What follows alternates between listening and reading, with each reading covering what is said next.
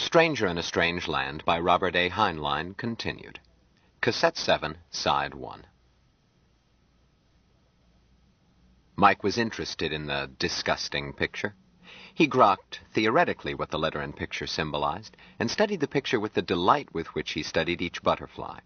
He found butterflies and women tremendously interesting. All the grokking world was enchanting, and he wanted to drink so deep that his own grokking would be perfect. He understood the mechanical and biological processes being offered in these letters, but wondered why strangers wanted his help in quickening eggs. Mike knew, without grokking, that these people made ritual of this necessity, a growing closer, somewhat like water ceremony. He was eager to grok it. But he was not in a hurry. He failed to grok. He was sensitive to correct timing, but with Martian approach. Timing was accomplished by waiting. He noticed that his human brothers lacked his discrimination of time, and often were forced to wait faster than a Martian would. But he did not hold their awkwardness against them. He learned to wait faster to cover their lack. He sometimes waited faster so efficiently that a human would have concluded that he was hurrying at breakneck speed. He accepted Jill's edict that he was not to reply to these brotherly offers from female humans, but accepted it as a waiting. Possibly a century hence would be better. In any case, now was not the time, since his brother Jill spoke rightly. Mike agreed when Jill suggested that he give this picture to Duke. He would have anyhow. Mike had seen Duke's collection, looked through it with interest, trying to grok why Duke said, "That one ain't much in the face, but look at those legs." Brother! It made Mike feel good to be called brother by one of his own. But legs were legs, save that his people had 3 each while humans had only 2. Without being crippled, he reminded himself. As for faces, Jubal had the most beautiful face Mike had ever seen, distinctly his own. These human females in Duke's picture collection could hardly be said to have faces. All young human females had the same face. How could it be otherwise? He had never had trouble recognizing Jill's face. She was the first woman he had ever seen, and his first female water brother. Mike knew every pore on her nose, every incipient wrinkle in her face, and had praised each one in happy meditation. But while he now knew Anne from Dorcas, and Dorcas from Miriam by faces, it had not been so at first.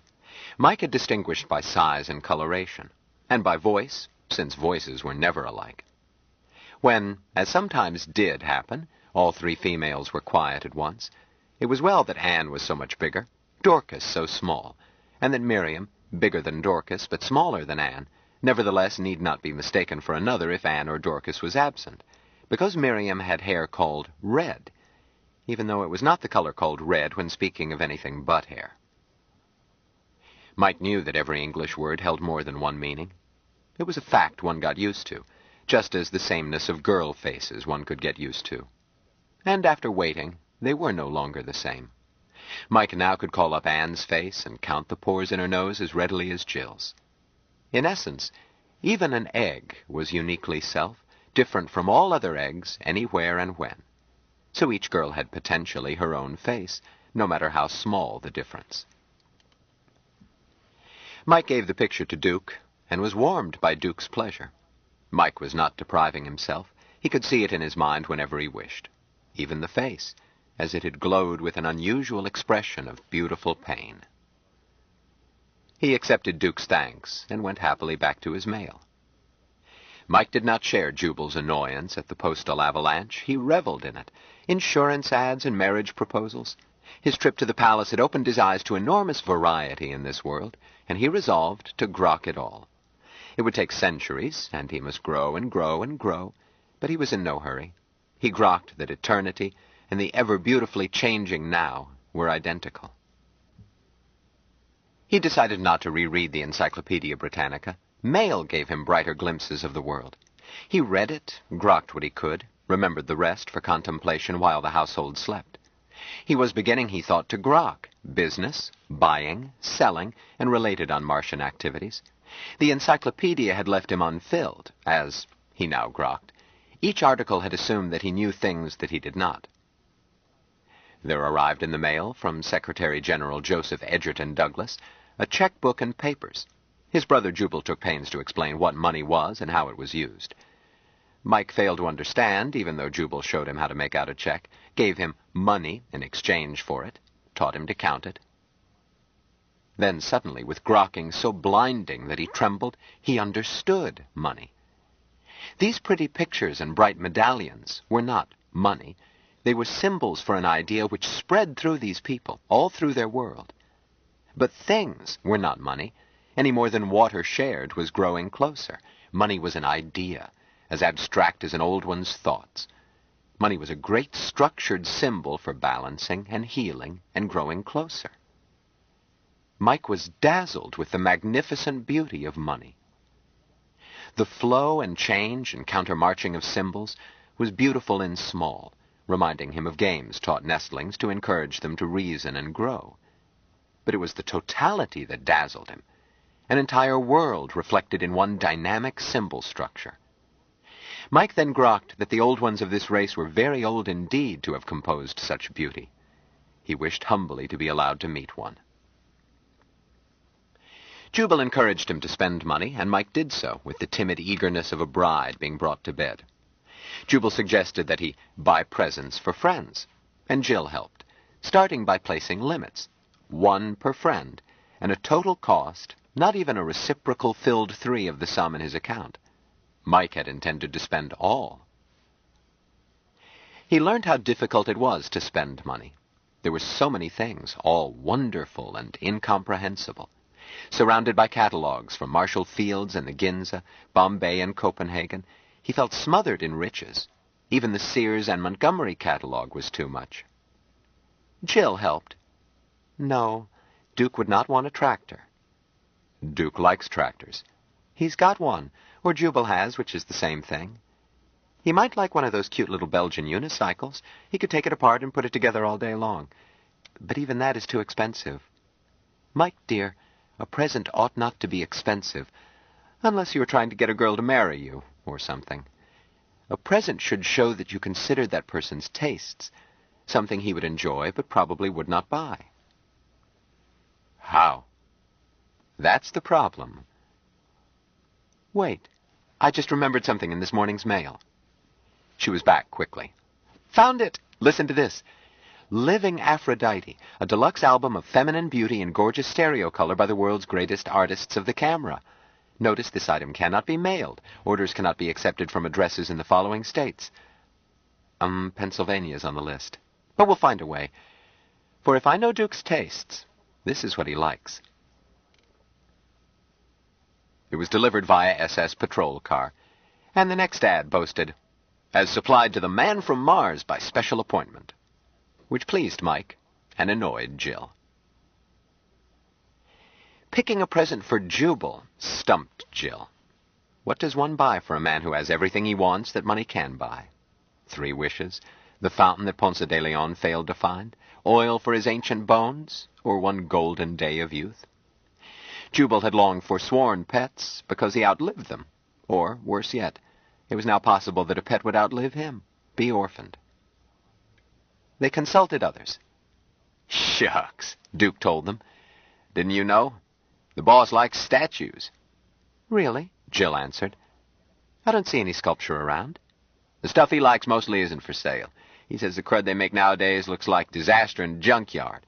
Any idiot with a blowtorch and astigmatism calls himself a sculptor." Anne nodded. "Duke is right. You can tell by looking at books in Jubal's study." Anne picked out 3 books as bearing evidence, to her eyes, of having been looked at most often. She said. "The boss likes anything by Rodin. Mike, if you could buy one of these, which would you pick? Here's a pretty one, Eternal Springtime." Mike glanced at it and turned pages. This one. "What?" Jill shuddered. "Mike, that's dreadful. I hope I die long before I look like that." "That is beauty," Mike said firmly. "Mike," Jill protested. "You've got a depraved taste. You're worse than Duke." Ordinarily, such a rebuke, especially from Jill, would shut Mike up, force him to spend the night in trying to grok his fault. But in this he was sure of himself. The portrayed figure felt like a breath of home. Although it pictured a human woman, It gave him a feeling that a Martian old one should be near, responsible for its creation. "It is beauty," he insisted. "She has her own face. I grok." "Chill," Anne said slowly. "Mike is right." "Huh? Anne? Surely you don't like that?"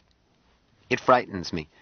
But the book falls open in 3 places. This page has been handled more than the other 2. This other one, the caryatid, had fallen under her stone. Jubal looks at almost as often. But Mike's choice is Jubal's pet." "I buy it," Mike said decisively. Anne telephoned the Rodin Museum in Paris, and only Gallic gallantry kept them from laughing. "Sell? One of the master's works, my dear lady. They are not only not for sale, but may not be reproduced. Non, non, non, quelle idée!" But for the man from Mars, unlikely things are possible. Anne called Bradley. 2 days later, he called back. As a compliment from the French government, with the request that the present never be exhibited, Mike would receive a full-size, microscopically exact bronze photopantogram of she who used to be the beautiful Olmière. Jill helped select presents for the girls, but when Mike asked what he should buy for her, she insisted that he not buy anything. Mike was beginning to realize that while Warner Brothers spoke rightly, sometimes they spoke more rightly than others. He consulted Anne. "She has to tell you that, dear, but you give her a present anyhow." Anne selected one which puzzled him. Jill already smelled the way Jill should smell.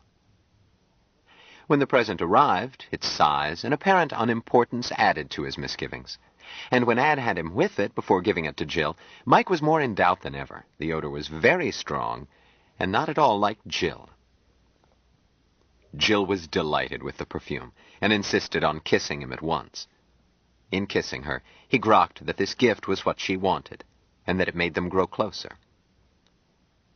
When she wore it at dinner that night, he discovered that in some unclear fashion, it made Jill smell more deliciously Jill than ever.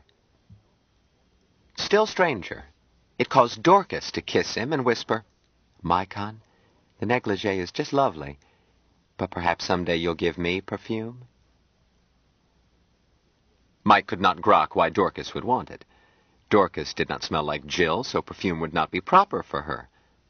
Nor would he want Dorcas to smell like Jill. He wanted Dorcas to smell like Dorcas. Jubal interrupted. "Quit nuzzling the lad and let him eat. Dorcas, you reek like a Marseille cat house. Don't wheedle Mike for more, stinkum."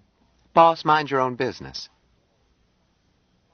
It was puzzling that Jill could smell still more like Jill, but Dorcas should wish to smell like Jill when she smelled like herself. That Jubal would say that Dorcas smelled like a cat. There was a cat on the place, not a pet, but co-owner. On occasion it came to the house and deigned to accept a handout. The cat and Mike grokked each other. Mike found its carnivorous thoughts most pleasing and quite Martian. He discovered that the cat's name, Friedrich Wilhelm Nietzsche, was not the cat's name, but he had not told anyone because he could not pronounce the cat's real name. He could only hear it in his head. The cat did not smell like Dorcas. Giving presents was a great goodness and taught Mike the true value of money. But he did not forget other things he was eager to grok. Jubal put off Senator Boone twice without mentioning it, and Mike did not notice. His grasp of time made next Sunday no particular date. But the next invitation came addressed to Mike. Boone was under pressure from Supreme Bishop Digby and sensed that Harshaw was stalling. Mike took it to Jubal. "Well," Jubal growled, "do you want to go? You don't have to. We can tell him to go to hell." A checker cab with a human pilot, Harshaw refused to trust a robocab, called next Sunday morning to deliver Mike, Jill, and Jubal to the Archangel Foster Tabernacle of the Church of the New Revelation. Chapter 23. All the way to church, Jubal was trying to warn Mike. Of what, Mike was not certain. He listened, but the landscape tugged for attention. He compromised by storing what Jubal said. "Look, boy," Jubal admonished, "these Fosterites are after your money and the prestige of having the man from Mars join their church. They'll work on you. You'll have to be firm." "Beg pardon?" "Damn it, you're not listening." "I am sorry, Jubal." "Well, Look at it this way. Religion is a solace to many, and it is conceivable that some religion somewhere is ultimate truth. But being religious is often a form of conceit. The faith in which I was brought up assured me that I was better than other people. I was saved, they were damned. We were in a state of grace, and the rest were heathens. By heathen they meant such as our brother Mahmoud. Ignorant louts who seldom bathed and planted corn by the moon claimed to know the fine lances of the universe. That entitled them to look down on outsiders. Our hymns were loaded with arrogance, self-congratulation on how cozy we were with the Almighty and what high opinion he had of us. What hell everybody else would catch some judgment day. We peddled the only authentic brand of Lydia Pinkham's. Jubal, Jill protested. He doesn't grok it. Sorry. My folks tried to make a preacher of me. I guess it shows. It does. Don't scoff, girl. It would have made a good one if I hadn't fallen into the fatal folly of reading. With a touch more confidence and a liberal helping of ignorance, I would have been a famous evangelist. Shucks, this place we're headed for would be known as Archangel Jubal Tabernacle. Jill shuddered. Jubal, please. Not so soon after breakfast. I mean it. A confidence man knows he's lying. That limits his scope. But a successful shaman believes what he says, and belief is contagious. There's no limit to his scope. But I lacked the necessary confidence in my own infallibility. I could never become a prophet, just a critic, a sort of fourth-rate prophet with delusions of gender. Jubal frowned. That's what worries me about Fosterites, Jill. I think they are sincere.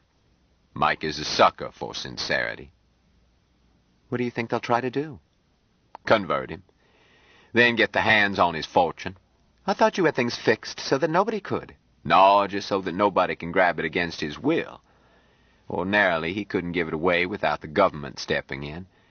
But giving it to a politically powerful church is another matter. I don't see why. Jubal scowled. My dear, religion is a null area in the law. A church can do anything any organization can do, and has no restrictions. It pays no taxes, need not publish records, is effectively immune to search, inspection, or control. And a church is anything that calls itself a church. Attempts have been made to distinguish between real religions entitled to immunities and cults. It can't be done short of establishing a state religion, a cure worse than the disease. Both under what's left of the United States Constitution and under the Treaty of Federation, all churches are equally immune, especially if they swing a block of votes. If Mike is converted to Fosterism and makes a will in favor of his church, then goes to heaven some sunrise, it will be, in the correct tautology, as legal as church on Sunday. Oh, dear, I thought we had him safe at last. There's no safety this side of the grave. Well, what are you going to do, Jubal? Nothing. Just fret. Mike stored their conversation without trying to grok it. He recognized the subject as one of utter simplicity in his own language, but amazingly slippery in English.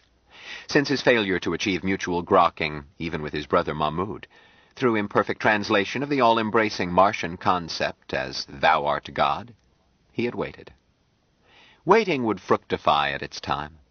His brother Jill was learning his language, and he would explain it to her. They would grok together. Senator Boone met them at the Tabernacle's landing flat.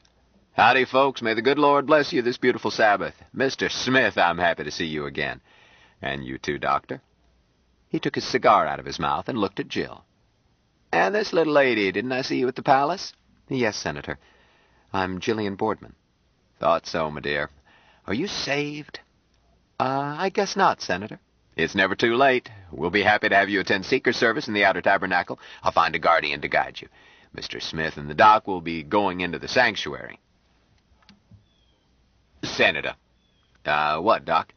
If Miss Boardman can't go into the sanctuary, we had better attend Seeker's service. She's his nurse. Boone looked perturbed. Is he ill? Jubal shrugged. As his physician, I prefer to have a nurse with us. Mr. Smith is not acclimated to this planet. Why don't you ask him? Mike, do you want Jill with you? Yes, Jubal. But... Very well, Mr. Smith. Boone again removed his cigar, put fingers between his lips, and whistled. Cherub here. A youngster in his teens came dashing up. He was dressed in short full robe, tight slippers, and pigeon's wings. He had golden curls and a sunny smile. Jill thought he was as cute as a ginger ale lad. Boone ordered, "Fly up to the sanctum office and tell the warden on duty that I want another pilgrim's badge at the sanctuary gate right away. The word is Mars." "Mars," the kid repeated, threw Boone a scout salute, and made a 60-foot leap over the crowd. Jill realized why the robe looked bulky. It concealed a jump harness. "Have to watch those badges," Boone remarked. "Be surprised how many sinners would like to sample God's joy without having their sins washed away. We'll mosey along and sightsee while we wait for the third badge." They pushed through the crowd and entered the tabernacle, into a long, high hall. Boone stopped. "I want you to notice, there is salesmanship in everything, even the Lord's work. Any tourist, whether he attends Seeker's service or not, and services run 24 hours a day, has to come through here. What does he see? These happy chances." Boone waved at slot machines lining both walls. "The bar and quick lunch is at the far end. He can't even get a drink without running this gauntlet. I tell you, it's a remarkable sinner who gets that far without shedding his change. But we don't take his money and give him nothing. Take a look." Boone shouldered his way to a machine, tapped the woman playing it. "Please, daughter." She looked up. Annoyance changed to a smile. "Certainly, Bishop." "Bless you. You'll note," Boone went on as he fed a quarter into the machine, "that whether it pays off in worldly goods or not, a sinner is rewarded with a blessing and a souvenir text." The machine stopped. Lined up in the window was, "God watches you." "That pays 3 for 1, Boone said, and fished the payoff out of the receptacle. "And here's your text."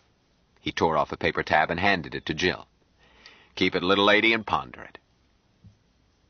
Jill sneaked a glance before putting it into her purse. "But the sinner's belly is filled with filth."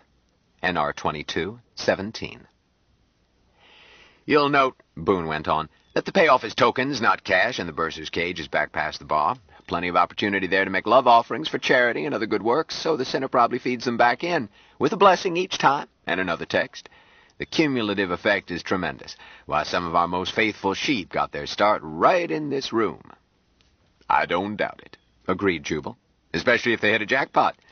You understand, every combination is a blessing, but the jackpot, that's the 3 holy eyes. I tell you, when they see those eyes lined up and staring at 'em, all that manna from heaven coming down, it really makes 'em think. Sometimes they faint. Here, Mr. Smith." Boone offered Mike one of the tokens. "Give it a whirl." Mike hesitated. Jubal took the token himself. Damn it, he didn't want the boy hooked by a one-armed bandit. "I'll try it, Senator." He fed the machine. Mike had extended his time sense a little and was feeling around inside the machine, trying to discover what it did. He was too timid to play it himself. But when Jubal did so, Mike watched the cylinders spin, noted the eye pictured on each, and wondered what this jackpot was. The word had 3 meanings, so far as he knew. None of them seemed to apply. Without intending to cause excitement, he slowed and stopped each wheel so that the eyes looked out through the window. A bell tolled, a choir sang hosannas, the machine lighted up and started spewing slugs. Boone looked delighted. "Well, bless you, Doc, this is your day. Here, put one back to take the jackpot off." He picked up one of the flood and fed it back in. Mike was wondering why this was happening, so he lined up the eyes again. Events repeated, save that the flood was a trickle. Boone stared. "Well, I'll be blessed. It's not supposed to hit twice in a row, but I'll see that you're paid on both." Quickly, he put a slug back in. Mike still wanted to see why this was a jackpot. The eyes lined up again. Boone stared. Jill squeezed Mike's hand and whispered, "Mike, stop it." "But Jill," I was saying, "don't talk, just stop." "Oh, wait till I get you home." Boone said slowly, "I'd hesitate to call this a miracle. Probably needs a repairman." He shouted, "Cherub here," and added, "We'd better take the last one off anyhow," and fed in another slug. Without Mike's intercession, the wheels slowed down and announced, "Foster loves you." A cherub came up and said, "Happy day. You need help?" 3 jackpots, Boone told him. 3? Didn't you hear the music, or you deef?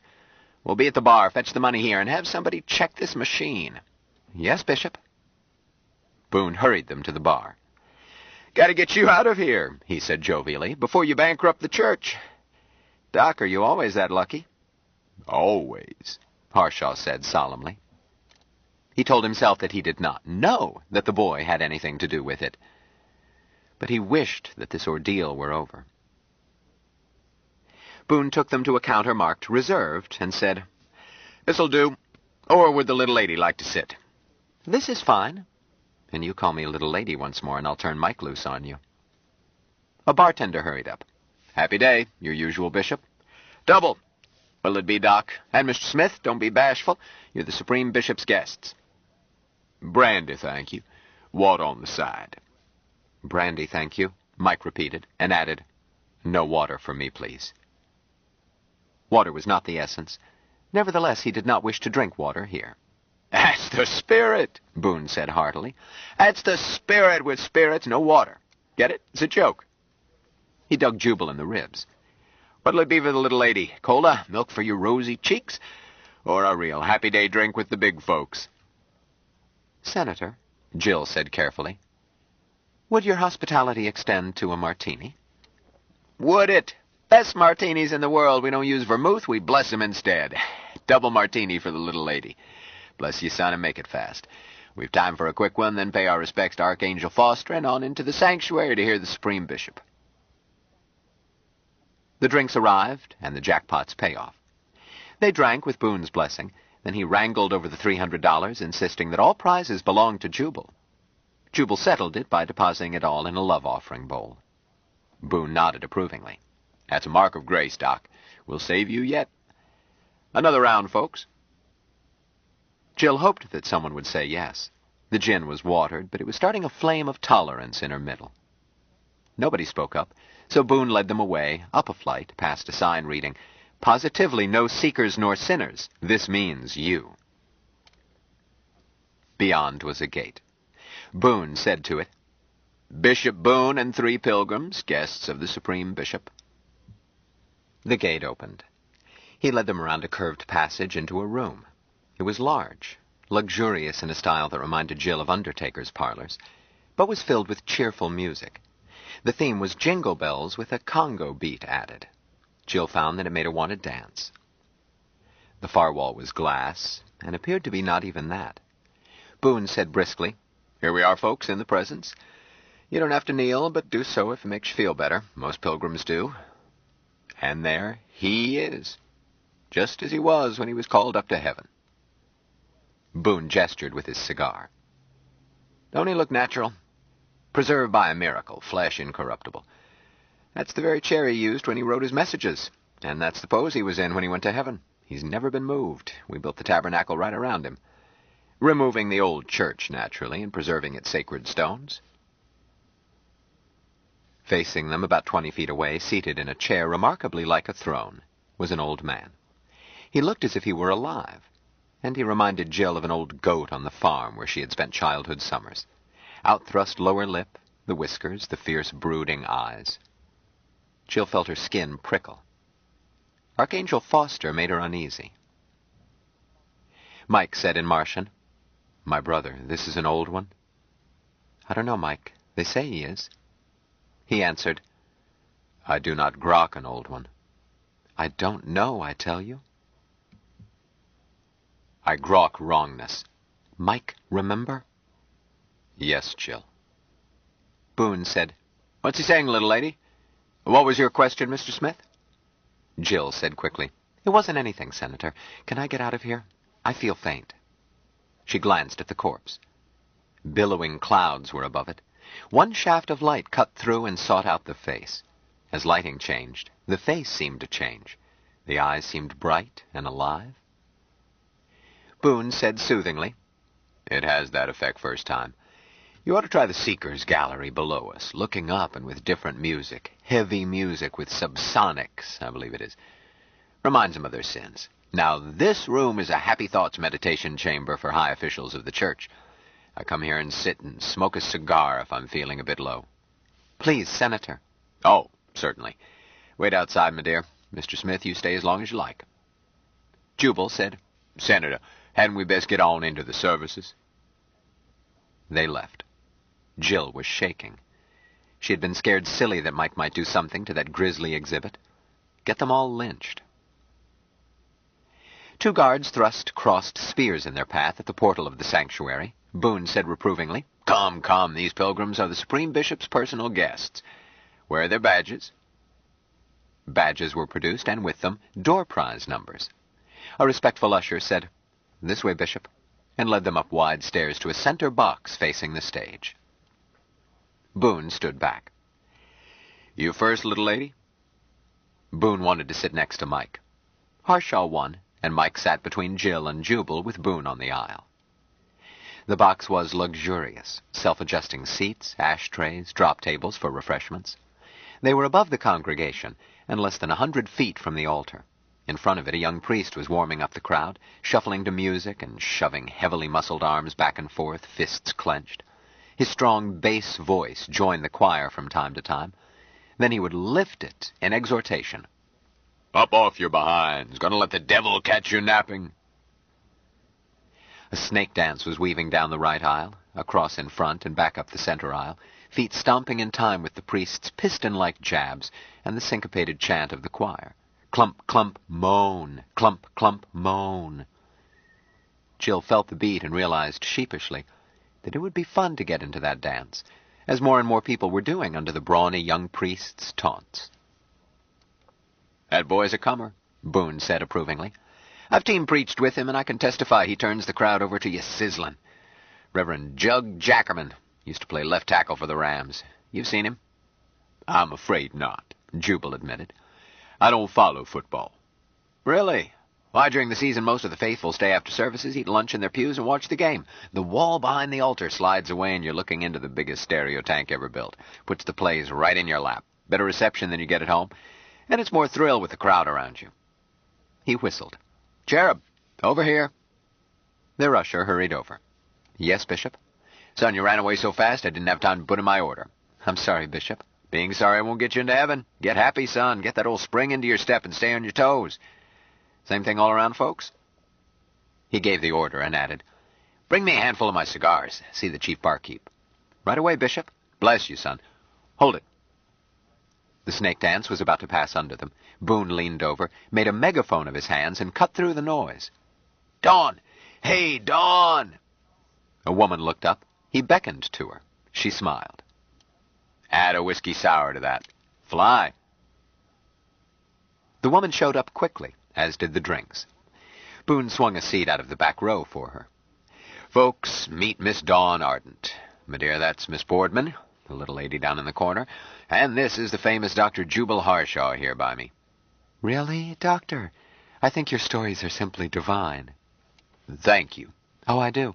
I put one of your tapes on and let it lull me to sleep almost every night." "Higher praise a writer cannot expect," Jubal said with a straight face.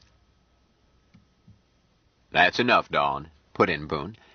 "The young man between them is Mr. Valentine Smith, the man from Mars." Her eyes got big. "Oh, my goodness." Boone roared. "Bless you, child, I really snuck up on you," she said. "Are you really the man from Mars?" "Yes, Miss Dawn Ardent." "Just call me Dawn." "Oh, goodness." Boone patted her hand. "Don't you know it's a sin to doubt the word of a bishop? My dear, how would you like to help lead the man from Mars to the light?" "Oh, I'd love it." "You would, you sleek bitch," Jill said to herself. She had been growing angry ever since Miss Ardent joined them. The woman's dress was long-sleeved, high-necked, and opaque, and covered nothing. It was a knit fabric the shade of her tanned skin, and Jill was certain that skin was all there was under it, other than Miss Ardent, which was plenty. The dress was ostentatiously modest compared with the clothes of most females in the congregation, some of whom seemed about to jounce out. Jill thought that Miss Ardent looked as if she had just wiggled out of bed, and was anxious to crawl back in. With Mike. "Quit squirming your carcass at him, you cheap hussy." Boone said, "I'll speak to the Supreme Bishop, my dear. Now get back and lead that parade. Jug needs you." "Yes, Bishop. Pleased to meet you, Doctor, and Miss Broad. I hope I'll see you again, Mr. Smith. I'll pray for you." She undulated away. "A fine girl, that," Boone said happily. "Ever catch her act, Doc?" "I think not. What does she do?" "You don't know?" "No." "Didn't you hear her name? That's Dawn Ardent. She's the highest-paid peeler in all Baja California, that's who. Works under an irised spot, and by the time she's down to her shoes, the light is just on her face, and you really can't see anything else. Very effective. Highly spiritual. Would you believe, looking at that sweet face now, that she used to be a most immoral woman?" "I can't believe it." "Well, she was. Ask her. She'll tell you. Better yet, come to a cleansing for seekers. I'll let you know when she's going to be on. When she confesses, it gives other women courage to tell their sins. She doesn't hold back. It does her good, too, to know she's helping people. Very dedicated. Flies up every Saturday night after her last show to teach Sunday school. She teaches the young men's happiness class, and attendance has tripled since she took over." "I can believe that," Jubal agreed. "How old are these lucky young men?"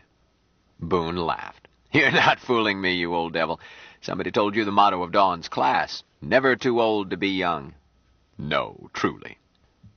"You can't attend until you've seen the light and gone through cleansing. This is the one true church, pilgrim, not like those traps of Satan, those foul pits of iniquity that call themselves churches to lure the unwary into idolatry and other abominations. You can walk in to kill a couple hours out of the rain. You got to be saved first.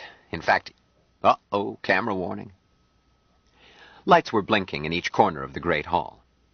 And Jugs got 'em done to a turn. Now you'll see action. The snake dance gained recruits, while the few left seated clapped cadence and bounced up and down. Ushers hurried to pick up the fallen, some of whom, mostly women, were writhing and foaming. These they dumped at the altar and left to flop like fish. Boone pointed his cigar at a gaunt redhead, about 40, whose dress was badly torn. "See that woman? It has been fully a year since she has gone through a service without being possessed by the Spirit. Sometimes Archangel Foster uses her mouth to talk to us. When that happens, it takes 4 husky acolytes to hold her down. She could go to heaven any time. She's ready. Anybody need a refill? Bar service is slow once the cameras are on and things get lively." Mike let his glass be replenished. He shared none of Jill's disgust with the scene.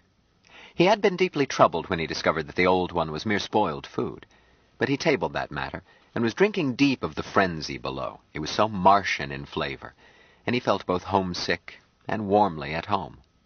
No detail was Martian, all was wildly different, yet he grokked a growing closer as real as water ceremony, in numbers and intensity that he had never met outside his own nest. He wished forlornly that someone would invite him to join that jumping up and down. His feet tingled with an urge to merge with them. He spotted Miss Dawn Ardent. Perhaps she would invite him. He did not have to recognize her by size and proportions, even though she was exactly as tall as his brother Jill, with almost the same shapings. But Miss Dawn Ardent had her own face, her pains and sorrows and growings graved on it under her warm smile. He wondered if Miss Dawn Ardent might someday be willing to share water. Senator Bishop Boone made him feel wary, and he was glad that Jubal had not seated them side by side. But he was sorry that Miss Dawn Ardent had been sent away. Miss Dawn Ardent did not look up. The procession carried her away. The man on the platform raised both arms. The great cave became quieter. Suddenly he brought them down. "Who's happy?" "We're happy." "Why?" "God loves us." "How do you know?" "Foster told us." He dropped to his knees, raised one fist. "Let's hear that lion roar." They roared and shrieked and screamed while he used his fist as a baton, raising the volume, lowering it, squeezing it to subvocal growl, then driving it to crescendo that shook the balcony. Mike wallowed in it, with ecstasy so painful that he feared he must withdraw. But Jill had told him that he must not, except in his own room. He controlled it, and let the waves wash over him. The man stood up. "Our first hymn," he said briskly, "is sponsored by Manna Bakeries, makers of Angel Bread, the loaf of love with our Supreme Bishop's smiling face on every wrapper and containing a valuable premium coupon redeemable at your nearest neighborhood church of the New Revelation. Brothers and sisters, tomorrow Manna Bakeries with branches throughout the land start a giant price-slashing sale of pre-equinox goodies. Send your child to school with a bulging box of Archangel Foster cookies, each one blessed and wrapped in an appropriate text, and pray that each goodie he gives away may lead a child of sinners nearer to the light." And now, let's live it up with the holy words of that old favorite, Forward, Foster's children, all together. Forward, Foster's children, smash apart your foes. Faith our shield and armor, strike them down by rows. Second verse, make no peace with sinners, God is on our side. Mike was so joyed that he did not try to grok words. He grokked that words were not of essence. It was growing closer. The dance started moving again, marchers chanting potent sounds with the choir. After the hymn, there were announcements, heavenly messages, another commercial, and awarding of door prizes. A second hymn. Happy Faces Uplifted was sponsored by Datelbaum's department stores, where the saved shop in safety, since no merchandise is offered which competes with a sponsored brand. A children's happy room in each branch, supervised by a saved sister. The priest moved to the front of the platform and cupped his ear. "We want Digby." Who? "We want Digby." Louder, make him hear you. "We want Digby." Clap, clap, stomp, stomp. "We want Digby." Clap, clap, stomp, stomp. It went on until the building rocked. Jubal leaned to Boone. Much of that, and you'll do what Samson did. "Never fear," Boone told him around his cigar. "Reinforced, sustained by faith. It's built to shake, designed that way. Helps." Lights went down, curtains parted. A blinding radiance picked out the Supreme Bishop, waving clasped hands over his head and smiling at them. They answered with the lion's roar, and he threw them kisses.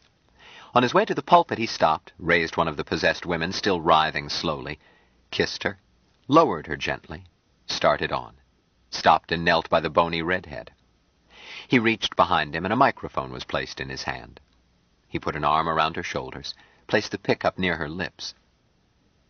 Mike could not understand her words. He did not think they were English. The Supreme Bishop translated, interjecting it at each pause in the foaming spate. "Archangel Foster is with us. He is pleased with you. Kiss the sister on your right. Archangel Foster loves you. Kiss the sister on your left. He has a message for one of you." The woman spoke again. Digby hesitated. "What was that?" "Louder, I pray you." She muttered and screamed. Digby looked up and smiled. "His message is for a pilgrim from another planet. Valentine Michael Smith, the man from Mars. Where are you, Valentine Michael? Stand up." Jill tried to stop him, but Jubal growled. "Easier not to fight it. Let him stand. Wave, Mike. Sit down." Mike did so, amazed that they were now chanting, "Man from Mars! Man from Mars!" The sermon seemed to be directed at him, too, but he could not understand it.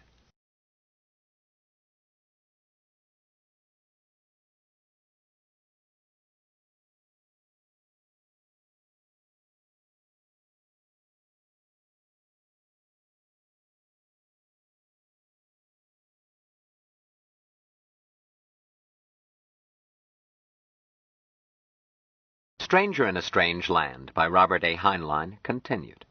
Cassette 7, Side 2. The sermon seemed to be directed at him, too, but he could not understand it. The words were English, but they seemed to be put together wrongly, and there was so much noise, so much clapping, so many shouts of hallelujah and happy day, that he grew quite confused. The sermon ended. Digby turned the service back to the young priest and left. Boone stood up. "Come, folks, we'll sneak out ahead of the crowd." Mike followed, Jill's hand in his. Presently they were going through an elaborately arched tunnel. Jubal said, "Does this lead to the parking lot? I told my driver to wait." "Eh?" Boone answered. "Yeah, straight ahead. But we're going to see the Supreme Bishop." "What?" Jubal replied. "No, it's time for us to go." Boone stared. "Doctor, the Supreme Bishop is waiting. You must pay your respects. You're his guests." Jubal gave in. "Well, there won't be a lot of people. This boy's had enough excitement." "Just the Supreme Bishop." Boone ushered them into an elevator. Moments later, they were in a parlor of Digby's apartments. A door opened. Digby hurried in. He had removed his vestments and was dressed in flowing robes. He smiled. "Sorry to keep you waiting, folks. I have to shower as soon as I come off. You've no notion how it makes you sweat to punch Satan." "So this is the man from Mars? God bless you, son. Welcome to the Lord's house. Archangel Foster wants you to feel at home. He's watching over you." Mike did not answer. Jubal was surprised to see how short Digby was. Lifts in his shoes on stage? Or the lighting? Aside from the goatee he wore in imitation of Foster, the man reminded Jubal of a used car salesman, the same smile and warm manner. But he reminded Jubal of someone in particular. Got it. Professor Simon Magus, Becky Vesey's long-dead husband. Jubal felt friendlier toward the clergyman. Simon had been as likable a scoundrel as he had ever known. Digby turned his charm on Jill. "Don't kneel, daughter. We're just friends in private here." He spoke with her, startling Jill with knowledge of her background, and adding earnestly, "I have deep respect for your calling, daughter. In the blessed words of Archangel Foster, God commands us to minister to the body, in order that the soul may seek the light untroubled by the flesh. I know that you are not yet one of us, but your service is blessed by the Lord. We are fellow travelers on the road to heaven." He turned to Jubal. "You too, Doctor. Archangel Foster tells us that the Lord commands us to be happy, and many is the time I have put down my crook, weary unto death, and enjoyed a happy hour over one of your stories. Stood up refreshed, ready to fight again." Thank you, Bishop." "I mean it deeply. I've had your record searched in heaven. Now, never mind. I know that you are an unbeliever. Even Satan has a purpose in God's great plan. It is not time for you to believe. Out of your sorrow and heartache and pain, you spin happiness for others. This is credited on your page of the great ledger. Now, please, I did not bring you here to argue theology. We never argue. We wait until you see the light and then welcome you. Today we shall just enjoy a happy hour together." Jubal conceded that the glib fraud was a good host. His coffee and liquor and food were excellent. Mike seemed jumpy, especially when Digby got him aside and spoke with him alone. But confound it, the boy had to get used to meeting people. Boone was showing Jill relics of Foster in a case on the other side of the room. Jubal watched with amusement while he spread pâté de foie gras on toast. He heard a door click and looked around. Digby and Mike were missing. "Where did they go, Senator?" "Hey, what was that, Doctor?"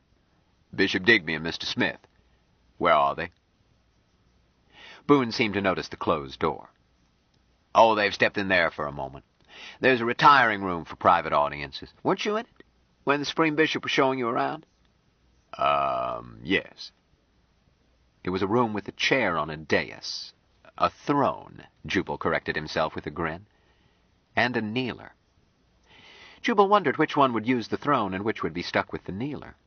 If this tinsel bishop tried to argue religion with Mike, he was in for shocks. "I hope they don't stay long." "I doubt if they will. Probably Mr. Smith wanted a word in private. Look, I'll have your cab wait at the end of that passageway where we took the elevator. That's the Supreme Bishop's private entrance. Save you a good 10 minutes. "That's very kind." So if Mr. Smith has something on his soul he wants to confess, we won't have to hurry him. I'll step outside and phone." Boone left. Jill said, "Jubal, I don't like this. I think we were deliberately maneuvered so that Digby could get Mike alone." "Obviously." "They haven't any business doing that. I'm going to bust in and tell Mike it's time to leave." "Suit yourself," Jubal answered. "But you're acting like a broody hen. If Digby tries to convert Mike, they'll wind up with Mike converting him. Mike's ideas are hard to shake." "I still don't like it." "Relax. Help yourself to chow. "I'm not hungry." If I turned down a free feed, they'd toss me out of the Authors Guild." He piled Virginia ham on buttered bread, added other items in an unsteady ziggurat, munched it. 10 minutes later, Boone had not returned. Jill said sharply, "Jubal, I'm going to get Mike out of there." "Go ahead." She strode to the door. "It's locked." "Thought it might be." "What do we do, break it down?" Jubal looked it over. With a battering ram and 20 stout men, I might try. Jill, that door would do credit to a vault." "What do we do?" "Beat on it if you want to. I'm going to see what's keeping Boone." When Jubal looked out into the hallway, he saw Boone returning. Sorry, Boone said. Had to have the cherubim find your driver. He was in the happiness room having lunch. Senator, Jubal said, we've got to leave. Will you be so kind as to tell Bishop Digby? Boone looked perturbed. I could phone if you insist, but I can't walk in on a private audience. Then phone him. Boone was saved embarrassment. The door opened, and Mike walked out. Jill looked at his face and shrilled, "Mike, are you all right?" "Yes, Jill." "I'll tell the Supreme Bishop you're leaving," said Boone, and went into the smaller room. He reappeared at once. "He's left," he announced. "There's a back way into his study." Boone smiled. "Like cats and cooks, the Supreme Bishop goes without saying. That's a joke. He says that goodbyes add nothing to happiness. Don't be offended." "We aren't. Thank you for a most interesting experience. No, don't bother. We can find our way out." Chapter 24. Once in the air, Jubal said, "Mike, what did you think of it?" Mike frowned. "I do not grok." "You on loan, son. What did the bishop have to say?" Mike hesitated a long time. "My brother Jubal, I need to ponder until grokking is." "Ponder ahead, son." Jill said, "Jubal, how do they get away with it?" "With what?" "Everything. That's not a church. It's a madhouse." "No, Jill. It is a church, and the logical eclecticism of our time." "Huh?" "The new revelation is old stuff. Neither Foster nor Digby ever had an original thought. They pieced together time-worn tricks, gave them a new paint job, and were in business. A booming business. The thing that bothers me is that I might live to see it made compulsory for everybody." "Oh, no." "Oh, yes. Hitler started with less, and all he peddled was hate. For repeat trade, happiness is sounder merchandise. I know I'm in the same grift, as Digby reminded me." Jubal grimaced. I should have punched him.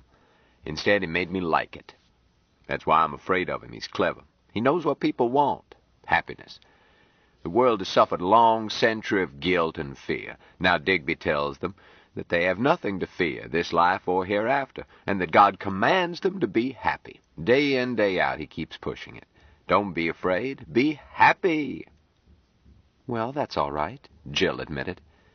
"And he does work hard, but—" "Piffle. He plays hard." "No, he gave me the impression that he really is devoted, that he had sacrificed everything to—" "Piffle, I said. Jill, of all the nonsense that twists the world, the concept of altruism is the worst. People do what they want to every time. If it pains them to make a choice, if the choice looks like a sacrifice, you can be sure that it is no nobler than the discomfort caused by greediness, the necessity of deciding between two things you want when you can't have both. The ordinary bloke suffers every time he chooses between spending $1 on beer or tucking it away for his kids, between getting up to go to work or losing his job, but he always chooses what hurts least or pleasures most. The scoundrel and the saint make the same choices on a larger scale, as Digby does. Saint or scoundrel, he's not one of the harried chumps." "Which do you think he is, Jubal?" "There's a difference." "Oh, Jubal, your cynicism is a pose. Of course there's a difference." Yes, there is. I hope he's a scoundrel, because a saint can stir up 10 times as much mischief. Strike that last, you would tag it cynicism, as if tagging it proved it wrong. Jill, what troubled you about those services?" "Well, everything. You can't tell me that that is worship." "Meaning they didn't do things that way in the little brown church you attended as a kid?" "Brace yourself, Jill. They don't do it your way in St. Peter's either, nor in Mecca." "Yes, but... well, none of them do it that way. Snake dances, slot machines, even a bar. That's not even dignified." "I don't suppose temple prostitution was dignified either." "Huh?" "I imagine the two-back beast is as comical in the service of a god as it is under other circumstances. As for snake dances, have you ever seen a Shaker service?" "Neither have I. A church that is against sexual intercourse doesn't last. But dancing to the glory of God has a long history. It doesn't have to be artistic. The Shakers could never have made the Bolshoi. It merely has to be enthusiastic." Do you find Indian rain dances irreverent? That's different. Everything always is. And the more it changes, the more it is the same. Now, slot machines. Ever see a bingo game in church? Well, yes, our parish used them to raise the mortgage.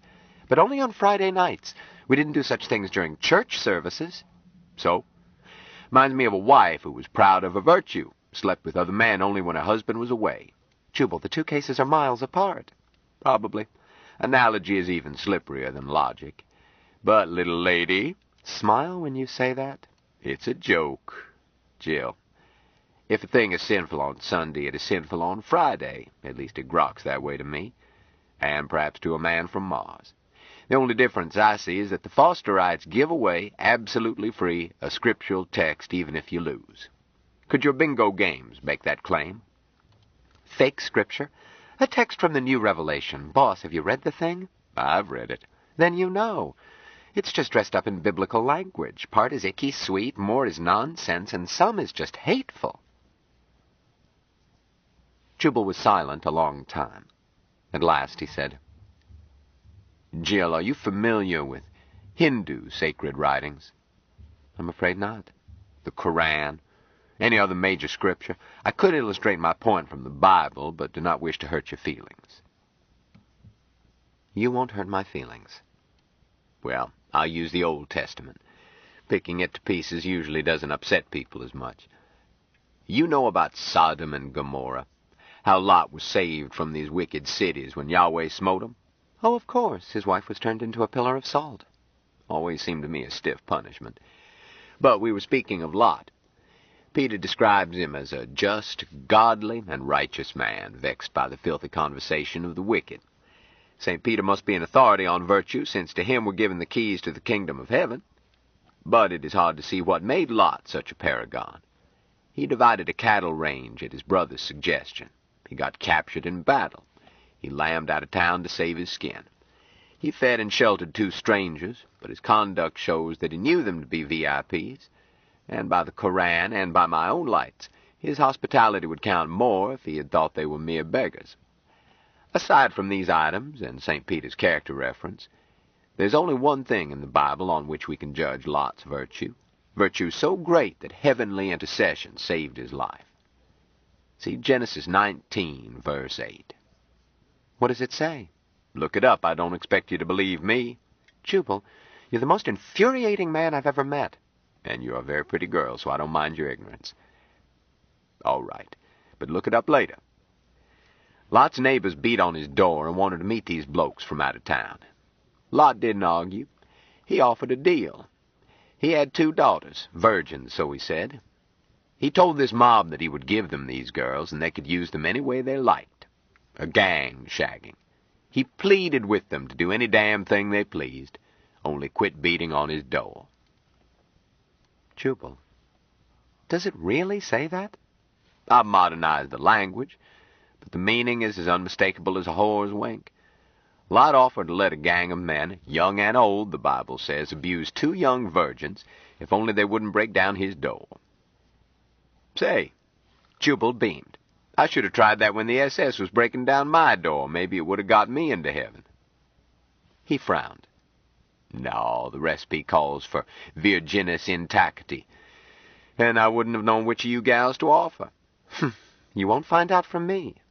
Well, even Lot might have been mistaken, but that's what he promised. His virgin daughters, young and tender and scared, urged this gang to rape them, if only they would leave him in peace. Jubal snorted. The Bible cites this scum as a righteous man. Jill said slowly, I don't think that's the way we were taught it in Sunday school. Damn it, look it up. That's not the only shock in store for anybody who reads the Bible. Consider Elisha. Elisha was so all-fired holy that touching his bones restored a dead man to life. He was a bald-headed old coot like myself. One day children made fun of his baldness, just as you girls do. So God sent bears to tear 42 children into bloody bits. That's what it says, 2nd chapter of 2 Kings. Boss, I never make fun of your bald head. Who sent my name to those hair restore quacks? Whoever it was, God knows, and she had better keep a sharp eye for bears. The Bible is loaded with such stuff. Crimes that turn your stomach are asserted to be divinely ordered or divinely condoned. Along with, I must add hard common sense and workable rules for social behavior. I'm not running down the Bible. It isn't a patch on the pornographic trash that passes as sacred writings among Hindus or a dozen other religions. But I'm not condemning them either. It is conceivable that one of these mythologies is the Word of God.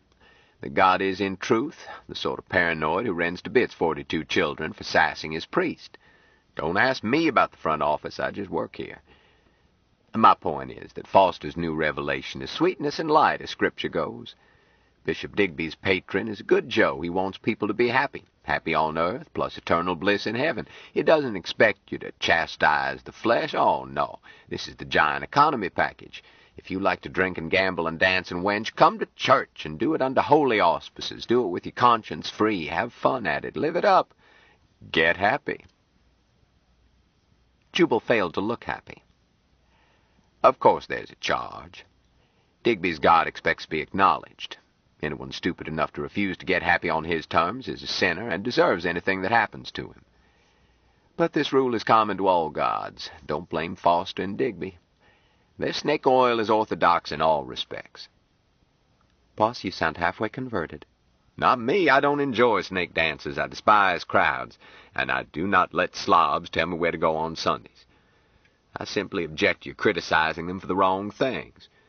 As literature, the New Revelation stacks up about average. It should. It was composed by plagiarizing other scriptures. As for internal logic, mundane rules do not apply to sacred writings. But here the New Revelation must be rated superior. It hardly ever bites its own tail. Try reconciling the Old Testament with the New, or Buddhist doctrine with Buddhist apocrypha. As morals, Fosterism is the Freudian ethic sugar-coated for people who can't take psychology straight, although I doubt if the old lecher who wrote it, pardon me, was inspired to write it. Knew this, he was no scholar. But he was in tune with his times. He tapped the zeitgeist. Fear and guilt and loss of faith. How could he miss? Pipe down, I'm going to nap. Who's talking? The woman tempted me. Jubal closed his eyes. On reaching home, they found that Caxton and Mahmoud had flown in for the day. Ben had been disappointed to find Jill away, but had managed to bear up through the company of Anne, Miriam, and Dorcas. Mahmoud always visited for the avowed purpose of seeing Mike and Dr. Harshaw. However, he too had shown fortitude at having only Jubal's food, liquor, garden, and odalisques to entertain him.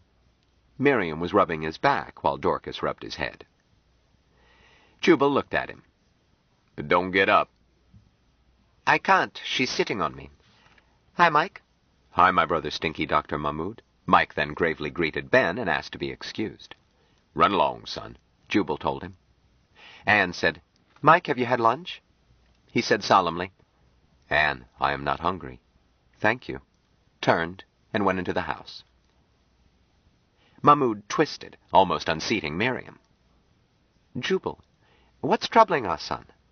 Yeah, said Ben, he looks seasick. Let him be. An overdose of religion. Jubal sketched the morning's events. Mahmoud frowned. Was it necessary to leave him alone with Digby? This seems to me, pardon me, my brother, unwise. Stinky, he's got to take such things in stride. You've preached theology at him, he told me. Can you name one reason why Digby shouldn't have his innings? Answer as a scientist, not as a Muslim. I am unable to answer anything other than as a Muslim, Dr. Mahmoud said quietly. Sorry. I recognize your necessity, even though I disagree. Jubal, I use the word Muslim in its exact sense, not as a sectarian, which Miriam incorrectly terms Mohammedan.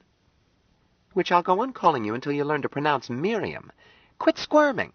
Yes, Miriam. Ouch! Women should not be muscular. Jubal, as a scientist, I find Michael the prize of my career. As a Muslim, I find in him a willingness to submit to the will of God. And this makes me happy for his sake, although there are difficulties, and as yet he does not grok what the English word God means. He shrugged. Nor the Arabic word Allah. But as a man, and always a slave of God, I love this lad, our foster son and water brother, and would not have him under bad influences. Aside from creed, this Digby strikes me as a bad influence. What do you think? Olay! Ben applauded. He's a slimy bastard. I haven't exposed his racket in my column simply because the syndicate is afraid to print it. Stinky, keep talking, and you'll have me studying Arabic and buying a rug. I hope so. The rug is not necessary. Jubal sighed. I agree with you. I'd rather see Mike smoking marijuana than converted by Digby, but I don't think there's any danger of Mike's being taken in by that syncretic hodgepodge. And he's got to learn to stand up to bad influences. I consider you a good influence, but I don't think you stand much more chance. The boy has an amazingly strong mind. Muhammad may have to make way for a new prophet. If God so wills, Mahmud answered. That leaves no room for argument, Jubal agreed. We were discussing religion before you got home, Dorcas said softly. Boss, did you know that women have souls? They do. So Stinky says. Miriam, Mahmud explained, wanted to know why we Mohammedans thought only men had souls. Miriam, that's as vulgar a misconception as the notion that Jews sacrifice Christian babies. The Quran states that entire families enter into paradise, men and women together. For example, see Ornaments of Gold, verse 70, isn't it, Stinky? Enter the garden, ye and your wives, to be made glad. That's as well as it can be translated, agreed Mahmud. Well, said Miriam, I had heard about the beautiful houris that Mohammedan men have for playthings in paradise, and that didn't seem to leave room for wives. Houris, said Jubal, are separate creations like jinni and angels. They don't need souls. They are spirits to start with, eternal, unchanging, and beautiful. There are male houris, too, or equivalents. Houris don't earn their way into paradise. They're on the staff. They serve delicious food and pass around drinks that never give hangovers and entertain as requested. But the souls of wives don't have to work. Correct, Stinky? Close enough, aside from your flippant choice of words. The houris. He sat up so suddenly that he dumped Miriam. Say, perhaps you girls don't have souls. Miriam said bitterly, Why, you ungrateful dog of an infidel, take that back. Peace, Miriam. If you don't have a soul, then you're immortal anyhow. Jubal, is it possible for a man to die and not notice it? Can't say. Never tried it. Could I have died on Mars and just dreamed that I came home? Look around you, a garden the prophet himself would envy, for beautiful houris serving lovely food and delicious drinks at all hours, even their male counterparts if you want to be fussy. Is this paradise? I guarantee it ain't, Jubal assured him. My taxes are due. Still, that doesn't affect me. And take these houris, even if we stipulate that they are of adequate beauty. After all, beauty's in the eye of the beholder. They pass. And you'll pay for that, boss, Miriam added. There still remains, Jubal pointed out, one requisite attribute of houris. Said Mahmud. We need not go into that. In paradise, rather than a temporary physical condition, it would be a permanent spiritual attribute, yes? In that case, Jubal said emphatically, I'm certain that these are not houris. Mahmud sighed. Then I'll have to convert one. Why one? There are places where you can have the full quota. No, my brother. In the wise words of the prophet, while the legislations permit 4, it is impossible to deal justly with more than 1. That's some relief. Which one? We'll see. Miriam, are you feeling spiritual? You go to hell. Houris indeed. Jill? Give me a break, Ben protested. I'm working on Jill. Later, Jill. Anne? Sorry, I've got a date. Dorcas, you're my last chance. Stinky? She said softly. Just how spiritual do you want me to feel? Mike went upstairs to his room, closed the door, got on the bed, assumed the fetal position, rolled up his eyes, swallowed his tongue, and slowed his heart. Jill did not like him to do this in the daytime, but did not object as long as he did not do it publicly. So many things he must not do publicly, but only this one aroused her ire. He had been waiting since leaving that room of terrible wrongness. He needed very badly to withdraw and try to grok. He had done something that Jill had told him not to. He felt a human urge to tell himself that it had been forced on him, but his Martian training did not permit this escape. He had arrived at cusp. Right action had been required. The choice had been his. He grokked that he had chosen correctly. But his water brother Jill had forbidden this choice. But that would have left no choice. This was contradiction. At cusp, choice is. By choice, spirit grows. Would Jill have approved had he taken other action? Not wasting food? No, he grokked that Jill's injunction covered that variant. At this point, the beings sprung from human genes and shaped by Martian thought, who could never be either, completed one stage of his growth, burst out and ceased to be a nestling. The solitary loneliness of predestined free will was then his, and with it, Martian's serenity to embrace, cherish, savor its bitterness, accept its consequences. With tragic joy, he knew that this cusp was his, not Jill's. His water brother could teach, admonish, guide. But choice at cusp was not shared. Here was ownership, beyond sale, gift, hypothecation. Owner and owned grokked inseparable. He eternally was the action he had taken at cusp. Now that he knew himself to be self, he was free to grok ever closer to his brothers, merge without let. Self's integrity was and is and ever had been. Mike stopped to cherish all his brother selves. The many threes fulfilled on Mars, corporate and discorporate, the precious few on Earth. The unknown powers of three on Earth that would be his to merge with and cherish. Now that at last, long waiting, he grokked and cherished himself. Mike remained in trance. There was much to grok, loose ends to puzzle over and fit into his growing. All that he had seen and heard and been at the Archangel Foster Tabernacle, not just cusp when he and Digby had come face to face alone.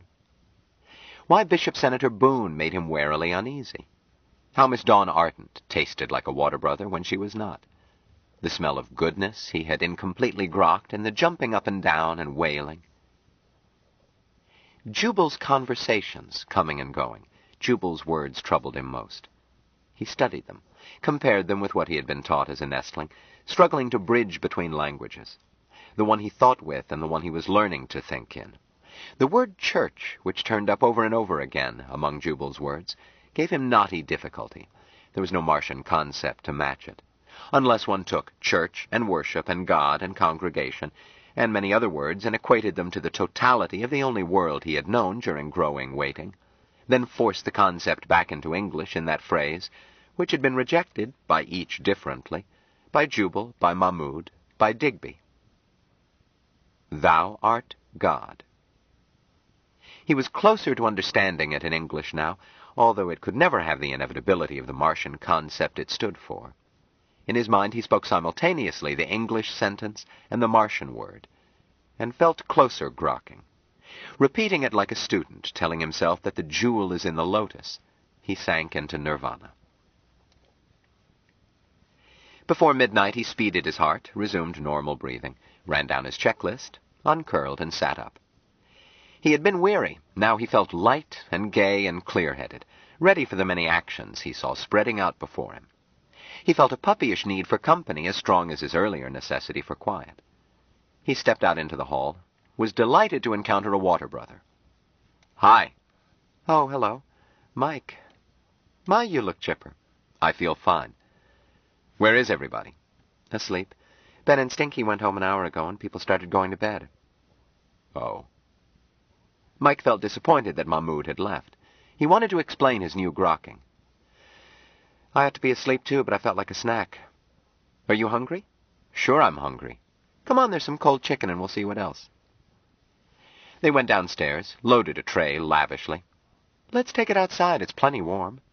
"A fine idea," Mike agreed. "Warm enough to swim, a real Indian summer. I'll switch on the floods." "Don't bother," Mike answered. "I'll carry the tray." He could see in almost total darkness.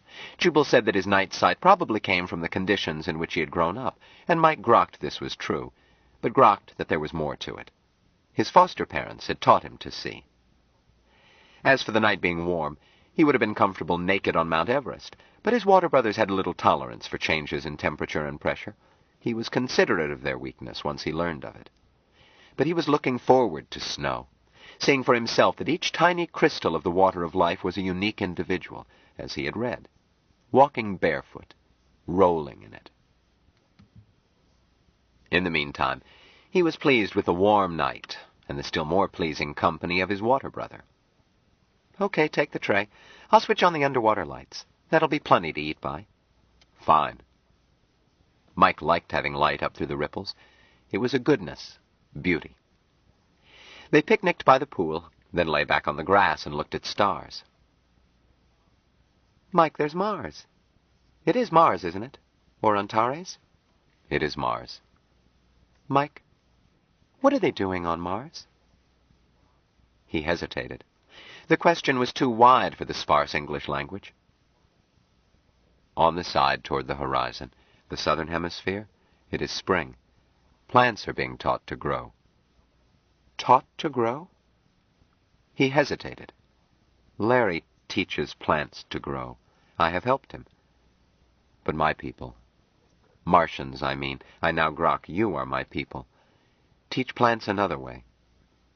In the other hemisphere it is growing colder, and nymphs, those who stayed alive through the summer, are being brought into nests for quickening and more growing.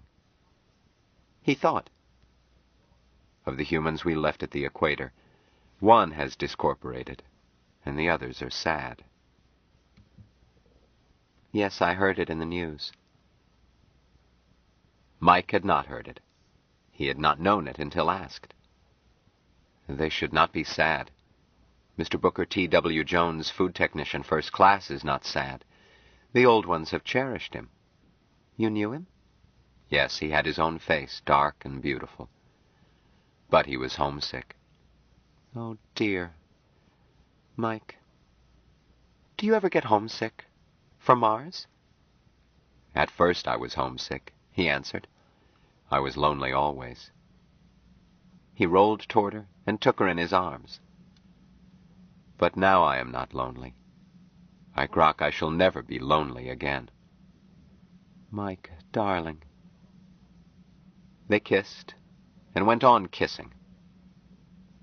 Presently his water brother said breathlessly, Oh my, that was almost worse than the first time. You are all right, my brother? Yes. Yes, indeed. Kiss me again. A long time later, by cosmic clock, she said, Mike, is that... do you know? I know. It is for growing closer. Now we grow closer. Well, I've been ready a long time. Goodness, we all have, but... Never mind, dear. Turn just a little. I'll help. As they merged, grokking together, Mike said softly and triumphantly, Thou art God. Her answer was not in words. Then, as their grokking made them ever closer, and Mike felt himself almost ready to discorporate, her voice called him back. Oh, thou art God. We grok God. Chapter 25. On Mars, humans were building pressure domes for the male and female party that would arrive by next ship. This went faster than scheduled, as the Martians were helpful. Part of the time saved was spent on a preliminary estimate for a long-distance plan to free bound oxygen in the sands of Mars to make the planet more friendly to future human generations. The old ones neither helped nor hindered this plan. Time was not yet. Their meditations were approaching a violent cusp that would shape Martian art for many millennia. On Earth, elections continued, and a very advanced poet published a limited edition of verse consisting entirely of punctuation marks and spaces. Time magazine reviewed it and suggested that the Federation Assembly Daily Record should be translated into the medium. A colossal campaign opened to sell more sexual organs of plants, and Mrs. Joseph, Shadow of Greatness Douglas, was quoted as saying, I would no more sit down without flowers on my table than without serviettes. A Tibetan Swami from Palermo, Sicily, announced in Beverly Hills a newly discovered ancient yoga discipline for ripple breathing, which increased both prana and cosmic attraction between sexes. His chelas were required to assume the Matsyendra posture, dressed in hand-woven diapers, while he read aloud from Rig Veda, and an assistant guru examined their purses in another room. Nothing was stolen. The purpose was less immediate. The President of the United States proclaimed the first Sunday in November as National Grandmother's Day and urged America to say it with flowers. A funeral parlor chain was indicted for price-cutting. Fosterite bishops, after secret conclave, announced the church's second major miracle. Supreme Bishop Digby had been translated bodily to heaven and spot-promoted to Archangel, ranking, with but after, Archangel Foster. The glorious news had been held up pending heavenly confirmation of the elevation of a new Supreme Bishop, Huey Short, a candidate accepted by the Boone faction after lots had been cast repeatedly. Lunita and Hoy published identical denunciations of Short's elevation. L'Osservatore Romano and the Christian Science Monitor ignored it. Times of India snickered at it, and the Manchester Guardian simply reported it. The Fosterites in England were few, but extremely militant. Digby was not pleased with his promotion. The man from Mars had interrupted him with his work half finished, and that stupid jackass Short was certain to louse it up. Foster listened with angelic patience until Digby ran down, then said, "Listen, Junior, you're an angel now, so forget it. Eternity is no time for recriminations. You, too, were a stupid jackass until you poisoned me. Afterwards, you did well enough. Now that Short is Supreme Bishop, he'll do all right. He can't help it. Same as with the popes. Some of them were warts until they got promoted. Check with one of them. Go ahead. There's no professional jealousy here." Digby calmed down, but made one request. Foster shook his halo. "You can't touch him. You shouldn't have tried to. Oh, you can submit a requisition for a miracle if you want to make a fool of yourself, but I'm telling you it'll be turned down. You don't understand the system yet. The Martians have their own setup, different from ours, and as long as they need him, we can't touch him. They run their show their way. The universe has variety, something for everybody, a fact you field workers often miss." "You mean this punk can brush me aside and I've got to hold still for it?" "I held still for the same thing, didn't I? I'm helping you now, am I not? Now look, there's work to be done and lots of it. The boss wants performance, not gripes. If you need a day off to calm down, duck over to the Muslim paradise and take it. Otherwise, straighten your halo, square your wings, and dig in. The sooner you act like an angel, the quicker you'll feel angelic. Get happy, Junior." Digby heaved a deep, ethereal sigh. "Okay, I'm happy. Where do I start?" Jubal did not hear of Digby's disappearance when it was announced, and when he did, while he had a fleeting suspicion, he dismissed it. If Mike had had a finger in it, he had gotten away with it. And what happened to Supreme Bishops worried Jubal not at all, as long as he wasn't bothered. His household had gone through an upset. Jubal deduced what had happened, but did not know with whom, and didn't want to inquire. Mike was of legal age and presumed able to defend himself in the clinches. Anyhow, it was high time the boy was salted. Jubal couldn't construct the crime from the way the girls behaved, because patterns kept shifting. ABC versus D, then BCD versus A, or AB versus CD, or AD versus CB, through all ways that four women can gang up on each other. This continued most of the week following that ill-starred trip to church, during which period Mike stayed in his room, and usually in a trance so deep that Jubal would have pronounced him dead had he not seen it before. Jubal would not have minded it if service had not gone to pieces. The girls seemed to spend half their time tiptoeing in to see if Mike was all right, and they were too preoccupied to cook, much less be secretaries. Even rock-steady Anne. Hell, Anne was the worst. Absent-minded, subject to unexplained tears. Jubal would have bet his life that if Anne were to witness the second coming, she would memorize date, time, personae, events, and barometric pressure without batting her calm blue eyes. Late Thursday, Mike woke himself, and suddenly it was ABCD in the service of Mike, less than the dust beneath his chariot wheels. The girls resumed giving Jubal service, so he counted his blessings and let it lie, except for a wry thought that, if he demanded a showdown, Mike could quintuple their salaries by a postcard to Douglas. But the girls would just as readily support Mike. With domestic tranquility restored, Jubal did not mind that his kingdom was ruled by a mayor of the palace. Meals were on time and better than ever. When he shouted front, the girl who appeared was bright-eyed, happy, and efficient. Such being the case, Jubal did not give a hoot who rated the most side boys. Or girls. Besides, the change in Mike was interesting. Before that week, Mike had been docile in a fashion that Jubal classed as neurotic.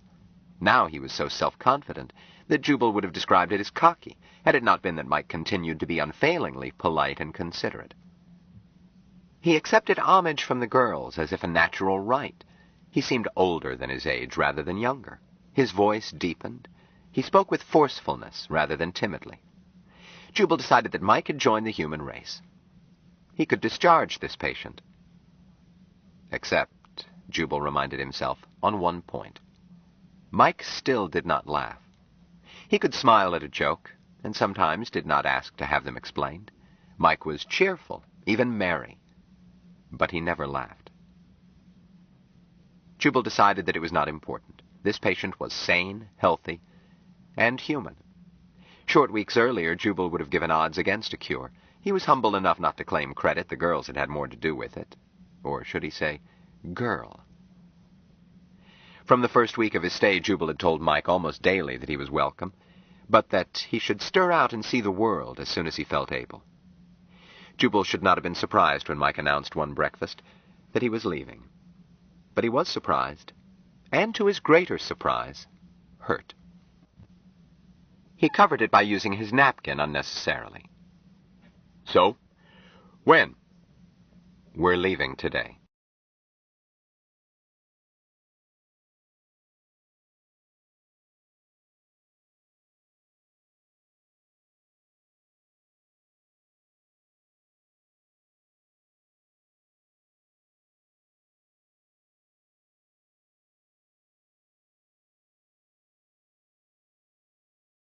Stranger in a Strange Land by Robert A. Heinlein, continued. Cassette 8, Side 1. We're leaving today. Plural. Are Larry and Duke and I going to have to put up with our own cooking? We've talked that over, Mike answered. I need somebody, Jubal. I don't know how people do things yet. I make mistakes. It ought to be Jill because she wants to go on learning Martian. But it could be Duke or Larry if you can't spare one of the girls. I get a vote? Jubal, you must decide. We know that. Son, you've probably told your first lie. I doubt if I could hold even Duke if you set your mind. I guess it should be Jill. But look, kids, this is your home. We know that. We'll be back. Again, we will share water. We will, son. Yes, Father. Huh? Jubal, there is no Martian word for father, but lately I grokked that you are my father, and Jill's father. Jubal glanced at Jill. I grok. Take care of yourselves. Yes. Come, Jill. They were gone before he left the table. Chapter 26. It was the usual carnival, rides, cotton candy, the same flat joints separating marks from dollars. The sex lecture deferred to local opinion concerning Darwin's opinions. The posing show wore what local lawmen decreed. Fearless Fenton did his death-defying dive before the last bally. The 10-in-1 did not have a mentalist. It had a magician. It had no bearded lady. It had a half-man, half-woman. No sword-swallower, but a fire-eater. No tattooed man, but a tattooed lady who was also a snake-charmer. And for the blow-off, she appeared absolutely nude, clothed only in bare living flesh in exotic designs. Any mark who found 1 square inch untattooed below her neckline would win $20. The prize went unclaimed. Mrs. Pywanski posed in bare living flesh, her own, and a 14-foot boa constrictor named Honeybun, with the snake looped so strategically that the Ministerial Alliance could not complain.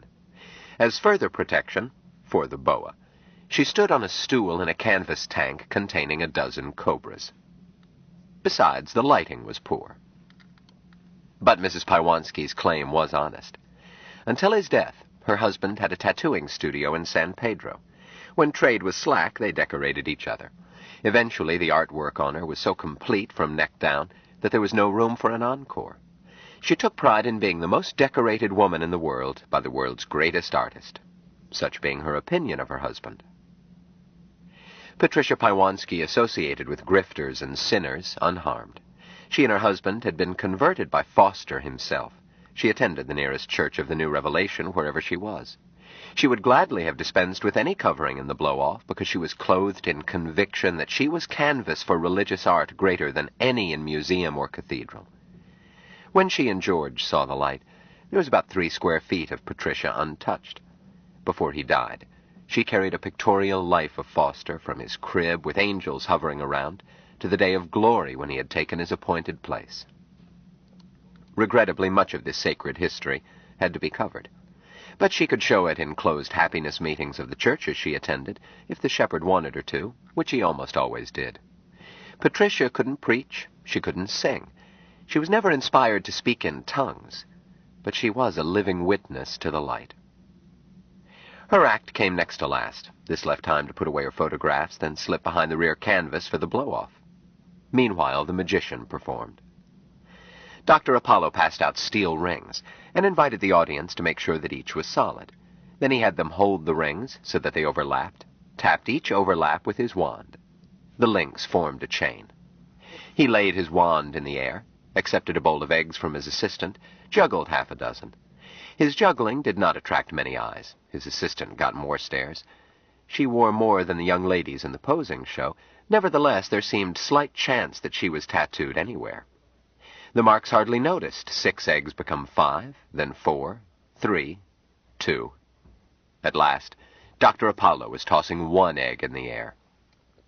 He said, "Eggs are scarcer every year," and tossed it into the crowd. He turned away, and no one seemed to note that the egg never reached a destination. Dr. Apollo called a boy to the platform. "Son, I know what you were thinking. You think I'm not a real magician. For that, you win $1. He handed the kid a $1 bill. It disappeared. "Oh, dear. We'll give you one more chance. Got it? Get out of here fast. You should be home in bed." The kid dashed away with the money. The magician frowned. "Madam Merlin, what should we do now?" His assistant whispered to him. He shook his head. "Not in front of all these people." She whispered again. He sighed. "Friends, Madam Merlin wants to go to bed. Will any of you gentlemen help her?" He blinked at the rush. "Oh, too many.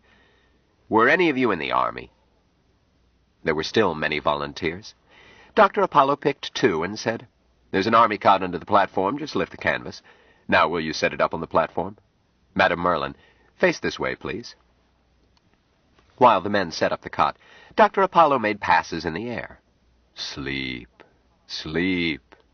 You are asleep." Friends, she is in deep trance. Will you gentlemen who prepared her bed now place her on it? Careful. In corpse-like rigidity, the girl was transferred to the cot. "Thank you, gentlemen." The magician recovered his wand from the air, pointed to a table at the end of his platform.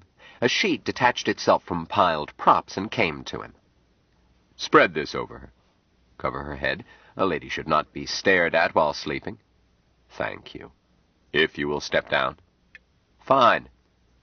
Madam Merlin, can you hear me?" "Yes, Dr. Apollo." "You were heavy with sleep.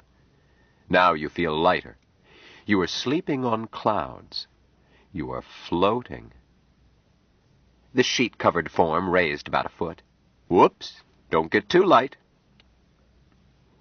A boy explained in a whisper. "When they put the sheet over her, she went down through a trap door. That's just a wire framework. He'll flip the sheet away and the framework collapses and disappears. Anybody could do it." Dr. Apollo ignored him. "Higher, Madam Merlin. Higher. There." The draped form floated 6 feet above the platform. The youngster whispered, "There's a steel rod you can't see. It's where that corner of the sheet hangs down and touches the cot." Dr. Apollo requested volunteers to remove the cot. "She doesn't need it. She sleeps on clouds." He faced the floating form and appeared to listen. "Louder, please." "Oh? She says she doesn't want the sheet." "Here's where the framework disappears." The magician snatched the sheet away. The audience hardly noticed that it disappeared. They were looking at Madam Merlin, sleeping 6 feet above the platform. A companion of the boy, who knew all about magic, said, "Where's the steel rod?" The kid said, You have to look where he doesn't want you to. It's the way they've got those lights fixed to shine in your eyes. Dr. Apollo said, "That's enough, fair princess. Give me your hand. Wake up." He pulled her erect and helped her step down to the platform. You saw where she put her foot? That's where the rod went. The kid added with satisfaction. Just a gimmick. The magician went on. And now, friends, kindly give your attention to our learned lecturer, Professor Timoshenko. The talker cut in. Don't go away for this one performance only by arrangement with the Council of Universities and the Department of Safety of this wonderful city. We offer this $20 bill absolutely free to any one of you. The tip was turned into the blow-off. Carney started packing for teardown. There was a train jump in the morning. Living tops would remain up for sleep, but canvas boys were loosening stakes on the sideshow top. The talker owner-manager came back into the top, having rushed the blow-off and spilled the marks out the rear. Smitty, don't go away. He handed the magician an envelope and added, Kid, I hate to tell you, but you and your wife ain't going to Paducah. I know. Look, it's nothing personal. I gotta think of the show. We're getting a mentalist team. They do a top reading act. Then she runs a phrenology and mitt camp while he makes with the mad ball. You know you didn't have no season's guarantee. I know, agreed the magician. No hard feelings, Tim. Well, I'm glad you feel that way. The talker hesitated. Smitty, want some advice? I would like to have your advice, the magician said simply. Okay. Smitty, your tricks are good, but tricks don't make a magician. You're not really with it. You behave like a carny, you mind your own business and never crab anybody's act, and you're helpful, but you're not a carny. You don't have any feeling for what makes a chump a chump. A real magician can make the marks open their mouths by picking a quarter out of the air. That levitation you do, I've never seen it done better, but the marks don't warm to it. No psychology. Now take me. I can't even pick a quarter out of the air. I got no act.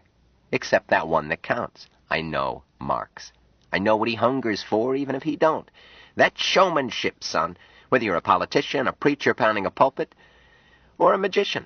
Find out what the chumps want, and you can leave half your props in the trunk. I'm sure you're right. I know I am.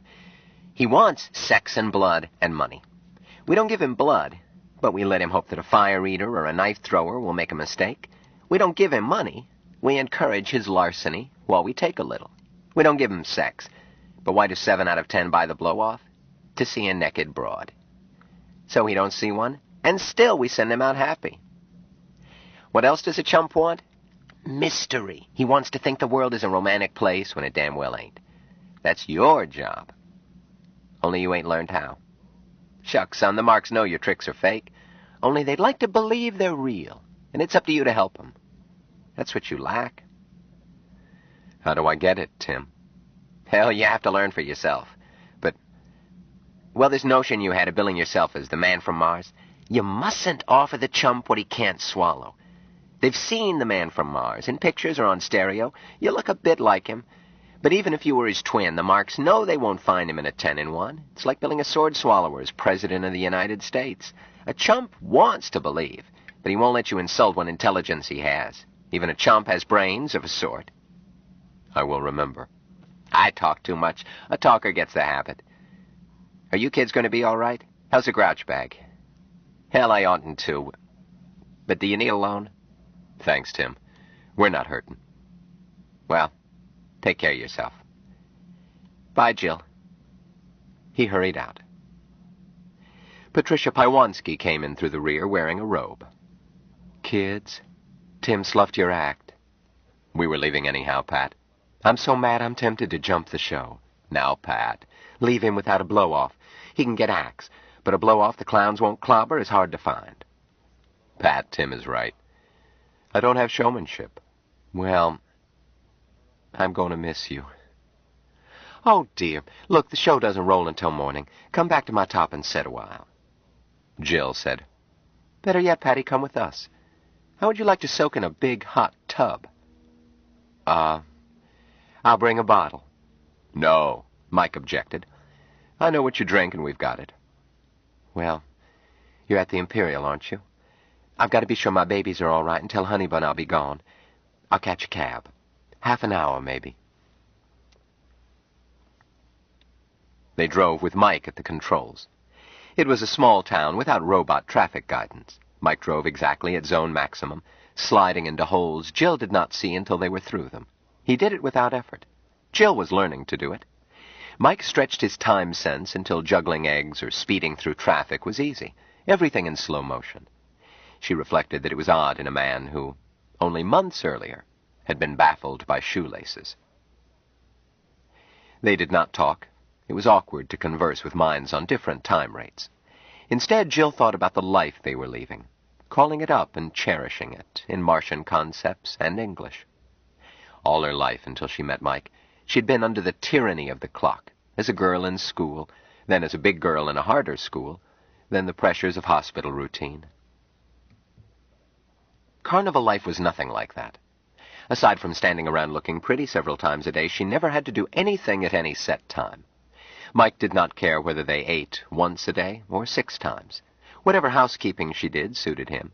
They had their own living top. In many towns, they never left the lot from arrival to tear down. The carnival was a nest where troubles of the outside world did not reach. To be sure, every lot was crawling with marks, but she had learned the carny viewpoint. Marks weren't people. They were blobs, whose sole function was to cough up cash. The carny had been a happy home. Things had not been that way when first they had gone out into the world to increase Mike's education.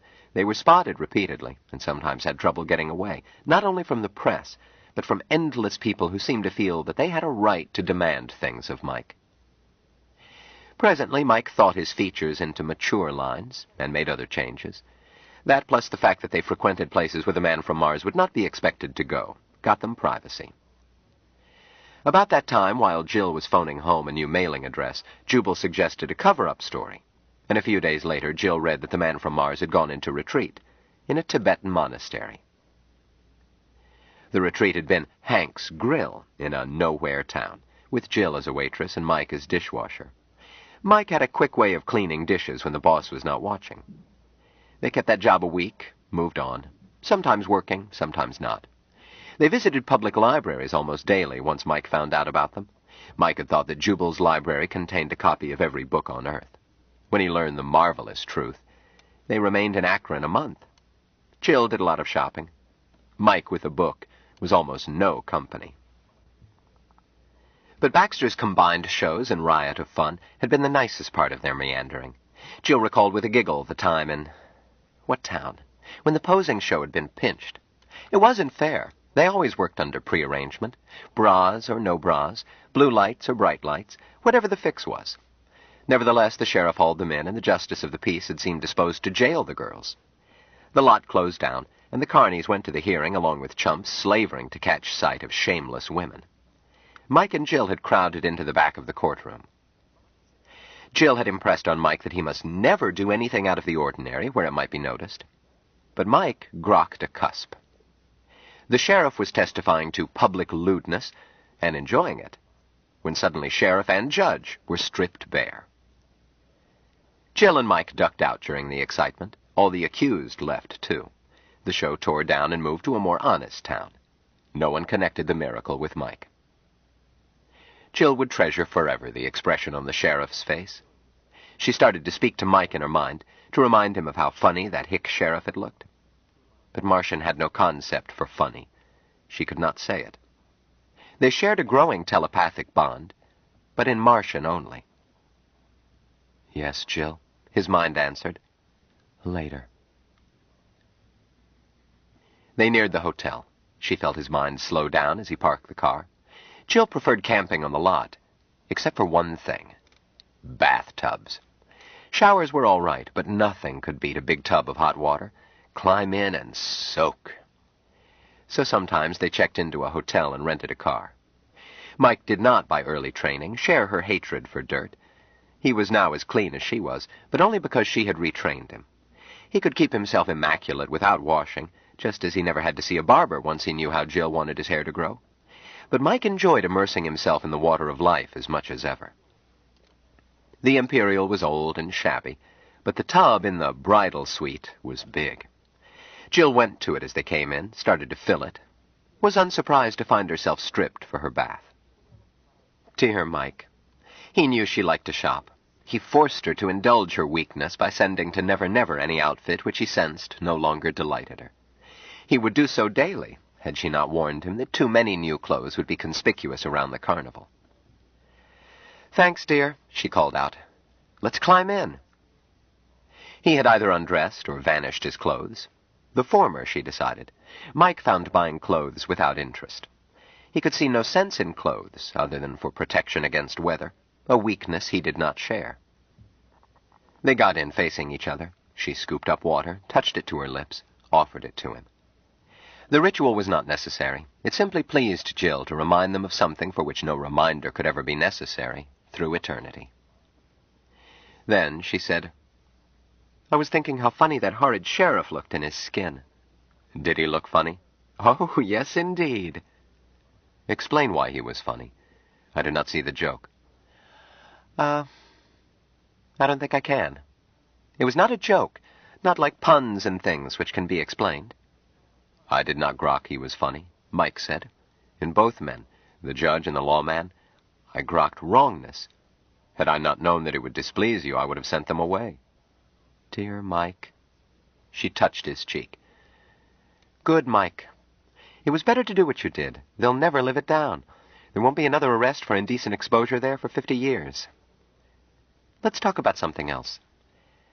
I have been wanting to say that I'm sorry our act flopped. I did my best in writing the patter, but I'm no showman either." "It was my fault, Jill. Tim speaks rightly. I don't grok chumps. But it has helped me to be with the carny. I've grokked closer to chumps each day." "You must not call them chumps, nor marks, now that we are no longer with it. Just people, not chumps." "I grok they are chumps." "Yes, dear, but it isn't polite." "I will remember." "Have you decided where we are going?" "No. When the time comes, I will know." True, Mike always did know. From his first change from docility to dominance, he had grown steadily in strength and sureness. The boy who had found it tiring to hold an ashtray in the air could now not only hold her in the air while doing other things, but could exert any strength needed. She recalled one muddy lot where a truck had bogged down. 20 men were trying to get it free. Mike added his shoulder. The sunken hind wheel lifted itself. Mike, more sophisticated now, did not allow anyone to guess. She recalled when he had at last grokked that wrongness, being necessary before he could make things go away, applied only to living, grokking things. Her dress did not have to have wrongness. The rule was for nestlings. An adult was free to do as he grokked. She wondered what his next change would be. But she did not worry. Mike was good and wise. "Mike, wouldn't it be nice to have Dorcas and Anne and Miriam here in the tub, too? And Father Jubal and the boys and... oh, our whole family." "Need a bigger tub. Who minds crowding?" "When are we making another visit home, Mike?" "I grok it will be soon." "Martian soon or Earth soon?" "Never mind, darling. It will be when waiting is filled." "That reminds me that Aunt Patty will be here soon, and I mean Earth soon.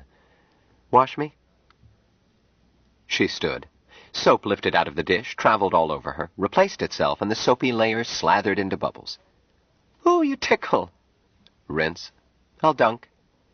She squatted, sloshed off, stood up. Just in time, too. Someone was knocking. "Dearie, are you decent?" "Coming, Pat," Jill shouted, and added as she stepped out of the tub, "Dry me, please." At once she was dry, not even wet footprints. "Dear, you'll remember to put on clothes? Patty's a lady, not like me." "I will remember." Chapter 27. Jill grabbed a negligee, hurried into the living room. "Come in, dear. We were bathing. He'll be right out. I'll get you a drink. Then you'll have your second drink in the tub. Loads of hot water. I had a shower after I put Honeybun to bed, but... yes, I'd love a tub bath. But, Jill, baby, I didn't come here to borrow your tub. I came because I'm heartsick that you kids are leaving. We won't lose track of you." Jill got busy with glasses. "Tim was right. Mike and I need to slick up our act. Your act is okay. Need some laughs, maybe, but... Hi, Smitty." She offered him a gloved hand. Away from the lot, Mrs. Pywanski always wore gloves, high-necked dresses, and stockings. She looked like, and was, a middle-aged, respectable widow who had kept her figure trim. I was telling Jill, she went on, that you've got a good act. Mike smiled. Pat, don't kid us. It stinks. No, it doesn't, dearie. Oh, we could use some zing, a few jokes, or you could cut down on Jill's costume a little. You've got a cute figure, hon. Jill shook her head. That wouldn't do it. Well, I knew a magician that used to dress his assistant as gay 90s, 1890s, that is, not even her legs showing. Then he would disappear one garment after another. The Marks loved it. Don't get me wrong, dear, nothing unrefined. She finished in as much as you wear now. Patty, Jill said, I'd do our act stark naked if the clowns wouldn't close the show. You couldn't, honey. The Marks would riot. But if you've got a figure, why not use it? How far would I get as a tattooed lady if I didn't peel all they'll let me?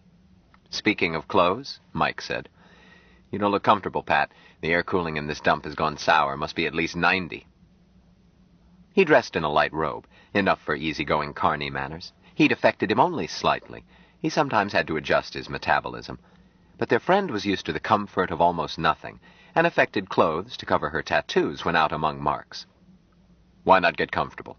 Ain't nobody here but us chickens. The latter was a joke, appropriate for emphasizing that friends were in private. Jubal had explained it to him. Sure, Patty, Jill agreed. If you're raw underneath, I can get you something. Well, I did slip into one of my costumes. Then don't be stiff with friends. I'll get your zippers. Let me get these stockings and shoes. She went on talking while trying to think how she could get around to religion. Bless them, these kids were ready to be seekers, she was certain. But she had counted on the whole season to bring them to the light. The point about show business, Smitty, is that you have to understand Marks. If you were a real magician... Oh, I don't mean you aren't skillful, dearie. You are. She tucked toes in her shoes. Let Jill get her zippers. I mean like you had a pact with the devil. But the Marks know it's sleight of hand. So you need a light-hearted routine. Did you ever see a fire eater with a pretty assistant? Heavens, a pretty girl would just clutter his act. The Marks are hoping he'll set fire to himself. She snaked the dress over her head. Jill took it and kissed her. You look more natural, Aunt Patty. Sit back and enjoy your drink. Just a second, dearie. Mrs. Pywanski prayed for guidance. Well, her pictures would speak for themselves. That was why George had put them there. Now, this is what I've got for the Marks. Have you ever looked, really looked, at my pictures? No, Jill admitted. We didn't want to stare at you, like a couple of Marks. Then stare now, dears. That's why George, bless his sweet soul in heaven, put them on me, to be stared at and studied. Here under my chin is the birth of our prophet, the holy Archangel Foster, just an innocent babe and not knowing what heaven had in store for him. But the angels knew. See him there around him? The next scene is his first miracle, when a young sinner in the country school he went to shot a poor little birdie, and he picked it up and stroked it, and it flew away unharmed. Now I have to turn my back. She explained that George had not had a bare canvas when the great opus was started, how with inspired genius George had turned Attack on Pearl Harbor into Armageddon, and Skyline of New York into the Holy City. But, she admitted, even though every inch is sacred pictures now, it did force George to skip around to record in living flesh each milestone in the earthly life of our prophet. Here you see him preaching on the steps of the ungodly theological seminary that turned him down. That was the first time he was arrested, the beginning of the persecution. And on around on my spine, you see him smashing idolatrous images. And next you see him in jail with holy light streaming down. Then the faithful few bust into the jail. The Reverend Foster had realized that, in upholding religious freedom, brass knucks, clubs, and a willingness to tangle with cops outweighed passive resistance. His was a church militant from scratch. But he had been a tactician. Battles were fought where the heavy artillery was on the side of the Lord. And rescue him and tar and feather the false judge who put him there. Around in front, you can't see much, my bra covers it. A shame. Michael, what does she want? Thou knowest. Tell her. Aunt Patty, Jill said gently, you want us to look at all your pictures, don't you? Well, It's just as Tim says in the bally, George used all the skin I have in making the story complete. If George went to all that work, he meant them to be seen. Take off your costume. I told you that I wouldn't mind working our act stark naked, and ours is just entertainment. Yours has a purpose, a holy purpose. Well, if you want me to. She sang a silent hallelujah. Foster was sustaining her. With blessed luck and George's pictures, she would have these dear kids seeking the light. I'll unhook you. Jill. No. Michael? Wait. With stunned astonishment, Mrs. Pywanski found that her spangled briefies and bra were gone. Jill was unsurprised when her negligee vanished, and only mildly surprised when Mike's robe disappeared. She chalked it up to his cat-like good manners.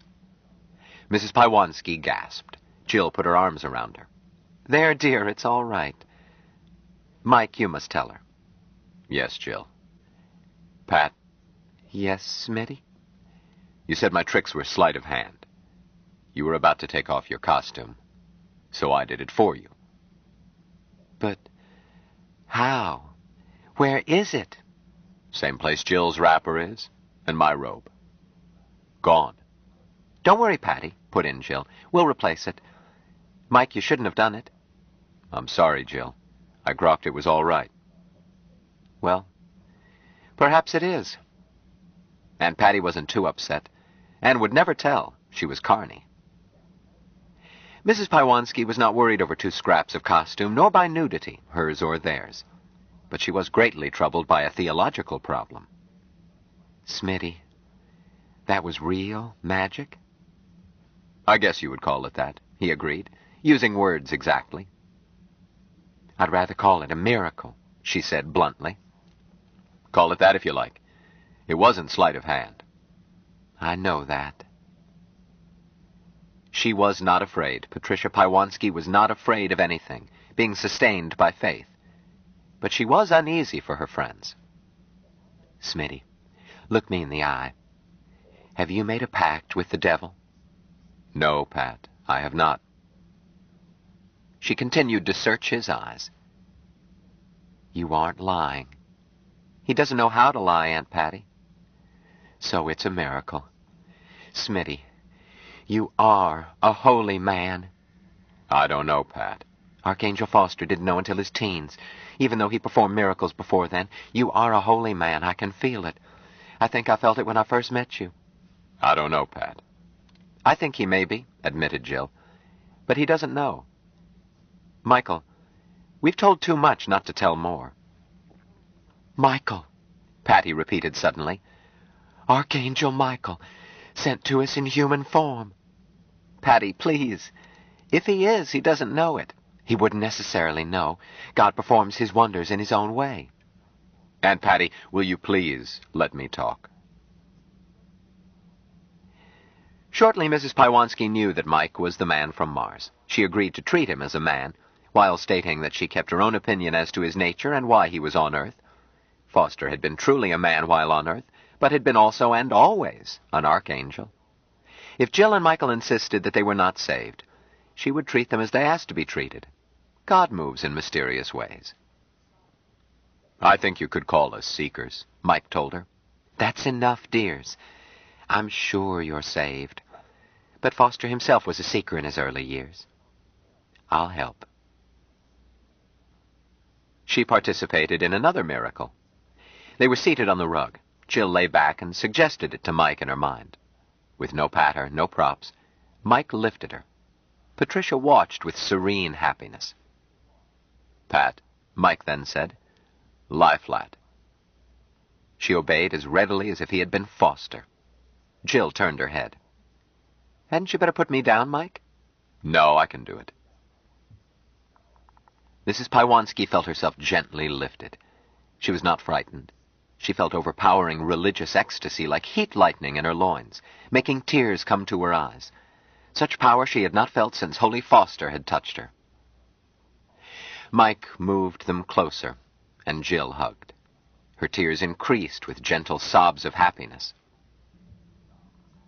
Mike lowered them to the floor and was not tired. He could not recall when last he had been tired. Jill said, "Mike, we need water." "Hmm? Yes," her mind answered. "And of elegant necessity. Why do you think she came here?" "I knew. I was not sure that you knew, or would approve. My brother. Myself. My brother." Mike sent a glass into the bathroom, had the tap fill it, return it to Jill. Mrs. Pywanski watched with interest. She was beyond being astonished. Jill said to her, "Aunt Patty, this is like being baptized, and like getting married. It's a Martian thing. It means you trust us and we trust you. We can tell you anything and you can tell us anything, and that we are partners now and forever. But once done, it can never be broken. If you broke it, we would die, at once, saved or not. If we broke it, but we won't. But don't share water with us if you don't want to. We'll still be friends. If this interferes with your faith, don't do it. We don't belong to your church. We may never belong. Seekers is the most you can call us. Mike?" "We grok," he agreed. "Pat, Jill speaks rightly. I wish we could tell you in Martian it would be clearer. But this is everything that getting married is, and much more. We are free to offer water, but if there is any reason in your religion or your heart not to accept, don't drink it." Patricia Pywanski took a deep breath. She had made such a decision before, with her husband watching, had not funked it. Who was she to refuse a holy man? And this blessed bride? "I want it," she said firmly. Jill took a sip. We grow ever closer. She passed the glass to Mike. "I thank you for water, my brother." He took a sip. "Pat, I give you the water of life. May you always drink deep." He passed the glass to her. Patricia took it. Thank you, oh my dears. The water of life. I love you both." She drank thirstily. Jill took the glass, finished it. "Now we grow closer, my brother." "Jill."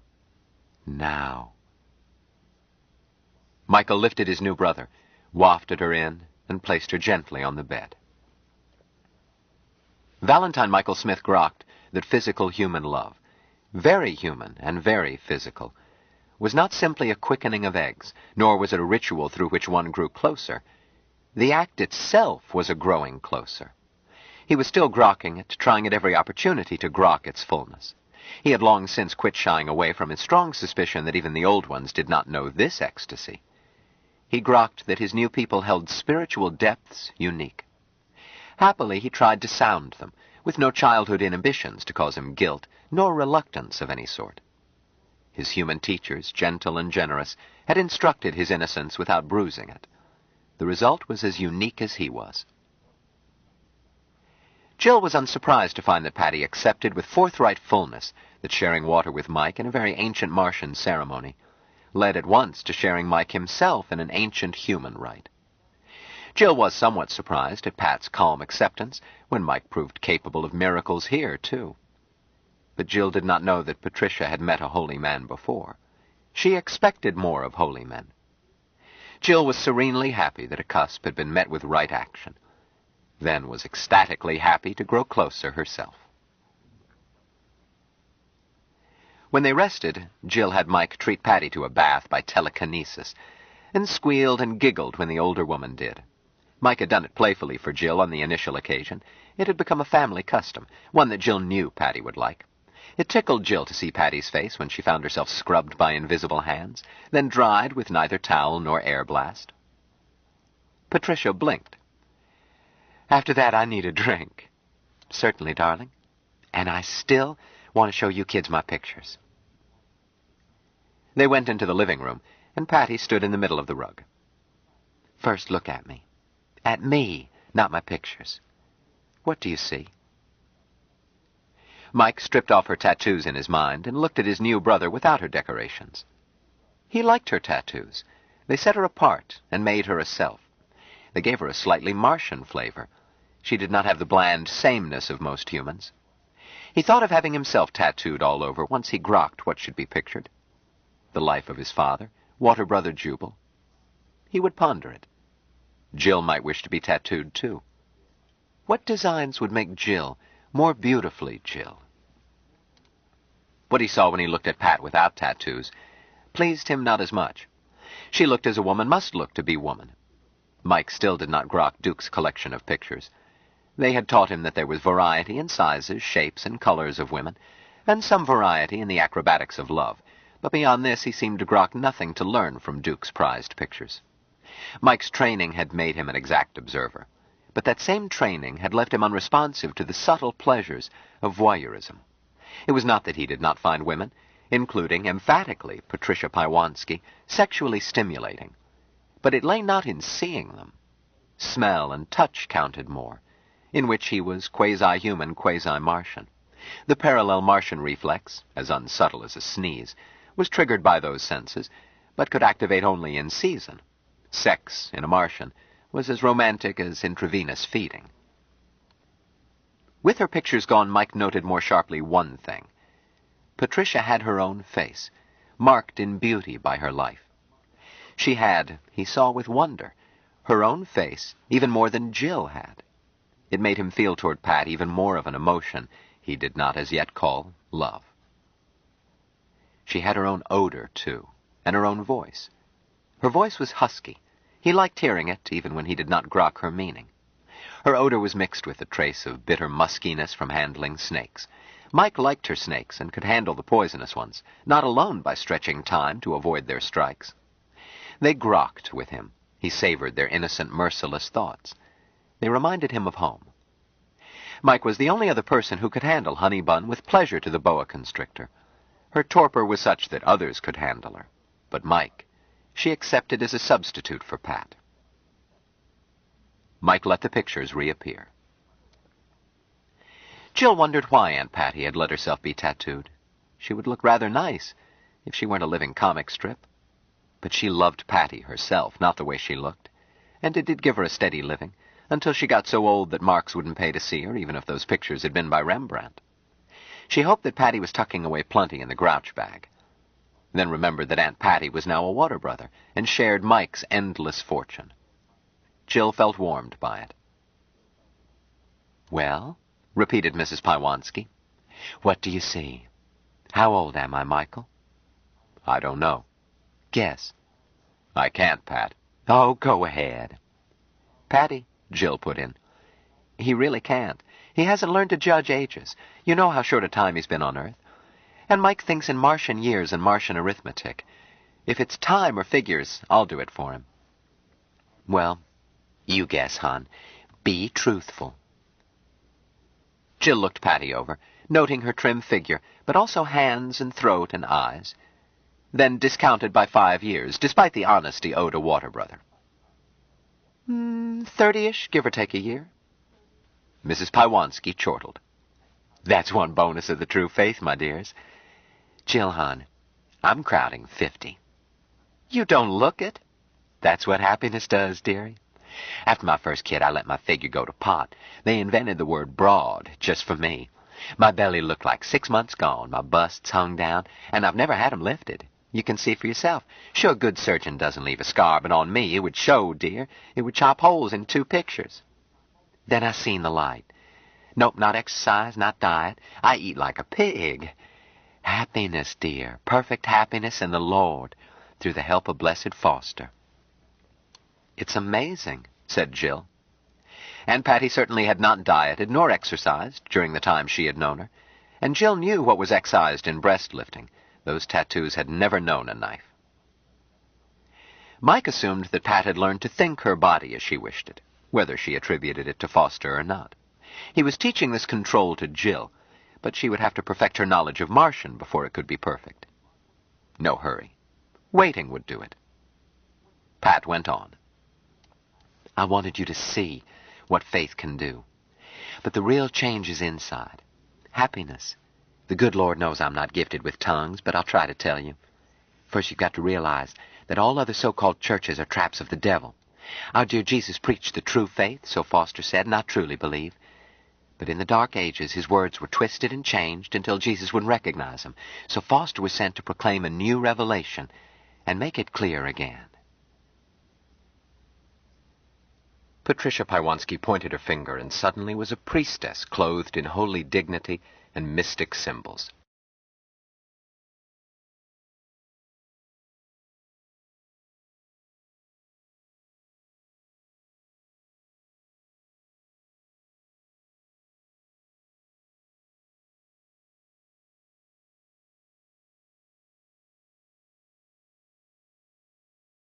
Stranger in a Strange Land by Robert A. Heinlein continued. Cassette 8, Side 2. Patricia Paiwansky pointed her finger and suddenly was a priestess clothed in holy dignity and mystic symbols. God wants us to be happy. He filled the world with things to make us happy. Would God let grape juice turn to wine if he didn't want us to drink and be joyful? He could let it stay grape juice, or turn it into vinegar that nobody could get a giggle out of. Ain't that true? Of course, he don't mean we should get roaring drunk and beat your wife and neglect your kids. He gave us good things to use, not abuse. If you feel like a drink or 6 among friends who have seen the light, and it makes you want to dance and give thanks to the Lord for his goodness, why not? God made alcohol and God made feet. He made 'em so you could put 'em together and be happy. She paused. Fill her up again, honey. Preaching is thirsty work. Not much ginger ale, that's good rye. And that ain't all. If God didn't want women to be looked at, he would have made 'em ugly. That's reasonable, isn't it? God isn't a cheat. He set up the game himself. He wouldn't rig it so that the marks can't win like a flat joint wheel in a town with a fix on. He wouldn't send anybody to hell for losing in a crooked game. All right. God wants us to be happy, and he told us how. Love one another. Love a snake if the poor thing needs love. Love thy neighbor. And the back of your hand only to Satan's corruptors who want to lead you away from the appointed path and down into the pit. And by love, he didn't mean namby-pamby old maid love that's scared to look up from a hymn book for fear of seeing a temptation of the flesh. If God hated flesh, why did he make so much of it? God is no sissy. He made the Grand Canyon and comets coursing through the sky and cyclones and stallions and earthquakes. Can a God who can do all that turn around and practically wet his pants just because some little Sheila leans over a mite and a man catches the side of a tit? You know better, hon, and so do I. When God told us to love, he wasn't holding out a card on us. He meant it. Love little babies that always need changing, and love strong, smelly men so that there will be more babies to love. And in between, go on loving because it's so good to love. Of course, that don't mean to peddle it, any more than a bottle of rye means I got to get fighting drunk and clobber a cop. You can't sell love, and you can't buy happiness. No price tags on either. And if you think there is, the way to hell lies open. But if you give with an open heart and receive what God has an unlimited supply of, the devil can't touch you. Money? She looked at Jill. Hon, would you do that water-sharing thing with somebody? Say for $1 million. Make it 10 million, tax-free. Of course not. Michael, do you grok this? Almost in fullness, Jill. Waiting is. You see, dearie, I knew love was in that water. Your seeker's very near the light. But since you two, from the love that is in you, did share water and grow closer, as Michael says, I can tell you things I couldn't ordinarily tell a seeker. The Reverend Foster, self-ordained, or ordained by God, depending on authority cited, had an instinct for the pulse of his times, stronger than that of a skilled carney sizing up a mark. The culture known as America had a split personality throughout its history. Its laws were puritanical, its covert behavior tended to be Rabelaisian, its major religions were Apollonian, its revivals were almost Dionysian. In the 20th century, Terran Christian era, nowhere on earth was sex so vigorously suppressed, and nowhere was there such deep interest in it. Foster had in common with every great religious leader of that planet 2 traits. He had an extremely magnetic personality, and sexually he did not fall near the human norm. On Earth, great religious leaders were always either celibate or the antithesis. Foster was not celibate. Nor were his wives and priestesses. The clincher for rebirth under the new revelation included a ritual uniquely suited for growing closer. In Terran history, many cults had used the same technique, but not on a major scale in America before Foster's time. Foster was run out of town more than once before he perfected a method that permitted him to expand his Capric cult. He borrowed from Freemasonry, Catholicism, the Communist Party, and Madison Avenue, just as he borrowed from earlier scriptures in composing his new revelation. He sugar-coated it all as a return to primitive Christianity. He set up an outer church which anybody could attend. Then there was a middle church, which to outward appearance was the church of the new revelation. The happy saved who paid tithes, enjoyed all benefits of the church's ever-widening business tie-ins, and whooped it up in an endless carnival of happiness, happiness, happiness. Their sins were forgiven, and very little was sinful, as long as they supported their church, dealt honestly with fellow Fosterites, condemned sinners, and stayed happy. The new revelation did not specifically encourage lechery, but it got quite mystical in discussing sexual conduct. The middle church supplied shock troops. Foster borrowed a trick from early 20th century wobblies. If a community tried to suppress a Fosterite movement, Fosterites converged on that town until neither jails nor cops could handle them. Cops had ribs kicked in, and jails were smashed. If a prosecutor was rash enough to push an indictment, it was impossible to make it stick. Foster, after learning under fire, saw to it that prosecutions were persecution under the letter of the law. No conviction of a Fosterite qua Fosterite was ever upheld by the Supreme Court, nor later by the High Court. Inside the overt church was the inner church, a hard core of fully dedicated, who made up the priesthood, the lay leaders, all keepers of keys and makers of policy. They were reborn, beyond sin, certain of heaven, and sole celebrants of the inner mysteries. Foster selected these with great care, personally, until the operation got too big. He looked for men like himself, and for women like his priestess wives, dynamic, utterly convinced, stubborn, and free, or able to be freed, once guilt and insecurity were purged, of jealousy in its most human meaning, and all of them potential satyrs and nymphs, as the secret church was that Dionysian cult that America had lacked, and for which there was enormous potential market. He was most cautious. If candidates were married, it had to be both spouses. Unmarried candidates had to be sexually attractive and aggressive, and he impressed on his priests that males must equal or exceed in number the females. Nowhere was it recorded that Foster studied earlier similar cults in America, but he knew, or sensed, that most such had foundered because possessive concupiscence of their priests led to jealousy. Foster never made this error. Not once did he keep a woman to himself, not even those he married. Nor was he too eager in expanding his core group. The middle church offered plenty to slake the milder needs of the masses. If a revival produced two couples capable of heavenly marriage, Foster was content. If it produced none, he let the seeds grow and sent in a salted priest and priestess to nurture them. So far as possible, he tested candidate couples himself with a priestess. Since such a couple was already saved, insofar as the middle church was concerned, he ran little risk, none with the woman, and he always sized up the man before letting his priestess go ahead. Before she was saved, Patricia Piewanski was young, married, and very happy. She had one child. She looked up to and admired her much older husband. George Piewanski was a generous, affectionate man, with only one weakness, but one which often left him too drunk to show his affection after a long day. Patty counted herself a lucky woman. True, George occasionally got affectionate with a female client, quite affectionate if it was early in the day, and of course tattooing required privacy, especially with ladies. Patty was tolerant. She sometimes made a date with a male client after George got to hitting the bottle more and more.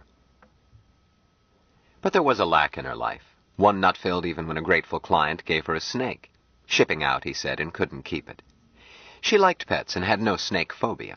She made a home for it in their show window, and George made a beautiful four-color picture to back it. "Don't tread on me." This design turned out to be popular. She acquired more snakes, and they were a comfort. But she was the daughter of an Ulsterman and a girl from Cork. The armed truce between her parents had left her with no religion. She was already a seeker when Foster preached in San Pedro. She had managed to get George to go a few Sundays, but he had not seen the light. Foster brought them the light. They made their confessions together. When Foster returned 6 months later, The Pywanskis were so dedicated that he gave them personal attention. "I never had a minute's trouble from the day George saw the light," she told Mike and Jill. "He still drank, but only in church and never too much. When our holy leader returned, George had started his great project. Naturally, we wanted to show it to Foster." Mrs. Pywanski hesitated. "Kids, I ought not to tell this." "Then don't," Jill said emphatically. "Patty, darling, we don't want you ever to do anything you don't feel easy about. Sharing water has to be easy." I do want to. But remember, this is church things, so you mustn't tell anyone. Just as I wouldn't tell anything about you." Mike nodded. "Here on Earth we called it water brother business. On Mars there's no problem. But here I grok there sometimes is. Water brother business, you don't repeat." I grok. That's a funny word, but I'm learning it. All right, darlings, this is water brother business. Did you know that all Fosterites are tattooed? Real church members, I mean, the ones who are eternally saved forever and a day, like me. Oh, I don't mean tattooed all over, but see that, right over my heart? That's Foster's holy kiss. George worked it in so that it looks like part of the picture, so that nobody could guess. But it's his kiss. And Foster put it there himself." She looked ecstatically proud. They examined it. "It is a kiss mark," Jill said wonderingly. "Like somebody had kissed you there wearing lipstick. I thought it was part of that sunset." "Yes, indeedy, that's how George fixed it.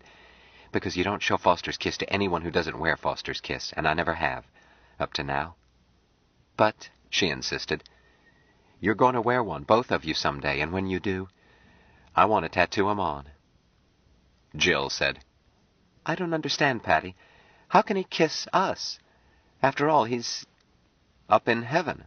"Yes, dearie, he is. Let me explain. Any priest or priestess can give you Foster's kiss. It means God's in your heart. God is part of you, forever." Mike was suddenly intent. "Thou art God."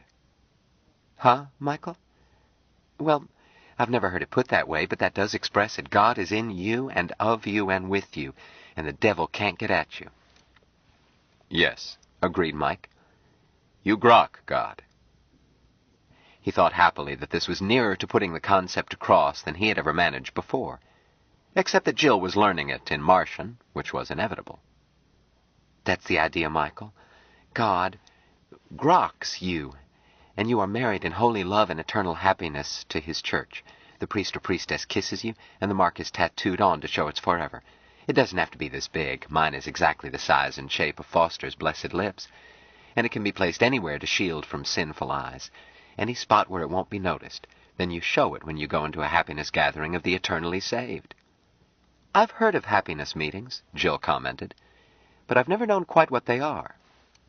"Well," Mrs. Pywanski said judicially, "there are happiness meetings and happiness meetings.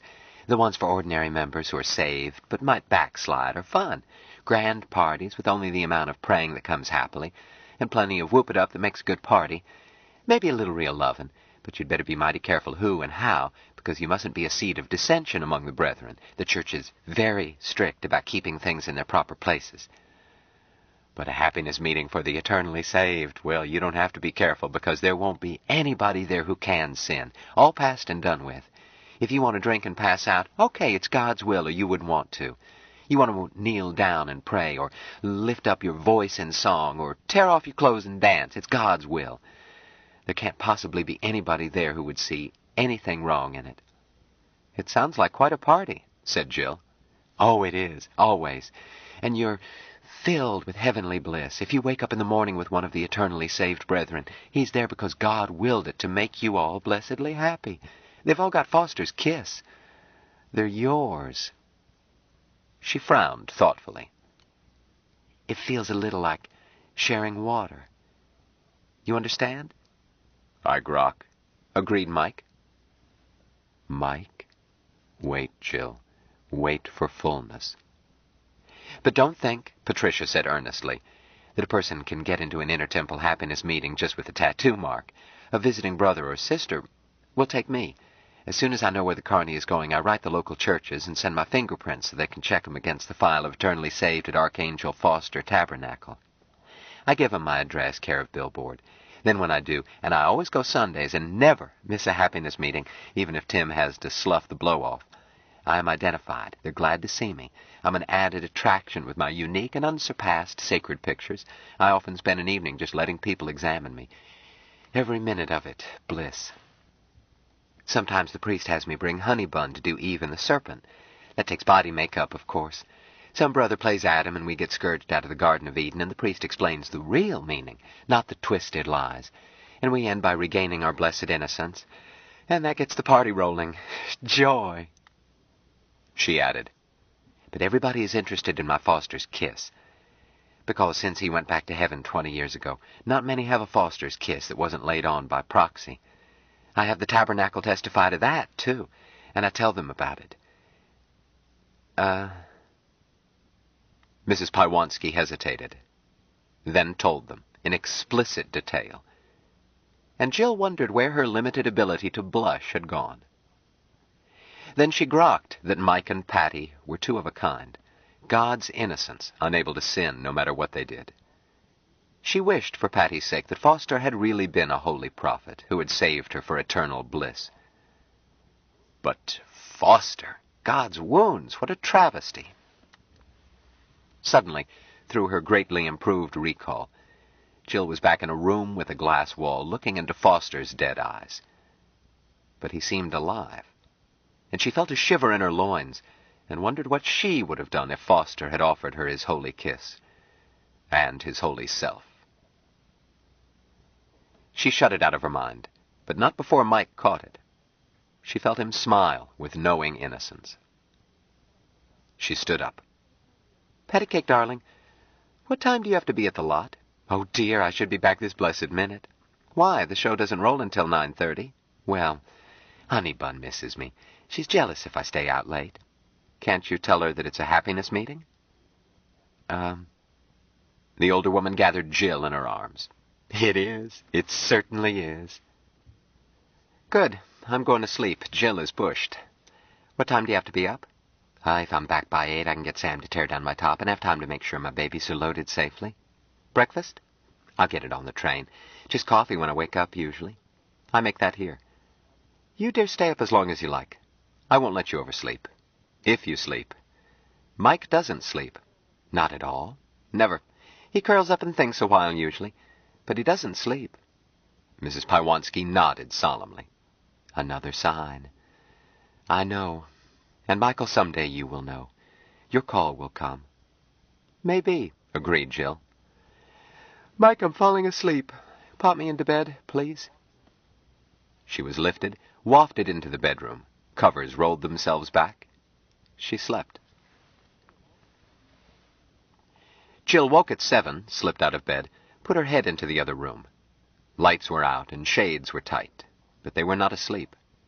Jill heard Mike say with soft certainty, Thou art God. Thou art God, Patricia whispered, in a voice as heavy as if drugged. Yes, Jill is God. Jill is God, yes, Michael. And thou art God.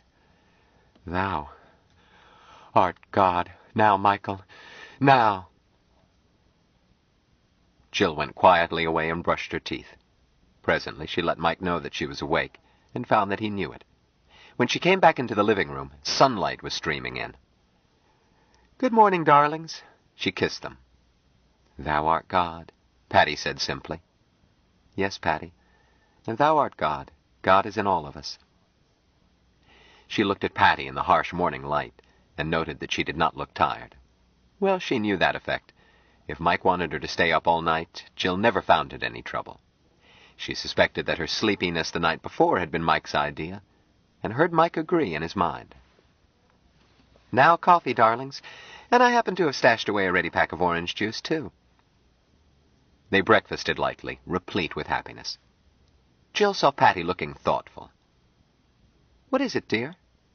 I hate to mention this, but what are you kids going to eat on? Aunt Patty has a pretty well-stuffed grouch bag, and I thought... Jill laughed. Oh, darling, I shouldn't laugh. But the man from Mars is rich. Surely you know. Mrs. Pywanski looked baffled. Well, I guess I knew. But you can't trust anything you hear over the news. Patty, you're an utter darling. Believe me, now that we're Water Brothers, we wouldn't hesitate. Sharing the nest isn't just poetry. But it's the other way around. If you ever need money, just say so. Any amount, any time. Write us. Better yet, call me. Mike doesn't have the foggiest idea about money. Why, dear, I'm keeping a couple of $100,000 in my name right now. Want some? Mrs. Pywanski looked startled. Bless me, I don't need money. Jill shrugged. If you ever do, just holler. If you want a yacht, Mike would enjoy giving you a yacht. I certainly would, Pat. I've never seen a yacht. Mrs. Pywanski shook her head. Don't take me up on a tall mountain, dearie. All I want from you two is your love. You have that, Jill told her. I don't grok love, Mike said. But Jill always speaks rightly. If we've got it, it's yours. And to know that you're saved. But I'm no longer worried about that. Mike has told me about waiting and why waiting is. You understand, Jill? I grok.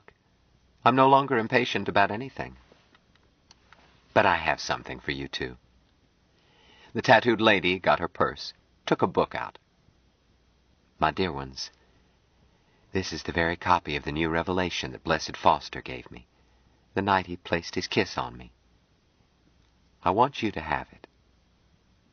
Jill's eyes filled with tears. But, Aunt Patty, our brother, we can't take this one. We'll buy one. No, it's water I'm sharing with you for growing closer. Oh, Jill jumped up. We'll share it. It's ours now. All of us. She kissed her. Mike tapped her shoulder. Greedy little brother. My turn. I'll always be greedy that way. The man from Mars kissed his new brother, first on her mouth, then kissed the spot Foster had kissed. He pondered, briefly by Earth time, picked a corresponding spot on the other side where George's design could be matched, kissed her there, while he thought by stretched-out time and in great detail. It was necessary to grok the capillaries. To the other two he briefly pressed his lips to skin, but Jill caught a hint of his effort. Patty, see! Mrs. Pywanski looked down. Marked on her, paired stigmata in blood red, were his lips. She started to faint, then showed her staunch faith. Yes, yes, Michael. Shortly, the tattooed lady was replaced by a mousy housewife in high neck, long sleeves, and gloves. I won't cry, she said soberly, and there are no goodbyes in eternity. I will be waiting. She kissed them, left without looking back.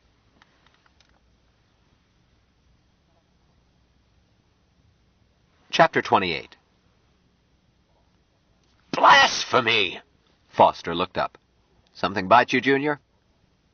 This annex had been run up in a hurry, and things did get in. Swarms of almost invisible imps, usually. Harmless, but a bite from one left an itch on the ego. You'd have to see it to believe it. Here, I'll run the omniscio back a touch. You'd be surprised at what I can believe, Junior. Nevertheless, Digby's supervisor shifted part of his attention. 3 temporals. Humans, he saw they were. A man and 2 women, speculating about the eternal. Nothing odd about that. Yes? You heard what she said? Archangel Michael indeed. What about it? What about it? Oh, for God's sake! Very possibly. Digby's halo quivered. Foster, you must not have taken a good look. She meant that overaged juvenile delinquent that sent me to the showers. Scan it again. Foster let the gain increase, noted that the angel in training had spoken rightly, and noticed something else, and smiled his angelic smile.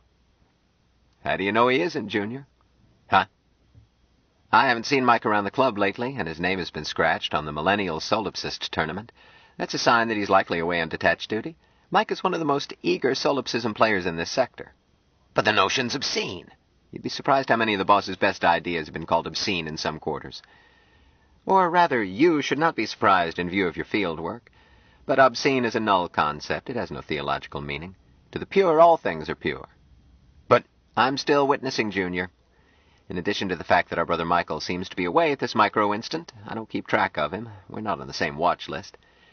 That tattooed lady who made that oracular pronouncement is not likely to be mistaken. She's a very holy temporal herself. Who says? I say. I know. Foster smiled again with angelic sweetness. Dear little Patricia, getting a little long in the tooth, but still earthily desirable, and shining with an inner light that made her look like a stained-glass window. He noted, without temporal pride, that George had finished his great dedication since he had last looked at Patricia. That picture of his being called up to heaven wasn't bad. Not bad at all, in the higher sense. He must remember to look up George and compliment him on it, and tell him he had seen Patricia. Where was George? A creative artist in the universe design section, working right under the architect, as he recalled. No matter. The master file would dig him out in a split millennium. What a delicious little butterball Patricia had been, and such holy frenzy! If she had had just a touch more assertiveness and a touch less humility, he could have made her a priestess. But such was Patricia's need to accept God according to her own nature, that she could have qualified only among the Lingayats, where she wasn't needed. Foster considered scanning back and seeing her as she had been. Decided against it with angelic restraint. There was work to be done. Forget the omniscio, Junior. I want a word with you. Digby did so and waited. Foster twanged his halo, an annoying habit he had when he was meditating. Junior, you aren't shaping up too angelically. I'm sorry. Sorry is not for eternity. But the truth is you've been preoccupied with that young fellow who may or may not be our brother Michael. Now wait. In the first place, it is not for you to judge the instrument used to call you from the pasture. In the second place, it is not he who vexes you. You hardly knew him. What's bothering you is that little brunette secretary you had. She had earned my kiss quite some temporal period before you were called, hadn't she? I was still testing her. Then no doubt you have been angelically pleased to note that Supreme Bishop Short, after giving her a thorough examination himself, oh, most thorough, I told you he would measure up, has passed her, and she now enjoys the wider happiness she deserves. A shepherd should take joy in his work, but when he's promoted, he should joy in that, too. Now it happens there is a spot open for a guardian in training in a new sector being opened up. A job under your nominal rank, I concede, but good angelic experience. This planet, well, you think of it as a planet, you'll see, is occupied by a race of tripolarity instead of bipolarity, and I have it on high authority that Don Juan himself could not manage to take earthly interest in any of their three polarities. That's not opinion. He was borrowed as a test. He screamed and prayed to be returned to the solitary hell he has created for himself. Going to send me to Flatbush, huh? So I won't interfere. Tut, tut, you can't interfere. The one impossibility that permits all else to be possible. I tried to tell you that when you arrived. But don't let it fret you. You are eternally permitted to try. Your orders will include a loop so that you will check back here now without loss of temporality. Now fly away and get cracking. I have work to do. Foster turned back to where he had been interrupted. Oh, yes, a poor soul temporarily designated as Alice Douglas. To be a goad was a hard assignment, and she had met it unflaggingly. But her job was complete, and now she would need rest and rehabilitation from the inescapable battle fatigue. She'd be kicking and screaming and foaming ectoplasm at all orifices. Oh, she would need exorcism after a job that rough. But they were all rough. They couldn't be anything else. And Alice Douglas was an utterly reliable field operative. She could take any left-hand assignment as long as it was essentially virginal. Burn her at the stake or put her in a nunnery, she always delivered.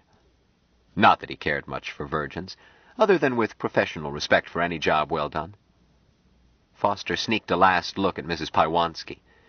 There was a fellow worker he could appreciate. Darling little Patricia, what a blessed, lusty benison. Chapter 29. As the door closed behind Patricia, Jill said, "What now, Mike?" "We're leaving." "Jill, you've read some abnormal psychology." "Yes, not as much as you have." "You know the symbolism of tattooing? And snakes?" "Of course, I knew that about Patty as soon as I met her. I had been hoping that you would find a way." "I couldn't until we were water brothers." Sex is a helpful goodness, but only if it is sharing and growing closer. I grok that if I did it without growing closer, well, I'm not sure. I grok you couldn't, Mike. That is one reason, one of the many reasons, I love you. I still don't grok love. Jill, I don't grok people, but I didn't want Pat to leave. Stop her. Keep her with us. Waiting is, Jill. I know. He added, I doubt if we could give her all she needs. She wants to give herself all the time, to everybody. Happiness meetings and snakes and marks aren't enough for Pat. She wants to offer herself on an altar to everybody in the world, always, and make them happy. This new revelation, I grok it as other things to other people, but that is what it is to Pat. Yes, Mike. Dear Mike. Time to leave. Pick a dress and get your purse. I'll dispose of the trash. Jill thought wistfully that she would like to take one or two things. Mike always moved on with just the clothes on his back, and seemed to grok that she preferred it that way. I'll wear that pretty blue one. It floated out, posed over her, wriggled on to her as she held up her hands.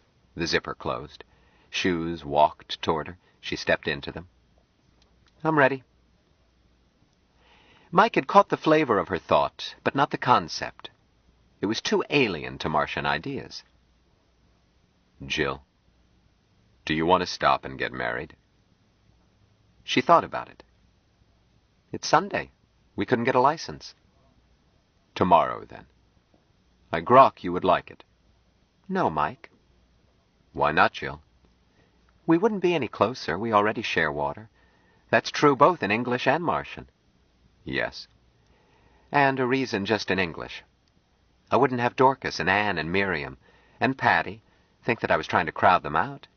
Jill, none of them would think so. I won't chance it because I don't need it. Because you married me in a hospital room ages and ages ago. She hesitated. But there is something you might do for me. What, Jill? Well, you might call me pet names, the way I do you. Yes, Jill. What pet names? Oh, she kissed him quickly. Mike, you're the sweetest, most lovable man I've ever met, and the most infuriating creature on 2 planets. Don't bother, just call me little brother occasionally. It makes me all quivery inside. Yes, little brother. Oh, my, let's get out of here before I take you back to bed. Meet me downstairs, I'll be paying the bill. She left suddenly. They caught the first Greyhound going anywhere. A week later they stopped at home, shared water for a few days, left without saying goodbye. Goodbye was one human custom Mike resisted. He used it only with strangers. Shortly they were in Las Vegas, stopping in a hotel off the Strip. Mike tried the games, while Jill killed time as a showgirl. She couldn't sing or dance. Parading in a tall, improbable hat, a smile, and a scrap of tinsel was the job suited to her in the Babylon of the West. She preferred to work if Mike was busy, and somehow Mike always got her the job she picked. Since casinos never closed, Mike was busy almost all the time. Mike was careful not to win much, keeping to limits Jill set. After he had milked each casino for a few thousand, he put it all back, never letting himself be the big money player. Then he took a job as a croupier, letting the little ball roll without interference, and studying people, trying to grok why they gambled. He grokked a drive that felt intensely sexual, but he seemed to grok wrongness in this. Jill assumed that the customers in the palatial theater restaurant where she worked were just marks, and as such did not count. But to her surprise, she actively enjoyed displaying herself in front of them. With increasing Martian honesty, she examined this feeling. She had always enjoyed being looked at with admiration by men whom she found attractive enough to want to touch. She had been irked that the sight of her body meant nothing to Mike, even though he was as devoted to her body as a woman could dream of. If he wasn't preoccupied. But he was generous even then. He would let her call him out of a trance, shift gears without complaint, and be smiling and eager and loving. Nevertheless, there it was. One of his strangenesses, like his inability to laugh. Jill decided, after her initiation as a showgirl, that she enjoyed being visually admired by strangers, because this was the one thing Mike did not give her. Her perfecting self-honesty soon washed out that theory. The men in the audience were mostly too old, too fat, too bald for Jill to find them attractive. And Jill had always been scornful of lecherous old wolves, although not of old men, she reminded herself. Jubal could look at her, even use crude language, and not give her any feeling that he wanted to get her alone and grope her. But now she found that these lecherous old wolves did not set her teeth on edge. When she felt their admiring stares or outright lust, and she did feel it, could identify the sources, she did not resent it. It warmed her, and made her smugly pleased. Exhibitionism had been to her just a technical term, a weakness she held in contempt. Now, in digging out her own and looking at it, she decided that either this form of narcissism was normal or she was abnormal. But she didn't feel abnormal. She felt healthier than ever. She had always been of rugged health, nurses need to be. But she hadn't had a sniffle or an upset stomach in... she couldn't remember when. Why, not even cramps. Okay, if a healthy woman liked to be looked at, then it follows, as the night the day, that healthy men should like to look, else there was just no darn sense to it. At which point, she finally understood, intellectually, Duke and his pictures. She discussed it with Mike, but Mike could not understand why Jill had ever minded being looked at. He understood not wishing to be touched. Mike avoided shaking hands. He wanted to be touched only by Water Brothers. Jill wasn't sure how far this went. She had explained homosexuality after Mike had read about it and failed to grok, and had given him rules for avoiding passes. She knew that Mike, pretty as he was, would attract such. He had followed her advice and had made his face more masculine, instead of the androgynous beauty he had had. But Jill was not sure that Mike would refuse a pass, say, from Duke. Fortunately, Mike's male Water Brothers were decidedly masculine, just as his others were very female women. Jill suspected that Mike would grok a wrongness in the poor in-betweeners anyhow. They would never be offered water. Nor could Mike understand why it now pleased her to be stared at. The only time their attitudes had been roughly similar had been as they left the carnival, when Jill had become indifferent to stares. She saw now that her present self-knowledge had been nascent then. She had not been truly indifferent to masculine stares. Under the stresses of adjusting to the man from Mars, she had shucked off part of her cultural conditioning, that degree of prissiness a nurse can retain despite a no-nonsense profession. But Jill hadn't known that she had any prissiness until she lost it. At last, she was able to admit to herself that there was something inside her as happily shameless as a tabby in heat. She tried to explain this to Mike, giving her theory of the complementary functions of narcissist display and voyeurism. The truth is, Mike, I get a kick out of having men stare at me. Lots of men, and almost any man. So now I grok why Duke likes pictures of women. The sexier the better. It doesn't mean that I want to go to bed with them, any more than Duke wants to go to bed with a photograph. But when they look at me and tell me, think at me, that I'm desirable, it gives me a warm tingle right in my middle. She frowned slightly. I ought to get a real naughty picture taken of me and send it to Duke, to tell him I'm sorry I failed to grok what I thought was a weakness in him. If it's a weakness, I've got it too, girl style.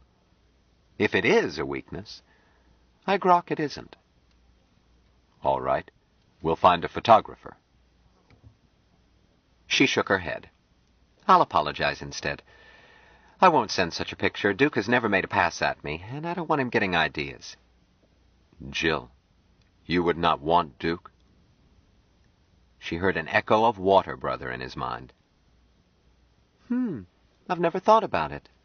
I guess I've been being faithful to you. But I grok you speak rightly. I wouldn't turn Duke down. And I would enjoy it, too. What do you think of that, darling? I grok a goodness, Mike said seriously.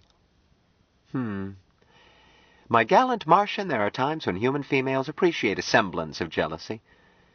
But I don't think there is any chance that you will ever grok jealousy. Darling, what would you grok if one of those marks made a pass at me? Mike barely smiled. I grok he would be missing. I grok he might. But Mike, listen, dear, you promised you wouldn't do anything of that sort except in utter emergency. If you hear me scream and reach into my mind and I'm in real trouble, that's another matter. But I was coping with wolves when you were still on Mars. 9 times out of 10, if a girl gets raped, it's partly her fault, so don't be hasty. I will remember. I wish you were sending that naughty picture to Duke. What, dear? If I make a pass at Duke, and I may, now that you put the idea in my head, I'd rather grab his shoulders and say, Duke, how about it? I'm willing. I don't want to do it by sending him a picture like those nasty women used to send to you. But if you want me to, okay. Mike frowned. If you wish to send Duke a naughty picture, do so. If you not wish, then not. But I had hoped to see the naughty picture taken. Jill, what is a naughty picture? Mike was baffled by Jill's reversal in attitude, plus long-standing bafflement at Duke's art collection.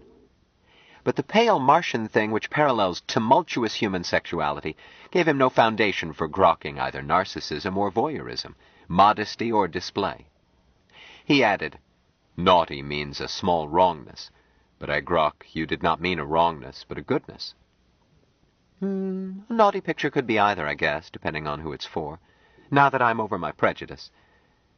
But, Mike, I'll have to show you. I can't tell you. Close those slats, will you?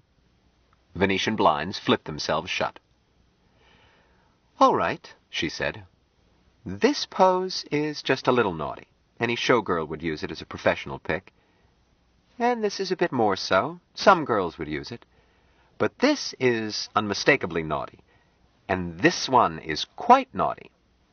And this is so extremely naughty that I wouldn't pose with my face wrapped in a towel, unless you wanted it. If your face was covered, why would I want it? Ask Duke. That's all I can say. I grok not wrongness. I grok not goodness. I grok. He used a Martian word, indicating a null state of all emotions. Because he was baffled, they went on discussing it, in Martian when possible because of its extremely fine discriminations for emotions and values, and in English because Martian couldn't cope with the concepts. To pursue this mystery, Mike took a ringside table that night, Jill having coached him in how to bribe the maître d'hôtel. Jill came strutting out in the first number, her smile for everyone, but a wink for Mike. She discovered that with Mike present, the warm, pleased sensation she had been enjoying nightly was greatly amplified. She suspected that she would glow in the dark. When the girls formed a tableau, Mike was about 10 feet from Jill. She had been promoted to a front position. The director had shifted her on the 4th day, saying, I don't know what it is, kid. We've got girls with twice your build, but you've got what customers look at. She posed and talked with Mike in her mind. Feel anything? I grok, but not in fullness.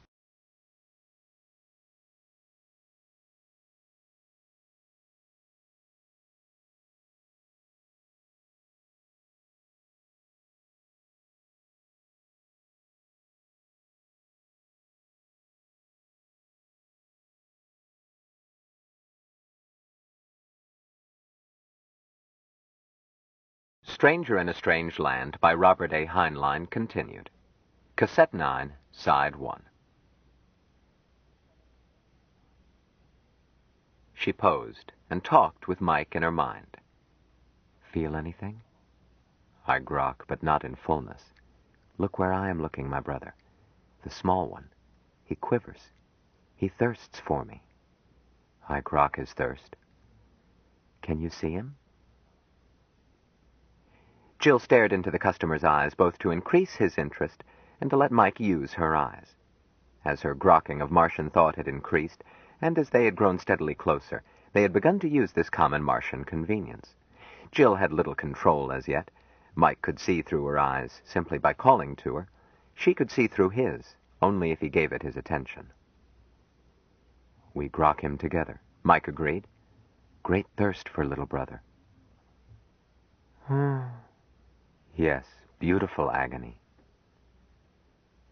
A music cue told Jill to resume her slow strut. She did so, moving with proud sensuousness, and feeling lust boil up in response to emotions both from Mike and the stranger. The routine caused her to walk toward the rutty little stranger. She continued to lock eyes with him.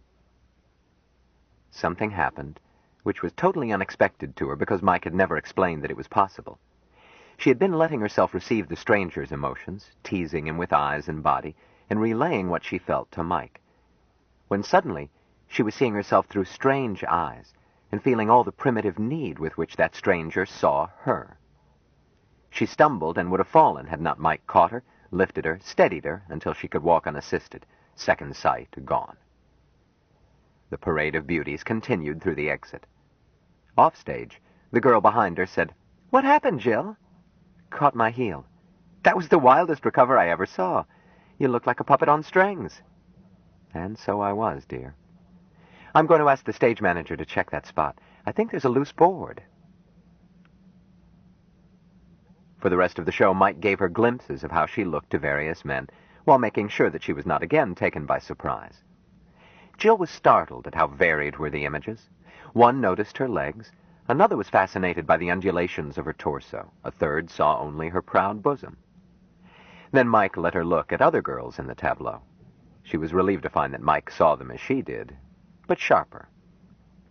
But she was amazed to find that her excitement increased as she looked through his eyes at other girls. Mike left during the finale ahead of the crowd. She did not expect to see him again that night, since he had asked for time off only to see her show. But when she returned to their hotel, she felt him before she reached the room. The door opened, closed behind her. "Hello, darling," she called out. "How nice you came home." He smiled gently. "I now grok naughty pictures." Her clothes vanished. "Make naughty pictures." "Huh?" "Yes, dear, of course." She ran through poses as she had earlier. With each one, Mike let her use his eyes to see herself. She looked and felt his emotions, and felt her own swell and mutually amplified re-echoing. At last, she placed herself in a pose as randy as her imagination could devise.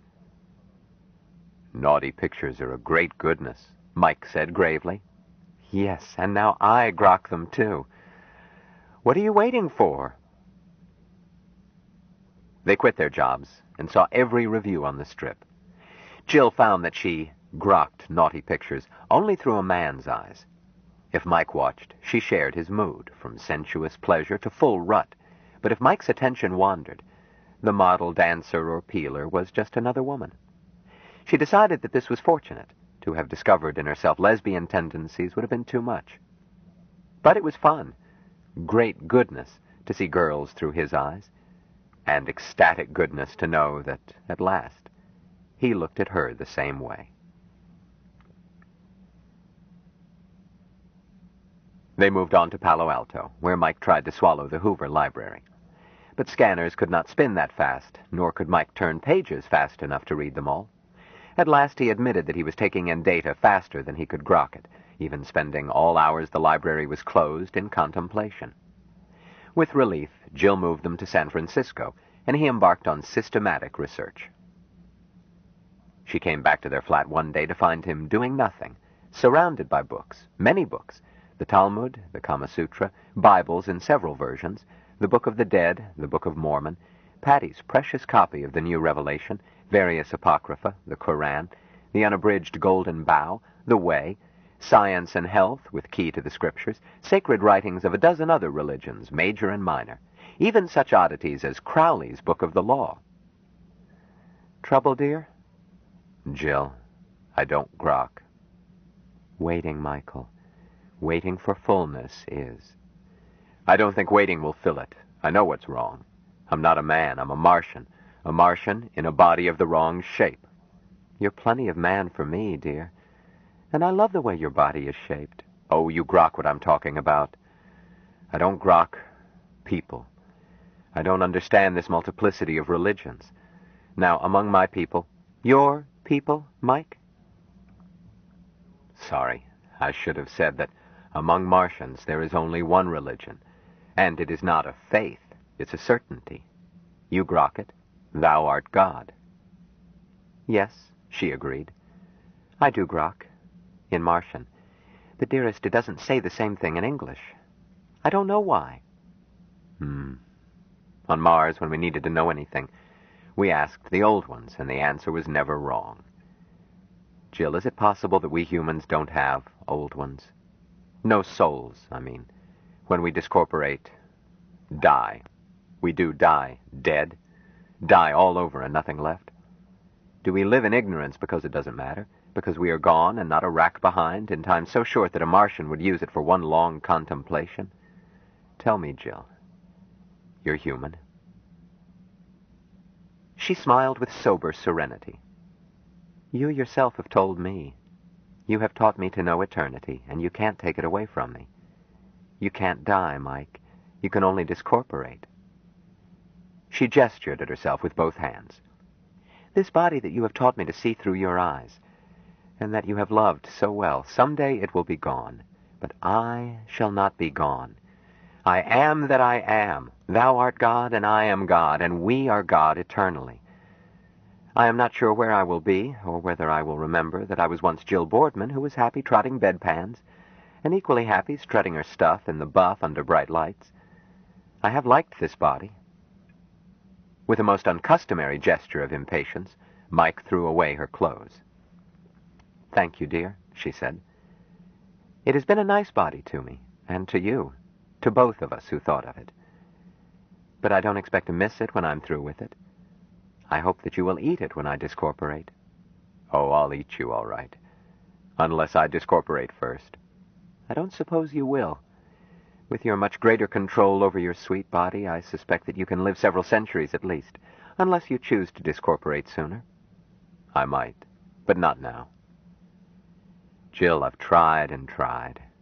How many churches have we attended? All the sorts in San Francisco, I think. I don't recall how many times we have been to Seeker's services. That's just a comfort, Pat. I'd never go again if you weren't sure that she needs to know that we haven't given up. She does need to. We can't lie. You don't know how, and I can't, not to Patty. Actually, he admitted, the Fosterites have quite a lot, all twisted, of course. They are groping, the way I did as a carny. They'll never correct their mistakes, because this, he caused Patty's book to lift, is mostly crap. Yes, but Patty doesn't see those parts. She is wrapped in innocence. She is God, and behaves accordingly. Only she doesn't know she is. Uh-huh, he agreed. That's our Pat. She believes it only when I tell her, with proper emphasis. But, Jill, there are only 3 places to look. Science, and I was taught more about how the universe ticks while I was still in the nest than human scientists can yet handle. So much that I can't talk to them, even about as elementary a gimmick as levitation. I'm not disparaging scientists. What they do is as it should be. I grok that fully. But what they are after is not what I am looking for. You don't grok a desert by counting its grains of sand. Then there's philosophy, supposed to tackle everything, does it? All any philosopher ever comes out with is what he walked in with, except for self-deluders who prove their assumptions by their conclusions, like Kant, like other tail-chasers. So the answer ought to be, here. He waved at piles of books. Only it's not. Bits that grok true, but never a pattern. Or if there is, they ask you to take the hard part on faith. Faith! What a dirty monosyllable. Jill, why didn't you mention that one when you were teaching me the short words that mustn't be used in polite company? She smiled. Mike, you made a joke. I didn't mean it as a joke. And I can't see that it's funny. Jill, I haven't even been good for you. You used to laugh. I haven't learned to laugh. Instead, you've forgotten. Instead of my becoming human, you're becoming Martian. I'm happy, dear. You probably just haven't noticed me laughing. If you laughed clear down on Market Street, I would hear. I grok. Once I quit being frightened by it, I always noticed it. You especially. If I grokked it, I would grok people, I think. Then I could help somebody like Pat. Teach her what I know and learn what she knows. We could understand each other. Mike, all you need to do for Patty is to see her occasionally. Why don't we, dear? Let's get out of this dreary fog. She's home now. The Carney is closed for the season. Drop south and see her. And I've always wanted to see Baja California. We could go on south into warmer weather. And take her with us. That would be fun. All right. She stood up. Let me get a dress. Do you want to save those books? I could ship them to Jubal. He flipped his fingers, and all were gone, but Patricia's gift. We'll take that one. Pat would notice. But, Jill, right now, I need to go to the zoo. All right. I want to spit back at a camel and ask him what he's sour about. Maybe camels are the old ones on this planet. And that's what's wrong with the place. 2 jokes in one day, Mike. I ain't laughing. Neither are you, nor the camel. Maybe he groks why. Is this dress all right? Do you want underclothes? Please, dear. It's chilly. Up easy. He levitated her a couple of feet. Pants, stockings, garter belt, shoes. Down you go and lift your arms. Bra? You don't need one. Now the dress and you're decent. And pretty, whatever that is. You look good. Maybe I can get a job as lady's maid if I'm not good for anything else. Baths, shampoos, massages, hairstyling, makeup, dressing for all occasions. I've even learned to do your nails so it suits you. Will that be all, madame? You're a perfect lady's maid, dear. Yes, I grok I am. You look so good I think I'll toss it away and give you a massage. The growing closer kind. Yes, Michael. I thought you had learned waiting. First, you have to take me to the zoo and buy me peanuts. Yes, Mike. It was windy cold at Golden Gate Park, but Mike did not notice, and Jill had learned how not to be cold. But it was pleasant to relax control in the warm monkey house. Aside from its heat, Jill did not like the monkey house. Monkeys and apes were depressingly human. She was, she thought, finished forever with prissiness. She had grown to cherish an ascetic, almost Martian joy in all things physical. The public copulations and evacuations of these simians did not offend her. These poor-penned people possessed no privacy. They were not at fault. She could watch without repugnance, her own fastidiousness untouched. No, it was that they were human, all too human. Every action, every expression, every puzzled, troubled look reminded her of what she liked least about her own race. Jill preferred the lion house, the great males arrogant, even in captivity, the placid motherliness of the big females, the lordly beauty of Bengal tigers with jungle staring out of their eyes, little leopards, swift and deadly, reek of musk that air conditioning could not purge. Mike shared her tastes. They would spend hours there, or in the aviary or the reptile house, or in watching seals. Once he told her that if one had to be hatched on this planet, to be a sea lion would be of greatest goodness. When he first saw a zoo, Mike was much upset. Jill was forced to order him to wait and grok, as he had been about to free the animals. He conceded presently that most of them could not live where he proposed to turn them loose.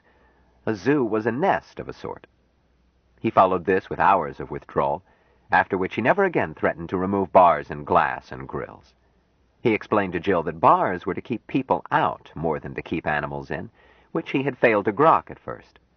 After that, Mike never missed a zoo wherever they went. But today even the misanthropy of camels could not shake Mike's moodiness, nor did monkeys and apes cheer him up. They stood in front of a cage containing a family of Capuchins, watching them eat, sleep, court, nurse, groom, and swarm aimlessly around, while Jill tossed them peanuts. She tossed one to a monk. Before he could eat it, a larger male not only stole his peanut, but gave him a beating. The little fellow made no attempt to pursue his tormentor. He pounded his knucks against the floor and chattered helpless rage. Mike watched solemnly. Suddenly, the mistreated monkey rushed across the cage, picked a monkey still smaller, bowled it over, and gave it a drubbing worse than the one he had suffered. The third monk crawled away, whimpering. The other monkeys paid no attention. Mike threw back his head and laughed, and went on laughing uncontrollably. He gasped for breath, started to tremble and sink to the floor, still laughing. "Stop it, Mike!" He did cease folding up, but his guffaws went on. An attendant hurried over. "Lady, do you need help?" "Can you call us a cab? Ground air, anything. I've got to get him out of here." She added, "He's not well." "Ambulance? Looks like he's having a fit." "Anything." A few minutes later, she led Mike into a piloted air cab. She gave their address, then said urgently, "Mike, listen to me. Quiet down." He became somewhat quiet, but continued to chuckle, laugh aloud, chuckle again, while she wiped his eyes, all the minutes it took to get home. She got him inside, got his clothes off, made him lie down. "All right, dear. Withdraw if you need to." "I'm all right. At last I'm all right." "I hope so." She sighed. "You scared me, Mike." "I'm sorry, little brother. I was scared, too, the first time I heard laughing." "Mike, what happened?" "Jill, I grok people." "Huh?" "I speak rightly, little brother. I grok people now, Jill. Little brother, precious, darling, little imp with lively legs and lovely, lewd, lascivious, lecherous, licentious libido, beautiful bumps and pert posterior, soft voice and gentle hands, my baby darling." "Why, Michael." "Oh, I knew the words. I simply didn't know when or why say them, nor why you wanted me to. I love you, sweetheart. I grok love now, too." "You always have. And I love you, you smooth ape, my darling." Ape, yes. Come here, she-ape. Put your head on my shoulder and tell me a joke. "Just tell you a joke?" Well, nothing more than snuggling. Tell me a joke I've never heard, and see if I laugh at the right place. I will, I'm sure of it. And I'll tell you why it's funny. Jill, I grok people." "But how, darling? Can you tell me? Does it need Martian? Or mind talk?" No, that's the point. I grok people. I am people. So now I can say it in people talk. I found out why people laugh. They laugh because it hurts. Because it's the only thing that'll make it stop hurting. Jill looked puzzled. "Maybe I'm the one who isn't people. I don't understand." Ah, but you are people, little she-ape. You grok it so automatically that you don't have to think about it, because you grew up with people. But I didn't. I've been like a puppy raised apart from dogs who couldn't be like his masters and had never learned how to be a dog, so I had to be taught. Brother Mahmoud taught me, Jubal taught me, lots of people taught me. And you taught me most of all. Today I got my diploma, and I laughed. That poor little monk. "Which one, dear? I thought that big one was just mean, and the one I flipped the peanut to turned out to be just as mean. There certainly wasn't anything funny." Jill, my darling, too much Martian has rubbed off on you. Of course it wasn't funny, it was tragic. That's why I had to laugh. I looked at a cage full of monkeys, and suddenly I saw all the mean and cruel and utterly unexplainable things I've seen and heard and read about in the time I've been with my own people, and suddenly it hurt so much, I found myself laughing. "But, Mike, dear, laughing is what you do when something is nice, not when it's horrid." Is it? Think back to Las Vegas, when you girls came out on stage. Did people laugh? "Well, no." But you girls were the nicest part of the show. I grok now that if they had laughed, you would have been hurt. No, they laughed when a comic tripped over his feet and fell down, or something else that is not a goodness. "But that's not all people laugh at." Isn't it? Perhaps I don't grok its fullness yet. But find me something that makes you laugh, sweetheart, a joke, anything, but something that gave you a belly laugh, not a smile. Then we'll see if there isn't a wrongness somewhere, and whether you would laugh if the wrongness wasn't there. He thought, I grok when apes learn to laugh. They'll be people. Maybe. Doubtfully, but earnestly, Jill started digging into her memory for jokes that had struck her as irresistibly funny, ones which had jerked a laugh out of her. "Her entire bridge club." Should I bow? "Neither one, you idiot. Instead." The Chinaman objects. "Broke her leg." Make trouble for me? "But it'll spoil the ride for me." And his mother-in-law fainted. "Stop you. I bet 3-to-1 you could do it." "Something has happened to Ole." "And so are you, you clumsy ox." She gave up on funny stories, pointing out that such were just fantasies, and tried to recall real incidents. Practical jokes. All practical jokes supported Mike's thesis, even ones as mild as a dribble glass. And when it came to an intern's notion of a joke, interns should be kept in cages. What else? The time Elsa May lost her panties? It hadn't been funny to Elsa May. Or the... She said grimly, Apparently the pratfall is the peak of all humor. It's not a pretty picture of the human race, Mike. Oh, but it is. Huh? I had been told, that a funny thing is a thing of goodness. It isn't. Not ever is it funny to the person it happens to, like that sheriff without his pants. The goodness is in the laughing. I grok it as a bravery and a sharing against pain and sorrow and defeat. But, Mike, it is not a goodness to laugh at people. No, but I was not laughing at the little monkey. I was laughing at us, people. And suddenly I knew I was people and could not stop laughing. He paused. This is hard to explain because you have never lived as a Martian, for all that I've told you about it. On Mars, there is never anything to laugh at. All the things that are funny to us humans either cannot happen on Mars or are not permitted to happen. Sweetheart, what you call freedom doesn't exist on Mars. Everything is planned by the old ones. Or the things that do happen on Mars, which we laugh at here on Earth, aren't funny because there is no wrongness about them. Death, for example. Death isn't funny. Then why are there so many jokes about death? Jill, with us humans, death is so sad that we must laugh at it. All those religions, they contradict each other on every other point, but each one is filled with ways to help people be brave enough to laugh, even though they knew they are dying. He stopped, and Jill could feel that he had almost gone into a trance. Jill, is it possible that I was searching them the wrong way? Could it be that every one of all religions is true? Huh? How could that be? Mike, if one is true, then the others are wrong. So? Point to the shortest direction around the universe. It doesn't matter where you point. It's the shortest. And you're pointing back at yourself. Well, what does that prove? You taught me the true answer, Mike. Thou art God. And thou art God, my lovely. But that prime fact, which doesn't depend on faith, may mean that all faiths are true. Well, if they're all true, then right now I want to worship Shiva. Jill changed the subject with emphatic action. Little pagan, he said softly. They'll run you out of San Francisco. But we're going to Los Angeles, where it won't be noticed. Oh, thou art Shiva. Dance, Kali, dance. During the night she woke and saw him standing at the window, looking out over the city. Trouble, my brother? He turned. There's no need for them to be so unhappy. Darling, darling, I had better take you home.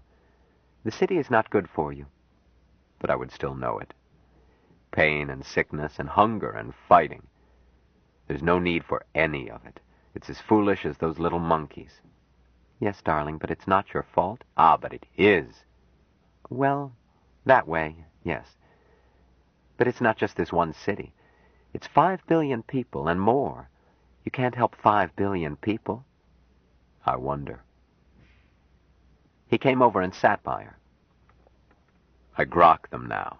I can talk to them, Jill. I could set up our act and make the Marks laugh every minute, I'm certain. Then why not do it? Patty would be pleased, and so would I. I liked being with it, and now that we've shared water with Patty, it would be like being home.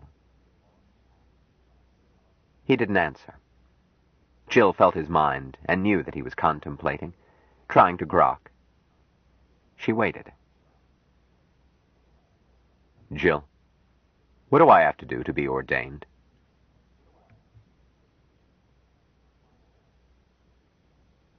Part 4. His Scandalous Career. Chapter 30. The first mixed load of colonists reached Mars. 6 of 17 survivors of 23 originals returned to Earth. Prospective colonists trained in Peru at 16,000 feet. The president of Argentina moved one night to Montevideo, taking 2 suitcases. The new presidente started an extradition process before the High Court to yank him back, or at least the suitcases. Last rites for Alice Douglas were held privately in the National Cathedral with 2,000 attending. Commentators praised the fortitude with which the Secretary General took his bereavement. A 3-year-old named Inflation, carrying 126 pounds, won the Kentucky Derby, paying 54 for 1. 2 guests of the Colony Air Hotel, Louisville, Discorporated, 1 voluntarily, 1 by heart failure. A bootleg edition of the unauthorized biography, The Devil and Reverend Foster, appeared throughout the United States, and by nightfall every copy was burned and plates destroyed, along with damage to chattels and real estate, plus mayhem, maiming, and simple assault.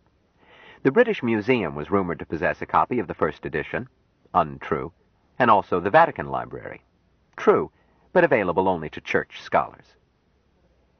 In the Tennessee legislature, a bill was introduced to make pi equal to 3. It was reported out by the Committee on Public Education and Morals, passed without objection by the lower house, and died in the upper house. An interchurch fundamentalist group opened offices in Van Buren, Arkansas, to solicit funds to send missionaries to the Martians. Dr. Jubal Harshaw made a donation, but sent it in the name and with the address of the editor of the New Humanist, rabid atheist, and his close friend. Otherwise, Jubal had little to cheer him. Too much news about Mike. He treasured the visits home of Jill and Mike, and was most interested in Mike's progress, especially after Mike developed a sense of humor. But they seldom came home now, and Jubal did not relish the latest developments. It had not troubled Jubal when Mike was run out of Union Theological Seminary, pursued by a pack of enraged theologians, some of whom were angry because they believed in God, and others because they did not, but unanimous in detesting the man from Mars. Jubal reckoned anything that happened to a theologian, short of breaking him on the wheel, as no more than meat, and the experience was good for the boy. He'd know better next time. Nor had he been troubled when Mike, with the help of Douglas, enlisted under an assumed name in the Federation Armed Forces.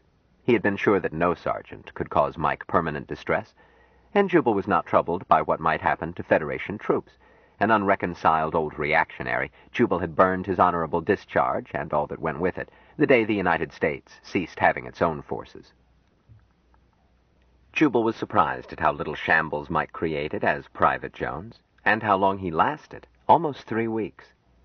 Mike crowned his military career by grabbing the question period following a lecture to preach the uselessness of force, with comments on the desirability of reducing surplus population through cannibalism, then offered himself as a test animal for any weapon of any nature, to prove that force was not only unnecessary, but impossible when attempted against a self-disciplined person. They did not take his offer. They kicked him out. Douglas allowed Jubal to see a super-secret, eyes-only, numbered 1 of 3 report, after cautioning Jubal that no one, not even the Supreme Chief of Staff, knew that Private Jones was the man from Mars. Jubal scanned the exhibits, mostly conflicting reports as to what happened when Jones had been trained in the uses of weapons. The surprising thing to Jubal was that some witnesses had the courage to state under oath that they had seen weapons disappear. The last paragraph Jubal read carefully. Conclusion. Subject man is a natural hypnotist and could conceivably be useful in intelligence, but he is unfitted for any combat branch. However, his low intelligence quotient, moron, his extremely low general classification score, and his paranoid tendencies, delusions of grandeur, make it inadvisable to exploit his idiot savant talent. Recommendation: discharge, inaptitude, no pension credit, no benefits. Mike had managed to have fun. At parade on his last day, while Mike's platoon was passing in review, the commanding general and his staff were buried hip-deep in a bucolic end product, symbolic to all soldiers, but no longer common on parade grounds. This deposit vanished, leaving nothing but an odor and a belief in mass hypnosis. Jubal decided that Mike had atrocious taste in practical jokes. Then he recalled an incident in medical school involving a cadaver and the dean. Jubal had worn rubber gloves, and a good thing, too. Jubal enjoyed Mike's inglorious military career because Jill spent the time at home. When Mike came home after it was over, he hadn't seemed hurt by it.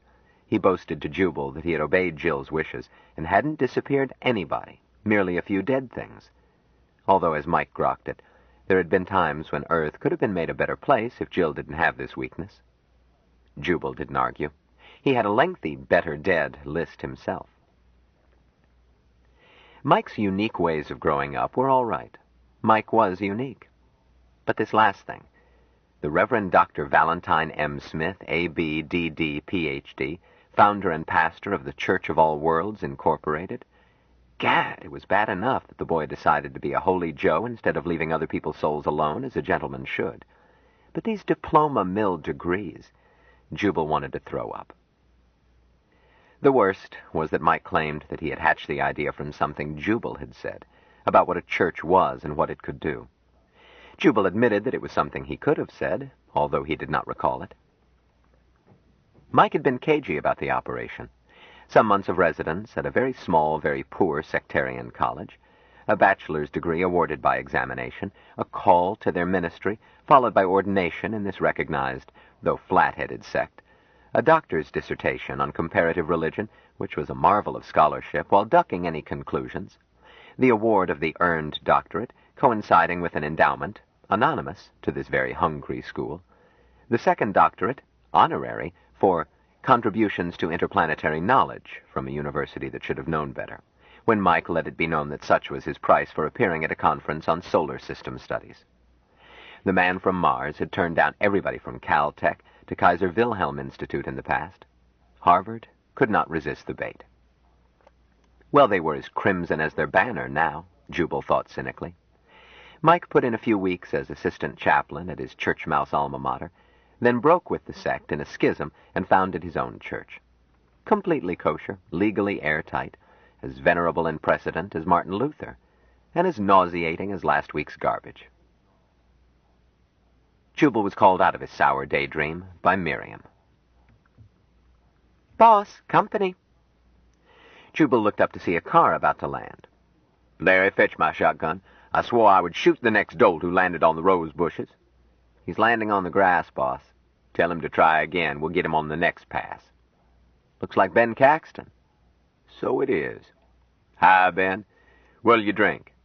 "Nothing, you professional bad influence." "Need to talk to you, Jubal." "You're doing it." "Dorcas, fetch Ben a glass of warm milk. He's sick." "Without much soda," amended Ben, "and milk the bottle with the 3 dimples. Private talk, Jubal." "All right, up to my study. Although if you can keep anything from the kids around here, let me in on your method." After Ben finished greeting properly, and unsanitarily in 3 cases, members of the family, they moseyed upstairs. Ben said, "What the deuce? Am I lost?" "Oh, you haven't seen the new wing. 2 bedrooms and another bath downstairs.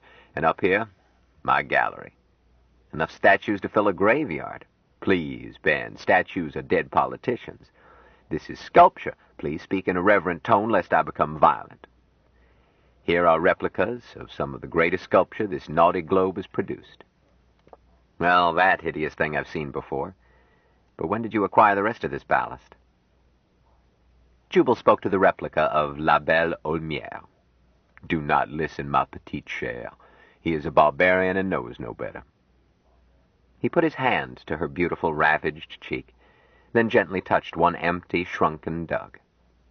"I know how you feel. It can't be much longer.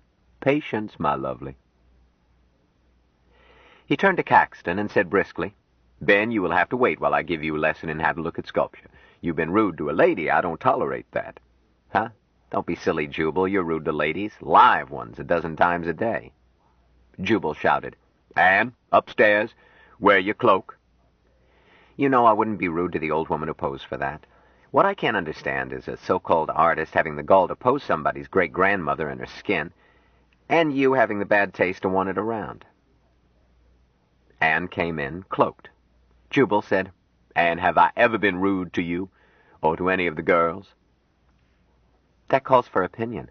"That's what I'm asking for. You're not in court." "You have never been rude to any of us, Jubal." "Have you ever known me to be rude to a lady?" "I have seen you be intentionally rude to a woman. I've never seen you be rude to a lady." "One more opinion. What do you think of this bronze?" Anne looked at Rodin's masterpiece, said slowly, "When I first saw it, I thought it was horrible. But I've come to the conclusion that it may be the most beautiful thing I've ever seen." "Thanks. That's all." She left. "Want to argue, Ben?" "Huh?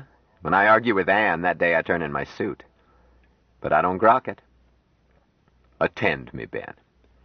Anybody can see a pretty girl. An artist can look at a pretty girl and see the old woman she will become.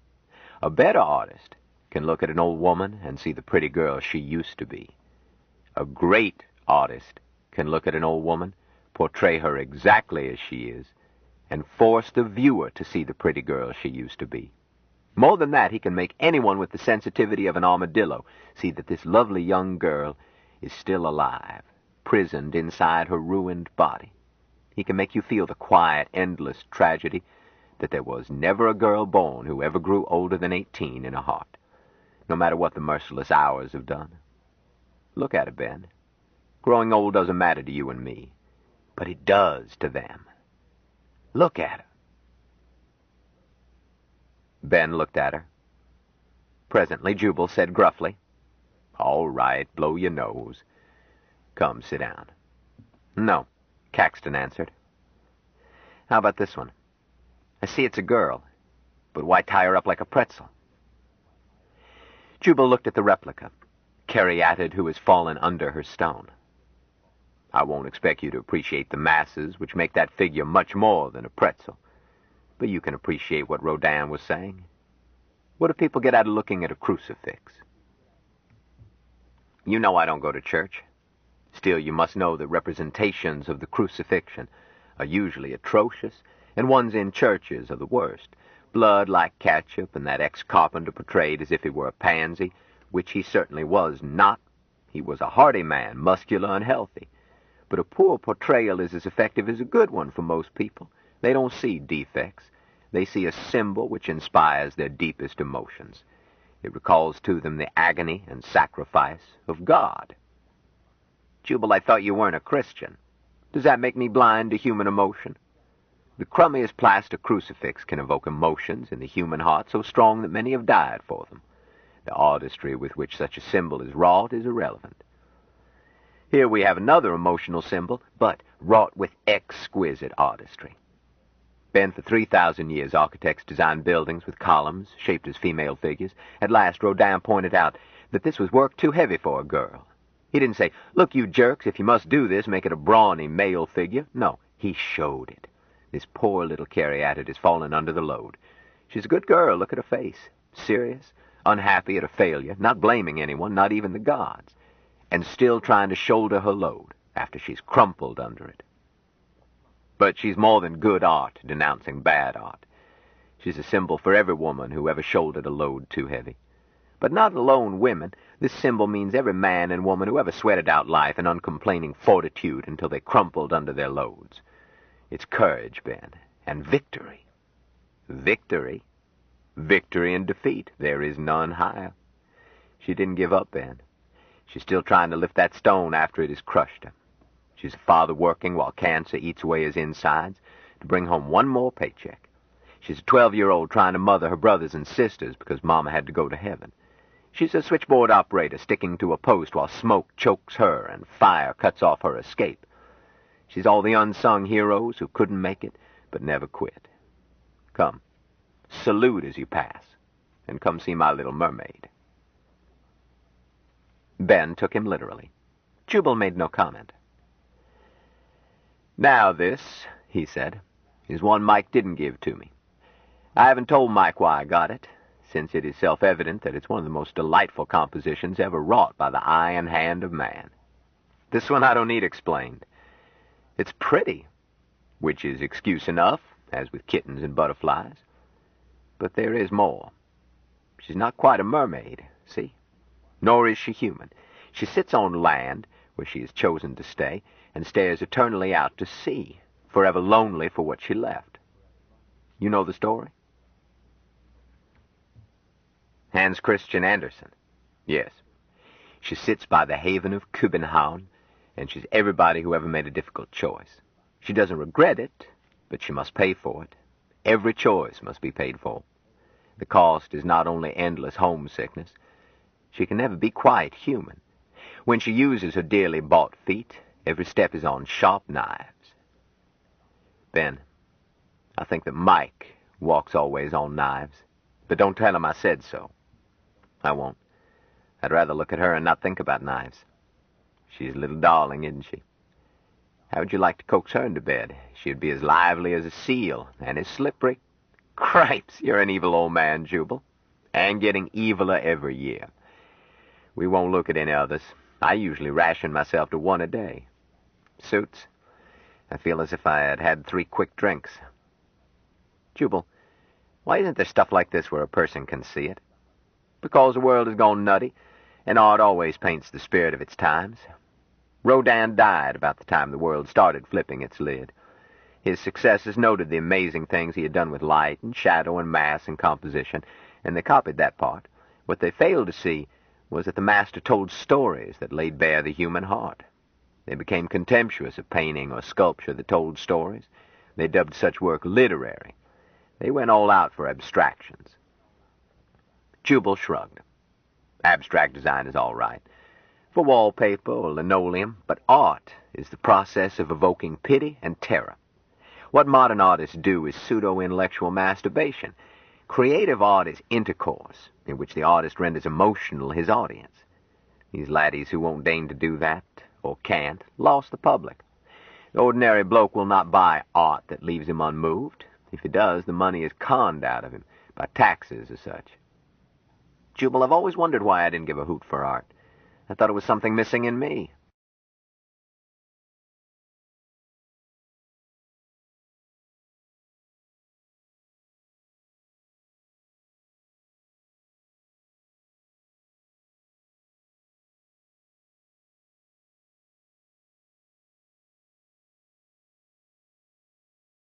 Stranger in a Strange Land by Robert A. Heinlein continued. Cassette 9, Side 2. Jubal, I've always wondered why I didn't give a hoot for art. I thought it was something missing in me.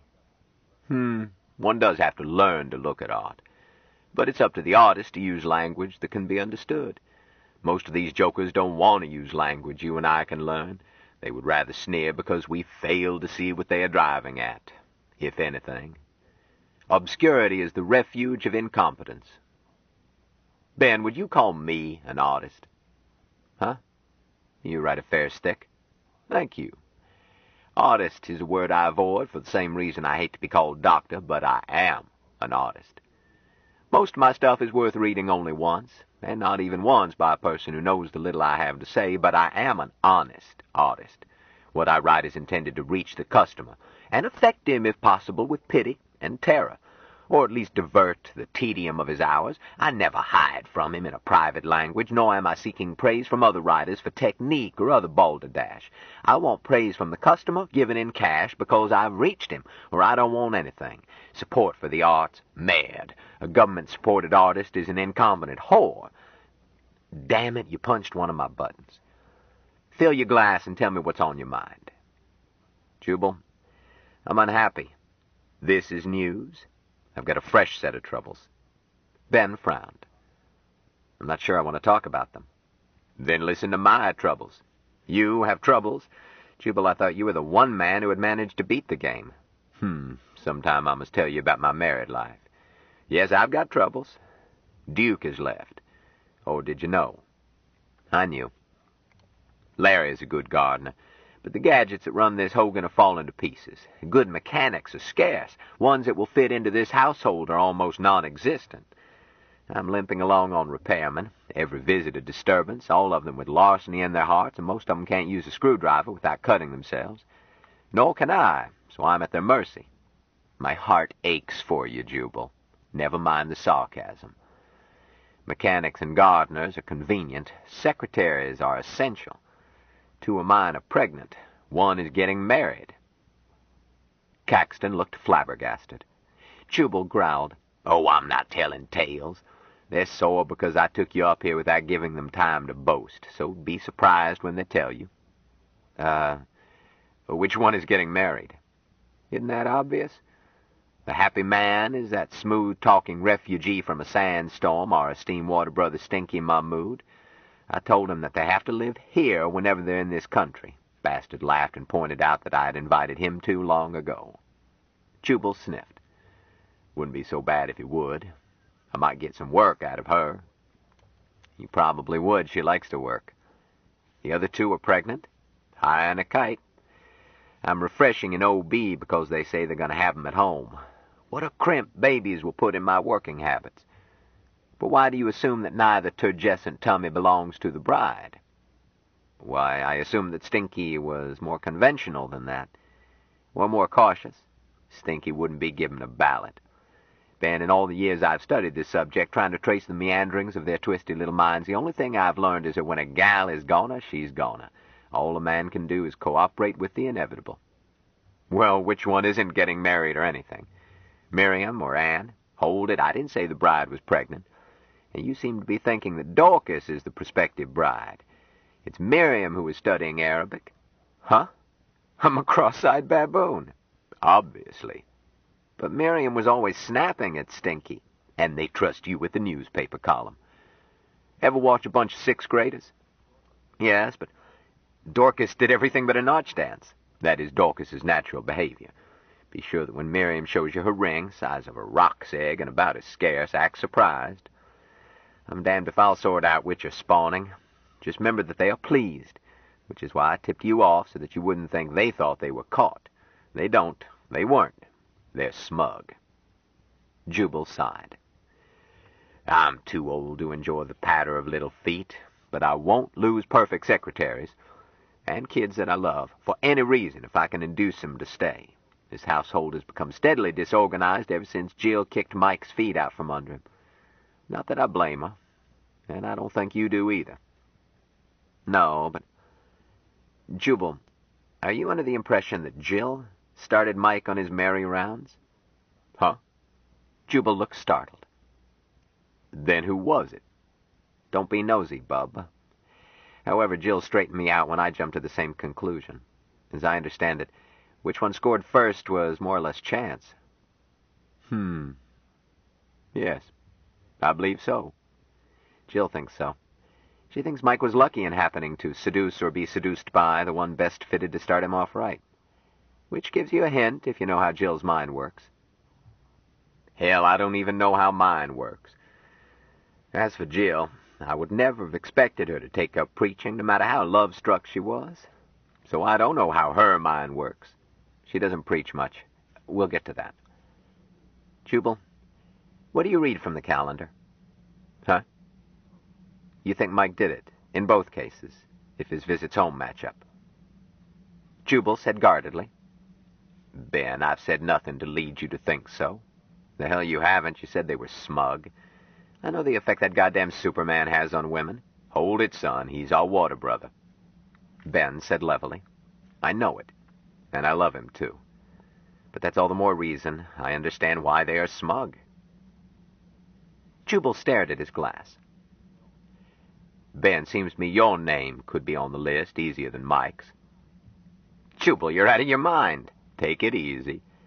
While I really do, so help me by all the billion names of God, believe in not poking my nose into other people's business, nevertheless, I have normal eyesight and hearing. If a brass band parades through my home, I notice. You slept under this roof dozens of times. Did you ever sleep alone? Why, you scoundrel. I slept alone the first night I was here. Dorcas must have been off her feed. No, you under sedative that night. Doesn't count. Some other night? Your question is irrelevant, immaterial, and beneath my notice. That's an answer. Please note that the added bedrooms are as far from mine as possible. Soundproofing is never perfect. Jubal, wouldn't your name be higher up that list than mine? What? Not to mention Larry and Duke. Jubal, everybody assumes that you are keeping the fanciest harem since the Sultan. Don't misunderstand me. They envy you. But they think you're a lecherous old goat. Jubal drummed on his chair arm. Ben, I do not mind being treated flippantly by my juniors. But in this matter, I insist that my years be treated with respect.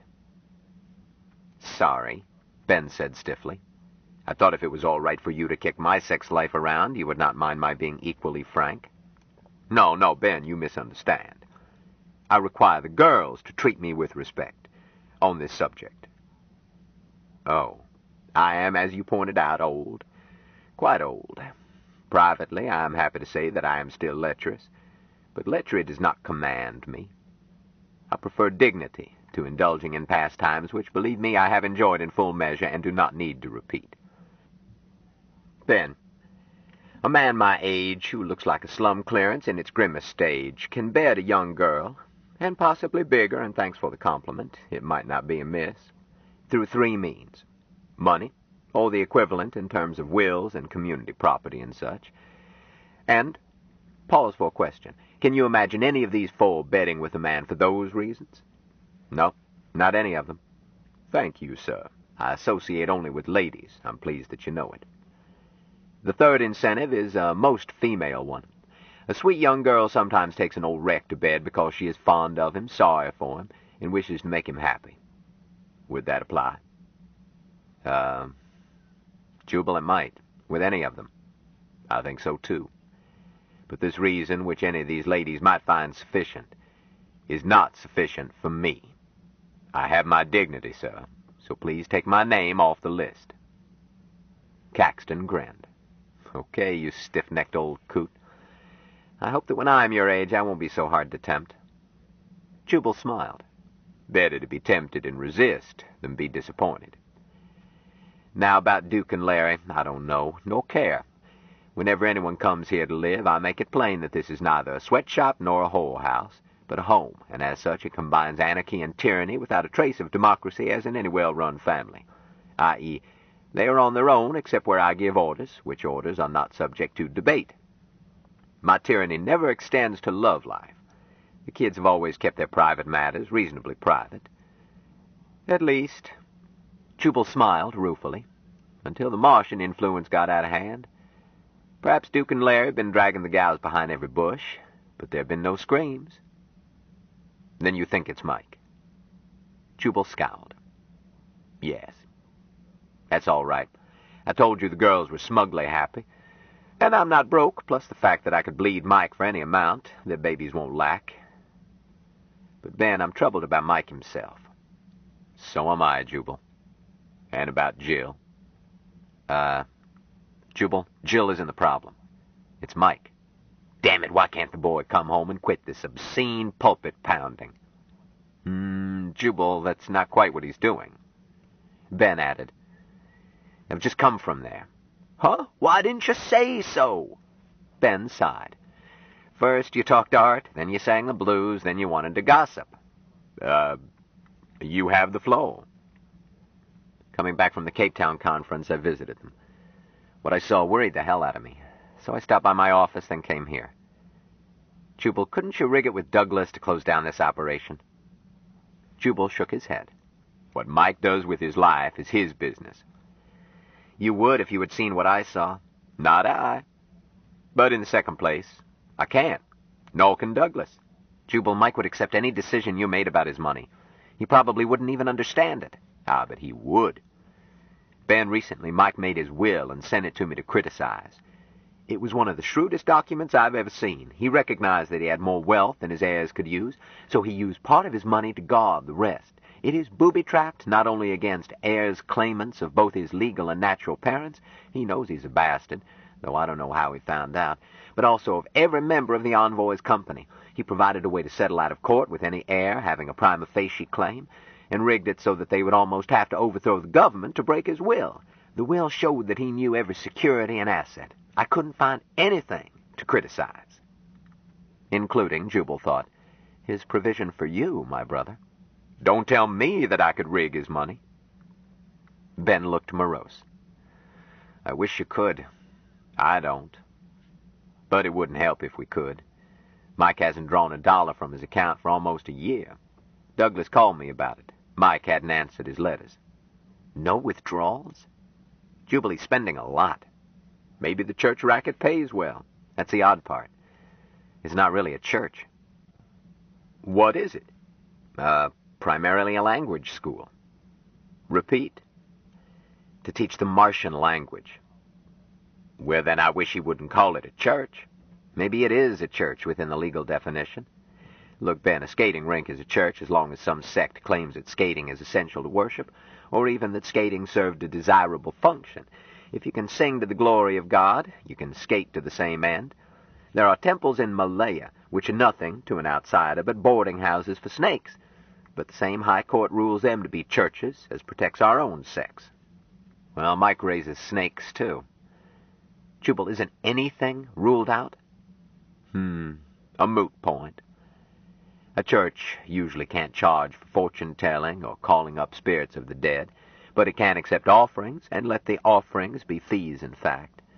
Human sacrifice is illegal, but it is done in several spots around the globe, probably right here in this former land of the free.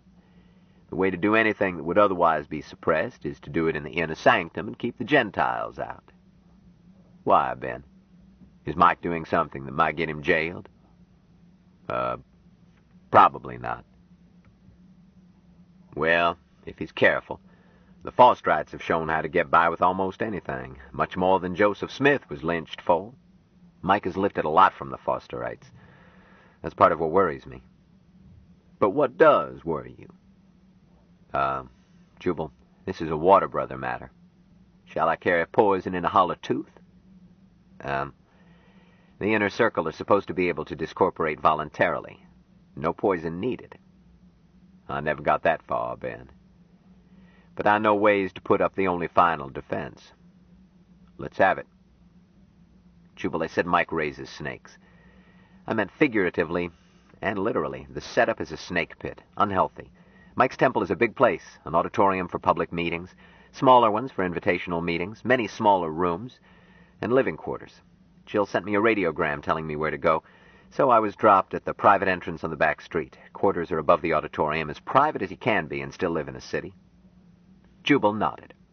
Be your acts legal or illegal, nosy neighbors are noxious. In this case, a very good idea. Outer doors let me in. I suppose I was scanned, although I didn't spot the scanner. Through 2 more automatic doors, then up a bounce tube. Jubal, it wasn't an ordinary one, not controlled by the passenger, but by someone out of sight. Didn't feel like the usual bounce tube either. I have never used them, and never shall, Jubal said firmly. You wouldn't have minded this. I floated up gently as a feather. Ben, I don't trust machinery. It bites. Jubal added, however, Mike's mother was one of the great engineers, and his father, his real father, was a competent engineer, or better. If Mike has improved bounce tubes until they are fit for humans, we ought not to be surprised. As may be. I got to the top and landed without having to grab for it, or depend on safety nets. Didn't see any, to tell the truth. Through more automatic doors and into an enormous living room, oddly furnished and rather austere. Jubal, people think you run an odd household. Nonsense, just plain and comfortable. Well, your ménage is Aunt Jane's finishing school compared with Mike's weirdy. I'm just inside the joint when the first thing I see, I don't believe, a babe tattooed from chin to toes, and not a goddamn stitch on. Hell, she was tattooed everywhere. Fantastic. You're a big city bumpkin, Ben. I knew a tattooed lady once. Very nice girl. Well, Ben conceded. This gal is nice, too, once you get adjusted to her pictorial supplement, and the fact that she usually has a snake with her. I was wondering if it was the same woman. Fully tattooed women are scarce, but the lady I knew 30 years back had the usual vulgar fear of snakes. However, I'm fond of snakes. I look forward to meeting your friend. You will when you visit Mike. She's sort of a major domo for him. Patricia, but called Pat or Patty. Oh, yes, Jill thinks highly of her. Never mentioned her tattoos, however. But she's nearly the age to be your friend. When I said babe, I was giving a first impression. She looks to be in her 20s. She claims her oldest child is that old. Anyhow, she trotted up, all big smile, put her arms around me, and kissed me. You're Ben. Welcome, brother. I give you water. Jubal, I've been in the newspaper racket for years. I've been around. But I have never been kissed by a strange babe dressed only in tattoos. I was embarrassed. Poor Ben. Damn it, you would have felt the same way. No, remember, I've met one tattooed lady. They feel dressed in those tattoos. Or at least this was true of my friend Sadako. Japanese she was, but Japanese are not body-conscious the way we are. Well, Ben answered, Pat isn't body-conscious, just about her tattoos. She wants to be stuffed and mounted nude when she dies, as a tribute to George. George? Sorry, her husband. Up in heaven, to my relief, although she talked as if he had just slipped out for a beer. But essentially, Pat is a lady, and she didn't let me stay embarrassed. Chapter 31. Patricia Paiwanski gave Ben Caxton the all-out kiss of brotherhood before he knew what hit him. She felt his unease and was surprised. Mike had told her to expect him and placed Ben's face in her mind. She knew that Ben was a brother in all fullness, of the inner nest, and Jill was grown closer with Ben, second only to that with Michael. But Patricia's nature was an endless wish to make other people as happy as she was. She slowed down. She invited Ben to get rid of his clothes, but did not press the matter, except to ask him to remove his shoes. The nest was soft and clean, as only Michael's powers could keep things clean. She showed him where to hang clothes and hurried to fetch him a drink. She knew his preferences from Jill and decided on a double martini. The poor dear looked tired. When she came back with drinks, Ben was barefooted and had removed his jacket.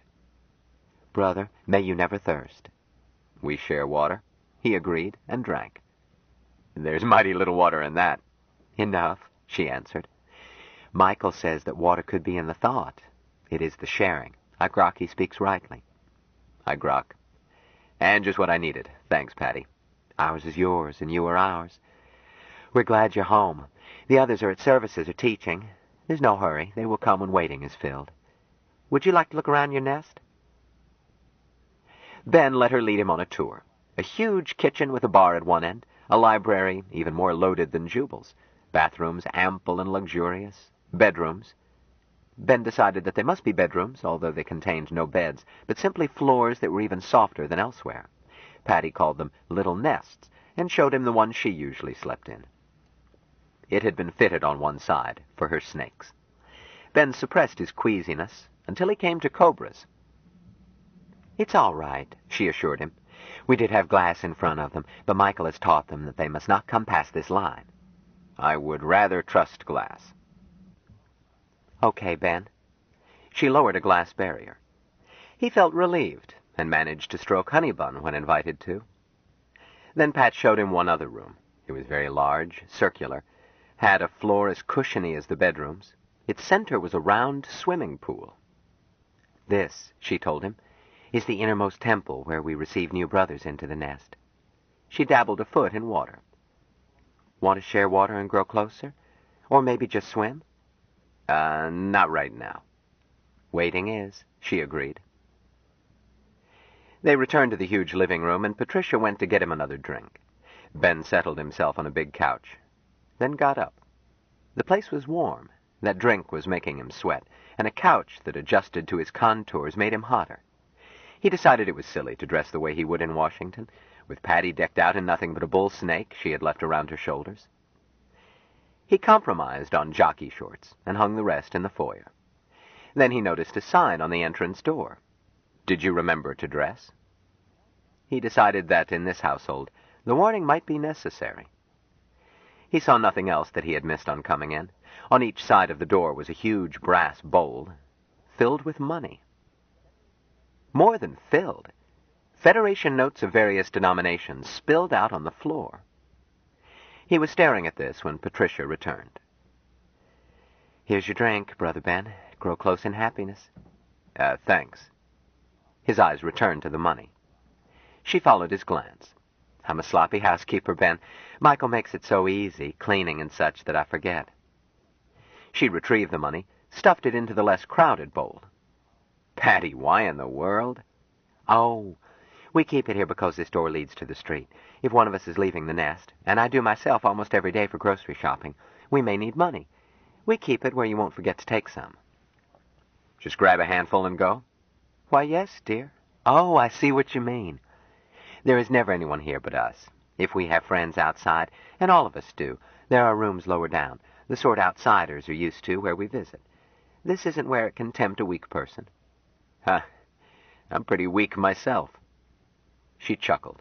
"How can it tempt you when it's yours?" How about burglars?" He tried to guess how much money those bowls contained. Most of the notes seemed to be larger than singles. Hell, he could see one with 3 zeros on the floor. Patty had missed it. "One did get in last week." "So, how much did he steal?" "Oh, he didn't. Michael sent him away." "Called the cops?" "Oh, no. Michael would never turn anybody over to cops. Michael just..." She shrugged.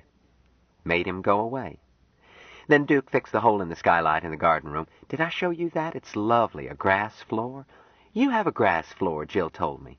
That's where Michael first saw one. Is it grass all over?" "Just my living room." "If I ever get to Washington, can I walk on it? Lie down on it, please?" "Of course, Patty. It's yours." "I know, dear, but it is good to ask." I'll lie on it and feel the grass against me, and be filled with happiness to be in my brother's little nest. You're most welcome, Patty. He hoped she would leave her snakes behind. When will you be there? I don't know, when waiting is filled. Maybe Michael knows. Well, warn me if possible, so I'll be in town. If not, Jill always knows my door code. Patty, doesn't anybody keep track of this money? What for, Ben? People usually do. We don't. Just help yourself, then put back any you have left when you come home, if you remember. Michael told me to keep the grouch bag filled. If it runs low, I get more from him. Ben dropped the matter, stonkered by its simplicity. He had some idea of the moneyless communism of Martian culture. He could see that Mike had set up an enclave of it here. These bowls marked transition from Martian to Terran economy.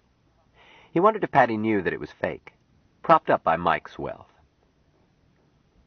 Patty, how many are there in the nest? He felt a mild worry, then shoved back the thought. Why would they sponge on him? He didn't have pots of gold inside his door. Let me see. Almost 20, counting novitiate brothers who don't think in Martian yet and aren't ordained. Are you ordained, Patty? Oh, yes.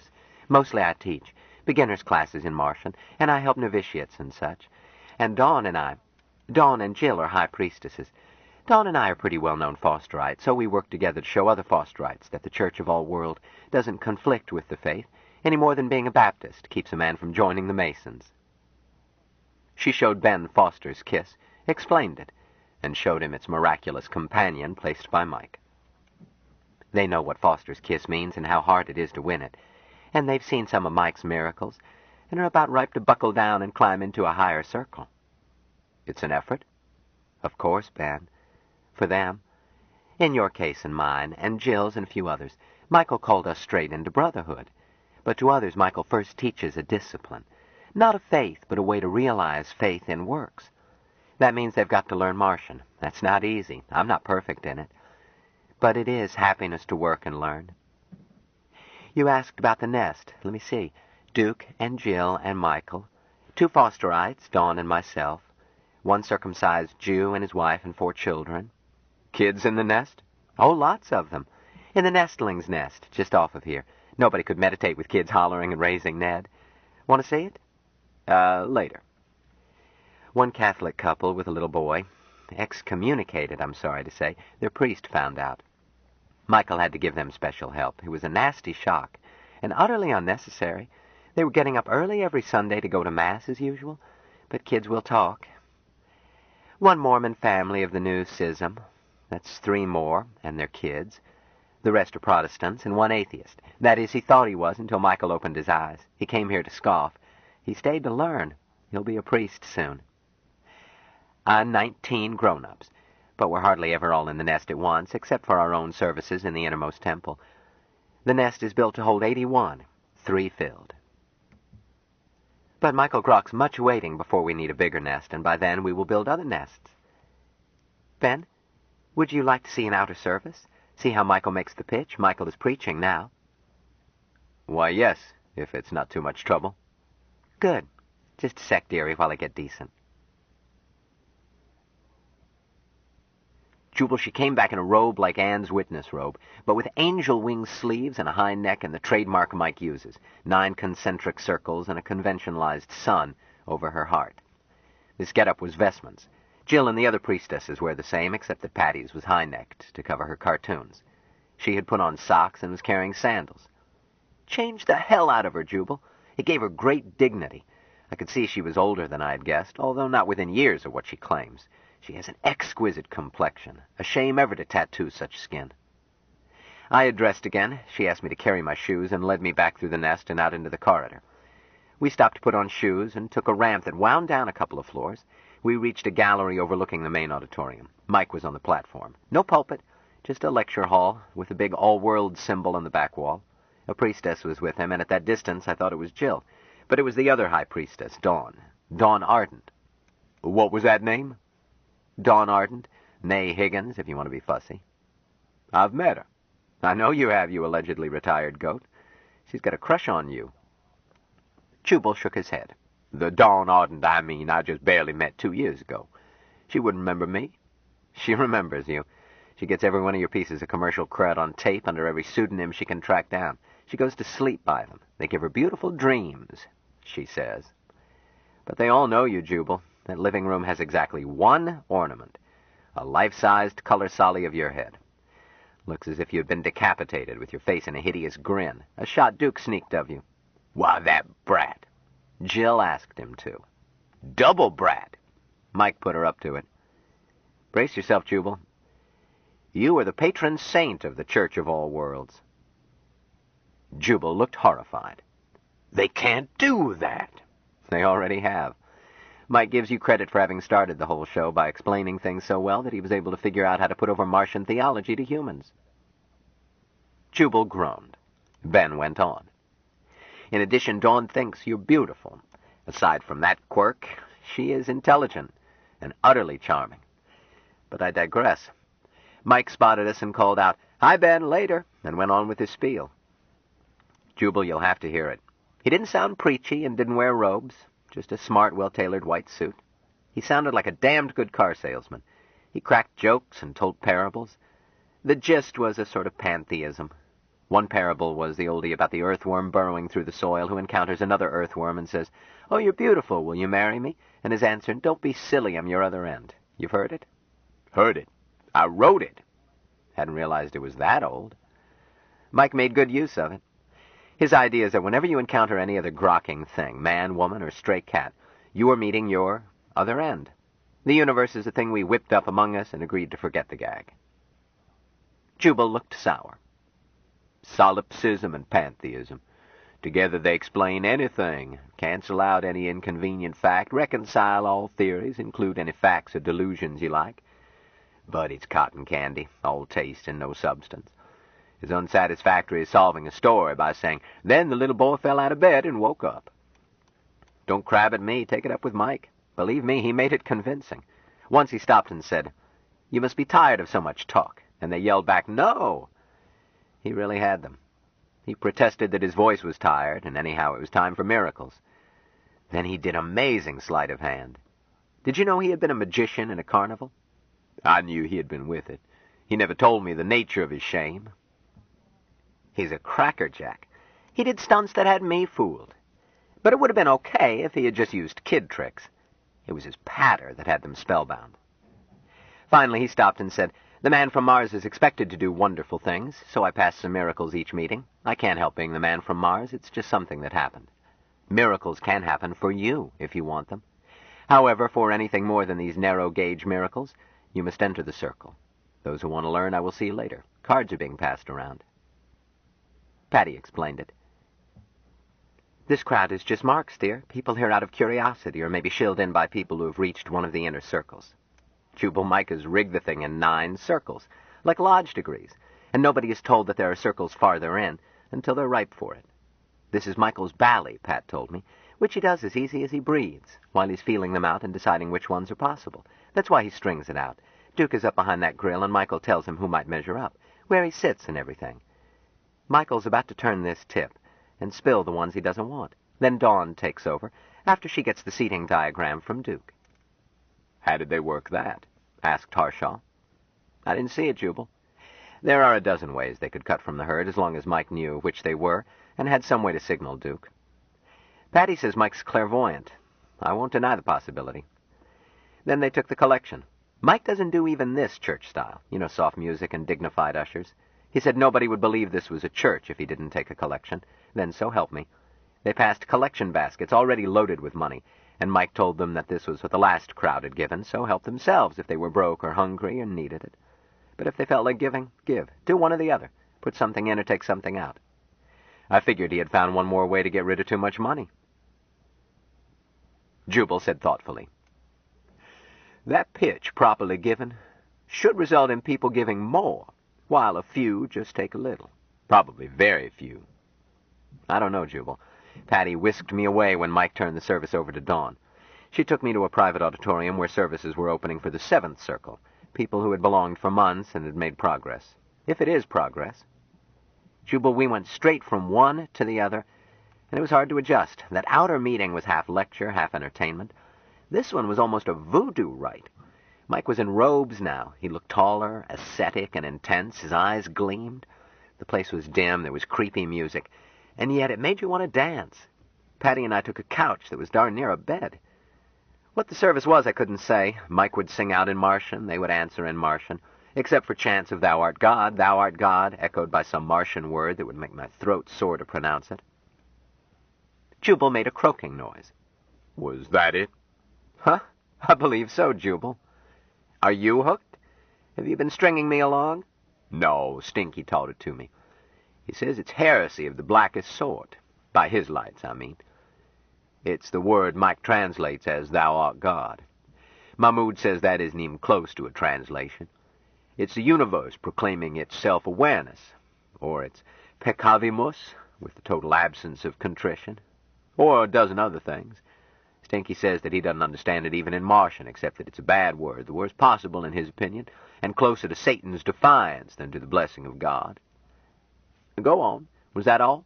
Just a bunch of fanatics yelling Martian? Jubal, they didn't yell, and it wasn't fanatical. Sometimes they barely whispered. Then it might climb a little. They did it in a rhythm, a pattern, like a cantata.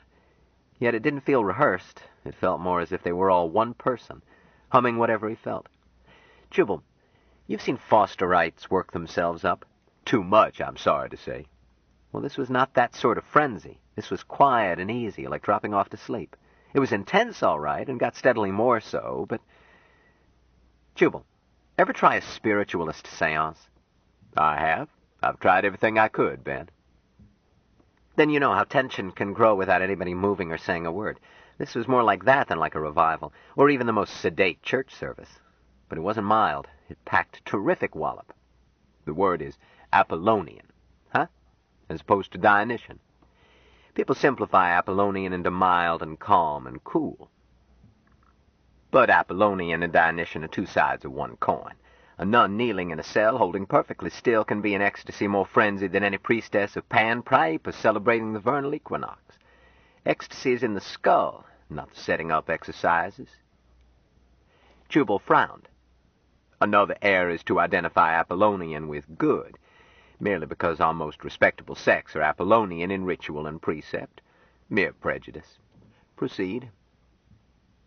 Well, things weren't as quiet as a nun's devotions. They wandered about, swapped seats, and there was necking going on. Nothing more, I believe, but the lighting was low. One gal started to join us, but Patty gave her some sign, so she kissed us and left. Ben grinned. Kissed quite well, too. I was the only person not in a robe. I felt conspicuous, but she didn't seem to notice. The whole thing was casual, and yet as coordinated as a ballerina's muscles. Mike kept busy, sometimes in front, sometimes wandering among the others. Once he squeezed my shoulder and kissed Patty, unhurriedly but quickly. He didn't speak. Back of where he stood, when he seemed to be leading, was a dingus like a big stereo tank. He used it for miracles, only he never used the word, at least not in English. Jubal, every church promises miracles, but it's jam yesterday and jam tomorrow. Exception, Jubal interrupted. Many of them deliver. Exempli gratia among many, Christian Scientists and Roman Catholics. Catholics? You mean lured? I had in mind the miracle of transubstantiation.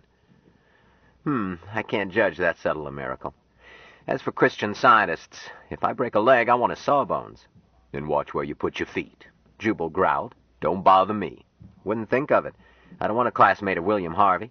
Harvey could reduce a fracture. Yeah, but how about his classmates?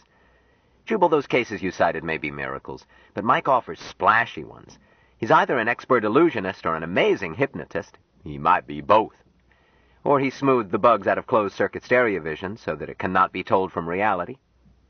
How can you rule out real miracles, Ben? It's not a theory I like. Whatever he used, it was good theater. Once the lights came up, and he was a black-maned lion, as stately as a guardian for library steps, and the little lambs wobbling around him, the lion just blinked and yawned. Sure, Hollywood can tape such effects, but I smelled lion. However, that can be faked, too. Why insist on fakery? Damn it, I'm trying to be judicial. And don't lean over backwards. Try to emulate Anne. I'm not Anne. I wasn't judicial at the time. I just enjoyed it, in a warm glow. Mike did a lot of gung-ho illusions, levitation and such. Patty slipped away toward the end after whispering to me to stay. Michael just told them that any who do not feel ready for the next circle should now leave. she told me. I said I'd better leave. She said, "Oh, no, dear, you're ninth circle. Stay seated. I'll be back." And she left. I don't think anybody chickened out. This group was seventh circlers supposed to be promoted. But I didn't notice as lights came up again. And there was Jill. Jubal, it did not feel like stereovision. Jill picked me out and smiled at me.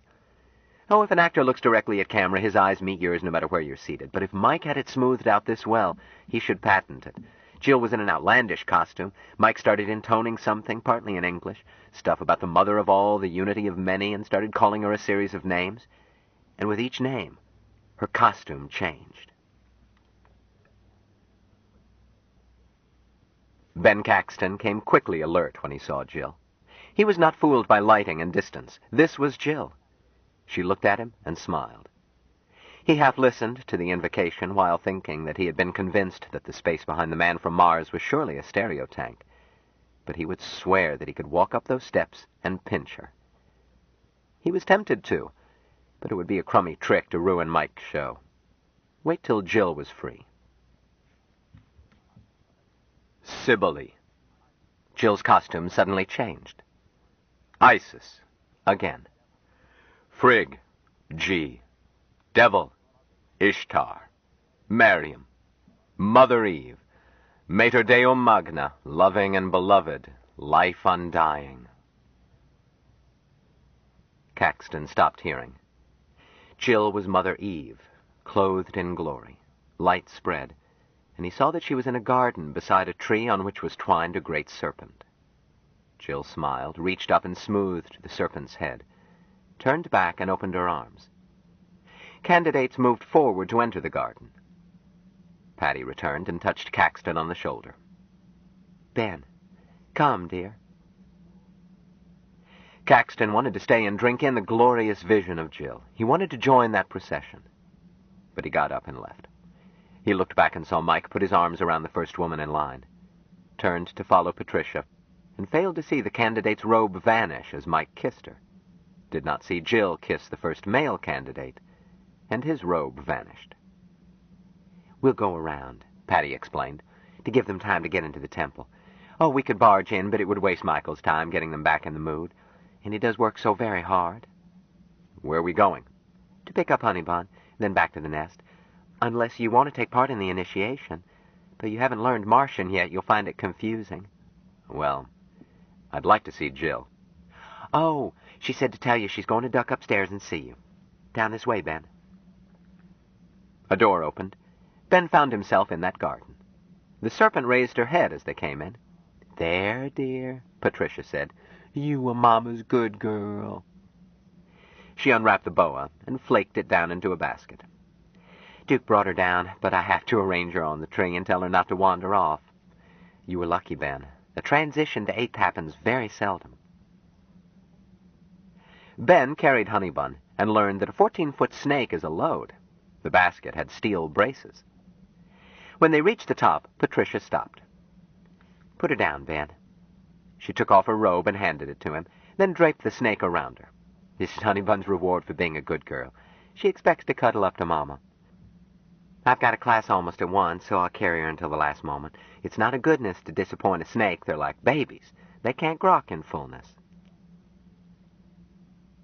They walked 50 yards to the entrance of the nest proper.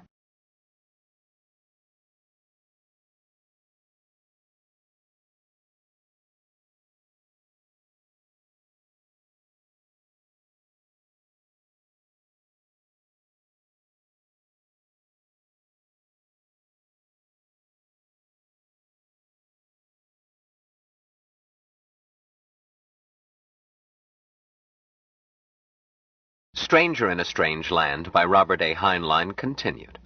Cassette 10, Side 1. They walked 50 yards to the entrance of the nest proper. Ben took off her sandals and socks after he removed his shoes. They went inside, and Patty stayed with him while Ben shucked down to shorts, stalling, trying to make up his mind to discard shorts, too. He was now fairly certain that clothing inside the nest was as unconventional and possibly as rude as hobnailed boots on a dance floor.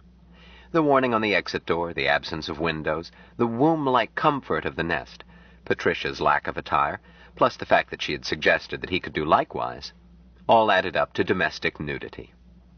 Patricia's behavior he discounted from a feeling that a tattooed lady might have odd habits about clothing, but coming into the living room they passed a man headed out toward the baths and little nests, and he wore less than Patricia by one snake and many pictures.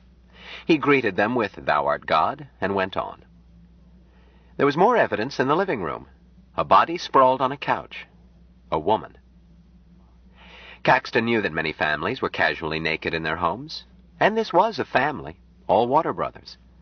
But he was unable to make up his mind between the urbanity of removing his symbolic fig leaf and the certainty that if he did, and strangers came in who were dressed, he would feel silly.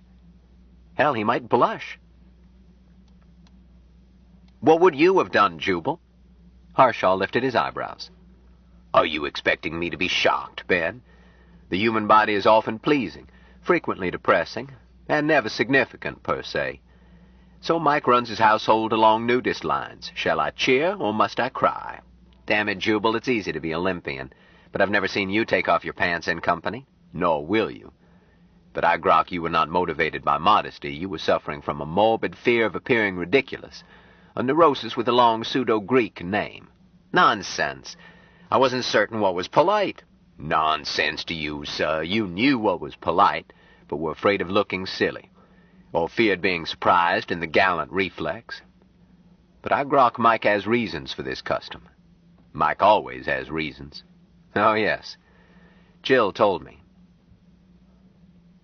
Ben was in the foyer, his back to the living room and his hands on his shorts, having told himself to take the plunge, when arms came snugly around his waist. "Ben, darling, how wonderful!" Then Jill was in his arms, her mouth warm and greedy against his, and he was glad he had not finished stripping. She was no longer Mother Eve. She was wearing a priestess robe. Nevertheless, he was happily aware that he held a double armful of live, warm, and gently squirming girl. "Golly," she said, breaking from the kiss. "I've missed you, you old beast. Thou art God." "Thou art God," he conceded. "Jill, you're prettier than ever." "Yes," she agreed. "It does that. What a thrill it gave me to catch your eye at the blow-off." "Blow-off?" "Jill means," Patricia put in, "the end of the service where she is all-mother, Mater Deo Magna. Kids, I must rush." "Never hurry, Patty Cake." "I gotta rush so I won't have to hurry. Ben, I must put Honey Bun to bed and go down and take my class. So kiss me good night, please." Ben found himself kissing a woman wrapped in a giant snake. He tried to ignore Honey Bun and treat Patty as she deserved. Pat then kissed Jill. "Night, dears." She left, unhurriedly. "Ben, isn't she a lamb?" "She is. Although she had me baffled at first." "I grok. Patty baffles everybody. Because she never has doubts. She automatically does the right thing. She's much like Mike. She's the most advanced of any of us. She ought to be High Priestess. But she won't take it because her tattoos would make some duties difficult, be a distraction, and she doesn't want them taken off." "How could you take off that much tattooing? With a flensing knife? It would kill her." "Not at all, dear. Mike could take them off, not leave a trace, and not hurt her. But she doesn't think of them as belonging to her. She's just their custodian. Come, sit down. Dawn will fetch supper. I must eat while we visit, or I won't have a chance until tomorrow. Tell me what you think. Dawn tells me you saw an outsider's service." "Yes." "Well?" "Mike," Caxton said slowly, "could sell shoes to snakes." "Ben, I grok something is bothering you." "No," he answered. "Not anything I can put my finger on." "I'll ask you again in a week or two. No hurry." "I won't be here in a week." "You have columns on the Spike?" 3, but I shouldn't stay that long." "I think you will. Then you'll phone in a few, probably about the church. By then you will grok to stay much longer." "I don't think so." "Waiting is, until fullness. You know it's not a church?" Patty said something of the sort. "Let's say it's not a religion.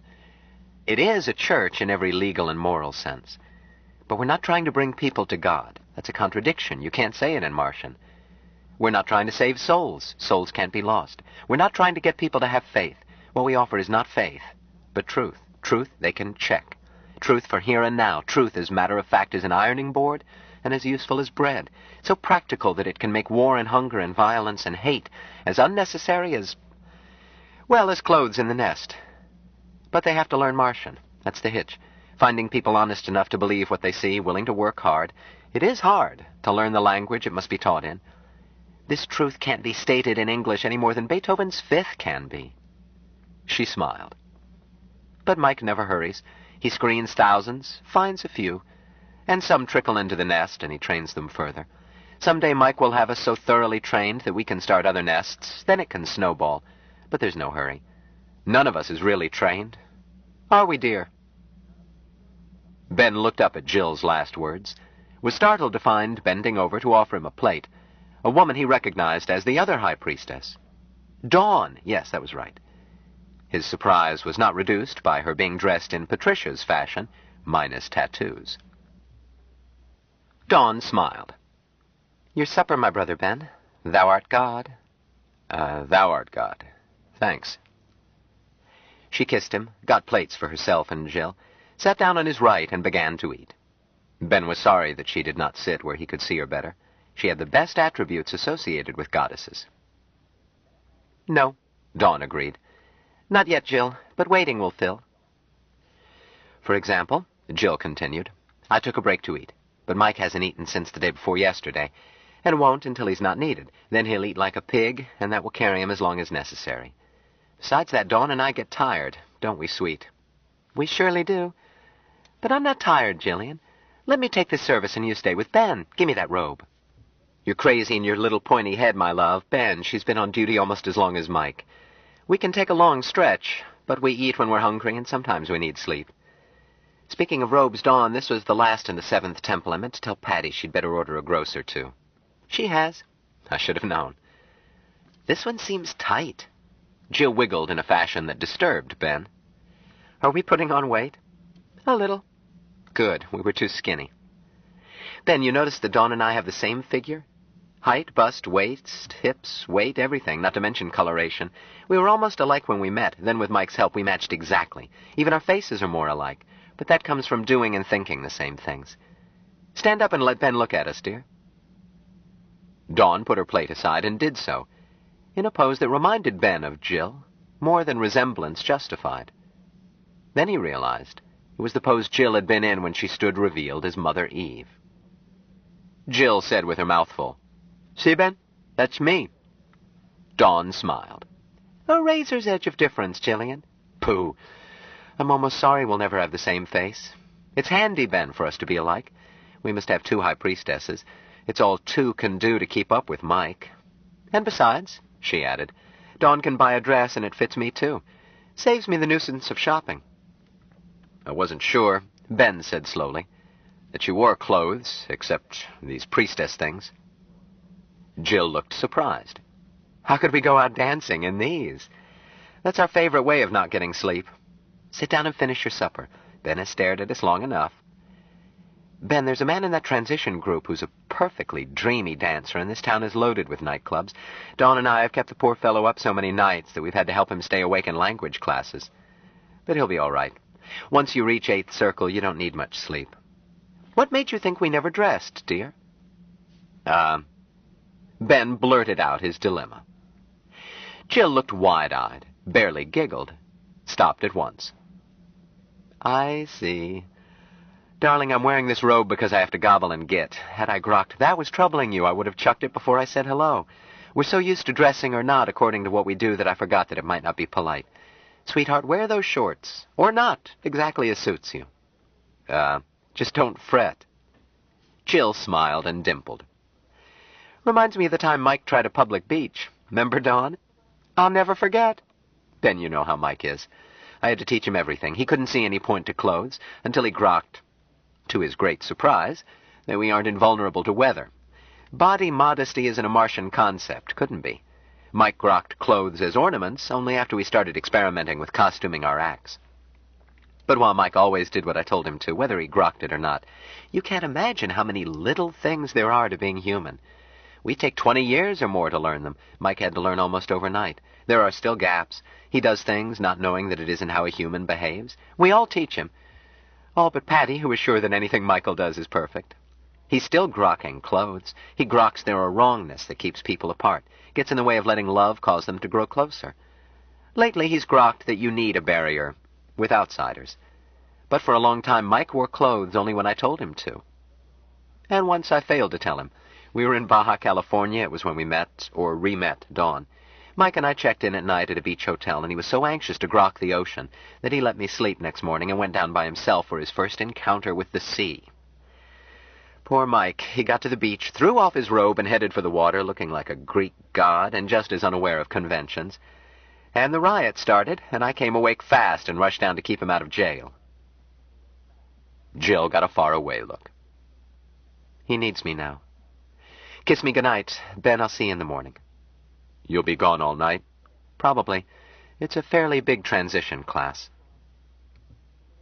She stood up, pulled him to his feet, and went into his arms. Presently she murmured, Ben, darling, you've been taking lessons. Phew! Me, I've been utterly faithful to you. In my own way. The same way I've been to you. I wasn't complaining. I just think Dorcas has been helping you practice kissing. Some, maybe. Nosy. The class can wait while you kiss me again. I'll try to be Dorcas. Be yourself. I would, anyway. Self. Mike says that Dorcas kisses more thoroughly, groks a kiss more than anyone. Quit chattering. She did, then sighed. Transition class, here I come, glowing like a lightning bug. Take care of him, Dawn. I will. And kiss him right away and see what I mean. I intend to. Then be a good boy and do what Dawn tells you. She left, not hurrying, but running. Dawn flowed up against him, put up her arms. Jubal cocked an eyebrow. Are you going to tell me that at that point you went chicken? I didn't have much choice. I, cooperated with the inevitable. Jubal nodded. You were trapped. Whereupon the best a man can do is try for a negotiated peace.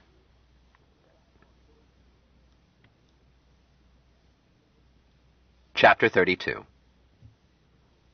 Jubal, Caxton said earnestly, I wouldn't say a word about Dawn. I wouldn't tell any of this if it weren't necessary for explaining why I'm worried about them.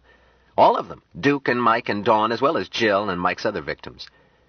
Mike has them fascinated. His new personality is powerful, cocky, and too much super salesman, but very compelling. And Dawn is compelling in her own way. By morning I was lulled into thinking everything was all right. Weird, but jolly. Ben Caxton awakened, not knowing where he was. It was dark. He was lying on something soft. Not a bed. The night came back in a rush. The last he clearly remembered was lying on the soft floor of the innermost temple, talking quietly and intimately with Dawn. She had taken him there. They had immersed, shared water, grown closer. Frantically, he groped around, found nothing. Dawn! Light swelled to dimness. Here, Ben. Oh, I thought you had gone. I didn't intend to wake you. She was wearing, to his sudden disappointment, her robe of office. I'm going to start the Sunrisers outer service. Jillian isn't back. As you know, it was a big class. Her words brought back things she had told him last night, things which had upset him, despite her gentle explanations, and she had soothed him until he found himself agreeing. He still didn't grok it all. But yes, Jill was busy with rites as high priestess, a task or happy duty that Dawn had offered to take for her. Ben felt that he should be sorry that Jill had refused. But he did not feel sorry. Dawn, do you have to leave? He scrambled to his feet, put his arms around her. I must, Ben, dear. Dear Ben. She melted against him. Right now? There is never, she said softly, that much hurry.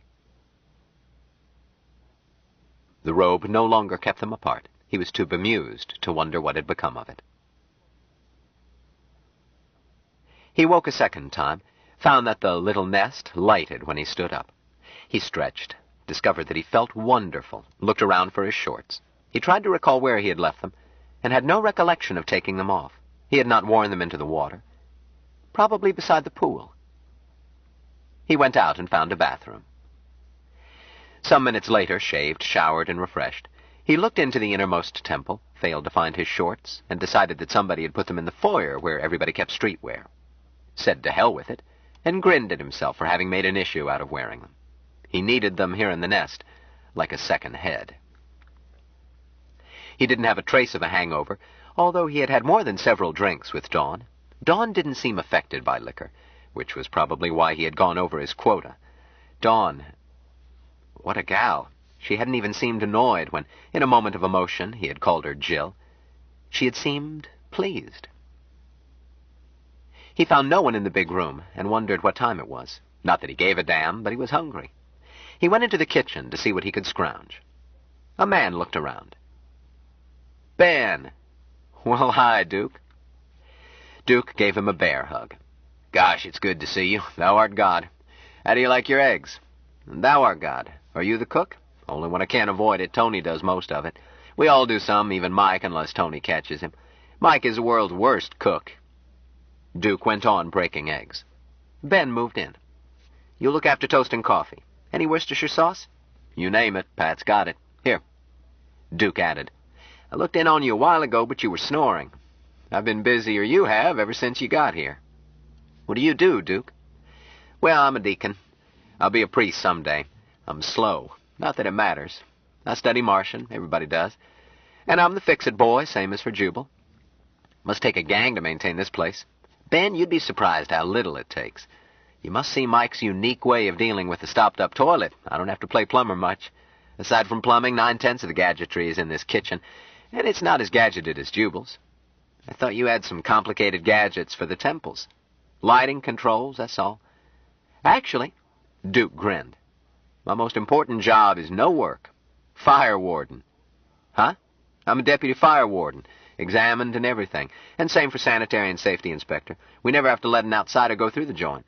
They can attend outer services, but they never get farther unless Mike gives an upcheck. They transferred food to plates and sat down. Duke said, You staying, Ben? I can't, Duke. So, I just came for a visit, too.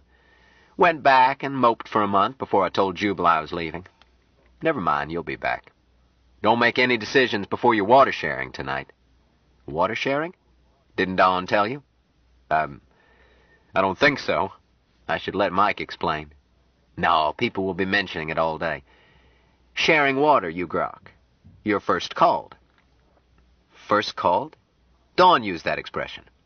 Those who became Mike's water brother without learning Martian. Others ordinarily did not share water and grow closer until they passed 8th circle. By then, they are beginning to think in Martian. Shucks, some of them know more Martian than I do. It's not forbidden. Nothing is forbidden to share water with someone who isn't ready for 8th circle. Hell, I could pick up a babe in a bar, share water, take her to bed, and then bring her to the temple. But I wouldn't. That's the point. I would never want to. Ben, I'll make a flat-footed prediction. You've been in bed with some fancy babes. Some. I know damn well you have. But you will never again crawl in with one who is not your water brother. A year from now, you tell me. Now Mike may decide that someone is ready before reaching even 7th circle. One couple Mike offered water when they entered 3rd circle, and now he's a priest and she's a priestess. Sam and Ruth. Haven't met 'em. You will. But Mike is the only one who can be certain that soon. Very occasionally Dawn or Patty will spot somebody, but never as far down as 3rd circle, and they always consult Mike. Not that they have to. Anyhow, into 8th circle, and sharing and growing closer starts. Then 9th circle, and the nest itself. And that's the transition service we mean when we say sharing water, even though we share water all day long. The whole nest attends, and the new brother becomes forever part of the nest. In your case, you already are. But we've never held the service, so tonight everything is pushed aside to welcome you. They did the same for me. Ben, it's the most wonderful feeling in the world. I still don't know what it is, Duke. It's lots of things. Ever been on a real luau? The kind the cops raid and usually ends in a divorce or two? Well, yes. Brother, you've only been on Sunday school picnics. That's one aspect. Have you ever been married? No. You are married. After tonight, there will never be any doubt in your mind. Duke looked happily pensive. Ben, I was married before. And at first it was nice, and then it was steady hell. This time I like it all the time. Shucks, I love it. I don't mean just that it's fun to shack up with a bunch of bouncy babes. I love them. All my brothers, both sexes. Take Patty. Patty mothers us. I don't think anybody gets over needing that. She reminds me of Jubal, and that old bastard had better get down here and get the word. My point is that it is not just that Patty is female. Oh, I'm not running down tail. Who is running down tail? A contralto voice interrupted. Duke swung around. Not me, you limber Levantine whore. Come here, babe, and kiss your brother Ben. Never charged for it in my life, the woman denied as she glided toward them. Started giving it away before anybody told me. She kissed Ben carefully and thoroughly. Thou art God, brother. Thou art God. Share water. Never thirst. Don't mind Duke. From the way he behaves, he must have been a bottle baby. She kissed Duke even more lingeringly while he patted her ample fundament.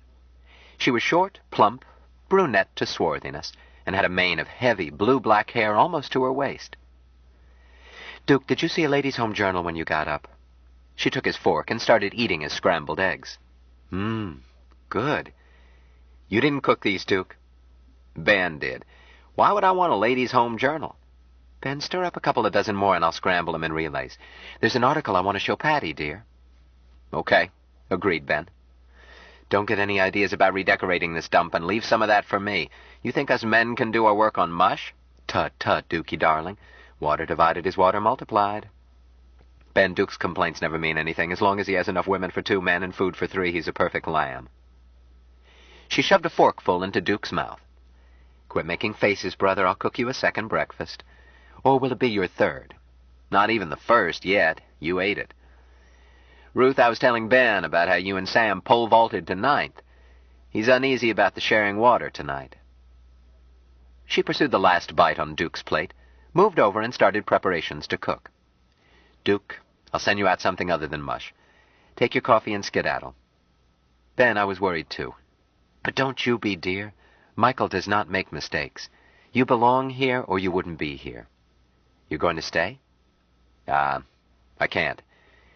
Ready for the first installment? Pour them in. You'll be back. Someday you'll stay. Duke is correct. Sam and I pole vaulted. It was too fast for a middle-aged, prim and proper housewife. Middle-aged? Ben, one bonus of the discipline is that as it straightens out your soul, your body straightens out too. That's a matter in which Christian Scientists are right. Notice any medicine bottles in the bathrooms? No. There aren't any. How many people have kissed you? Several. As a priestess, I kiss more than several, but there's never so much as a sniffle in the nest. I used to be the sort of whiny woman who was never quite well and given to female complaints. She smiled. Now I'm more female than ever, but I'm 20 pounds lighter, years younger, and have nothing to complain about. I like being female.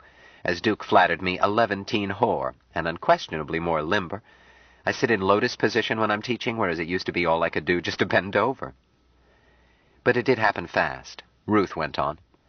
Sam was a professor of Oriental languages. He started coming because it was the only way to learn Martian. Strictly professional. He wasn't interested in the church.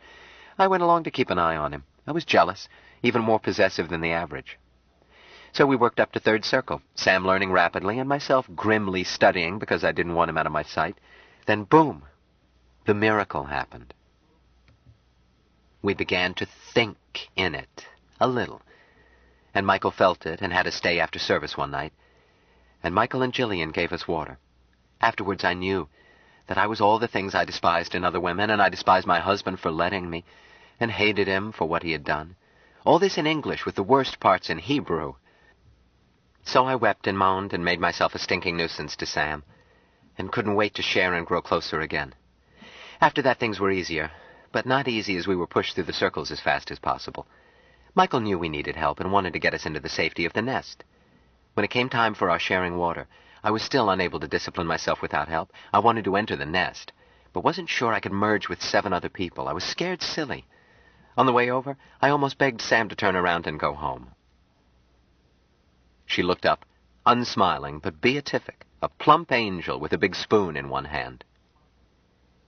We walked into the innermost temple, and a spotlight hit me, and our robes were whisked away, and they were in the pool calling to us in Martian to come share the water of life. And I stumbled in and submerged, and haven't come up since, nor ever want to.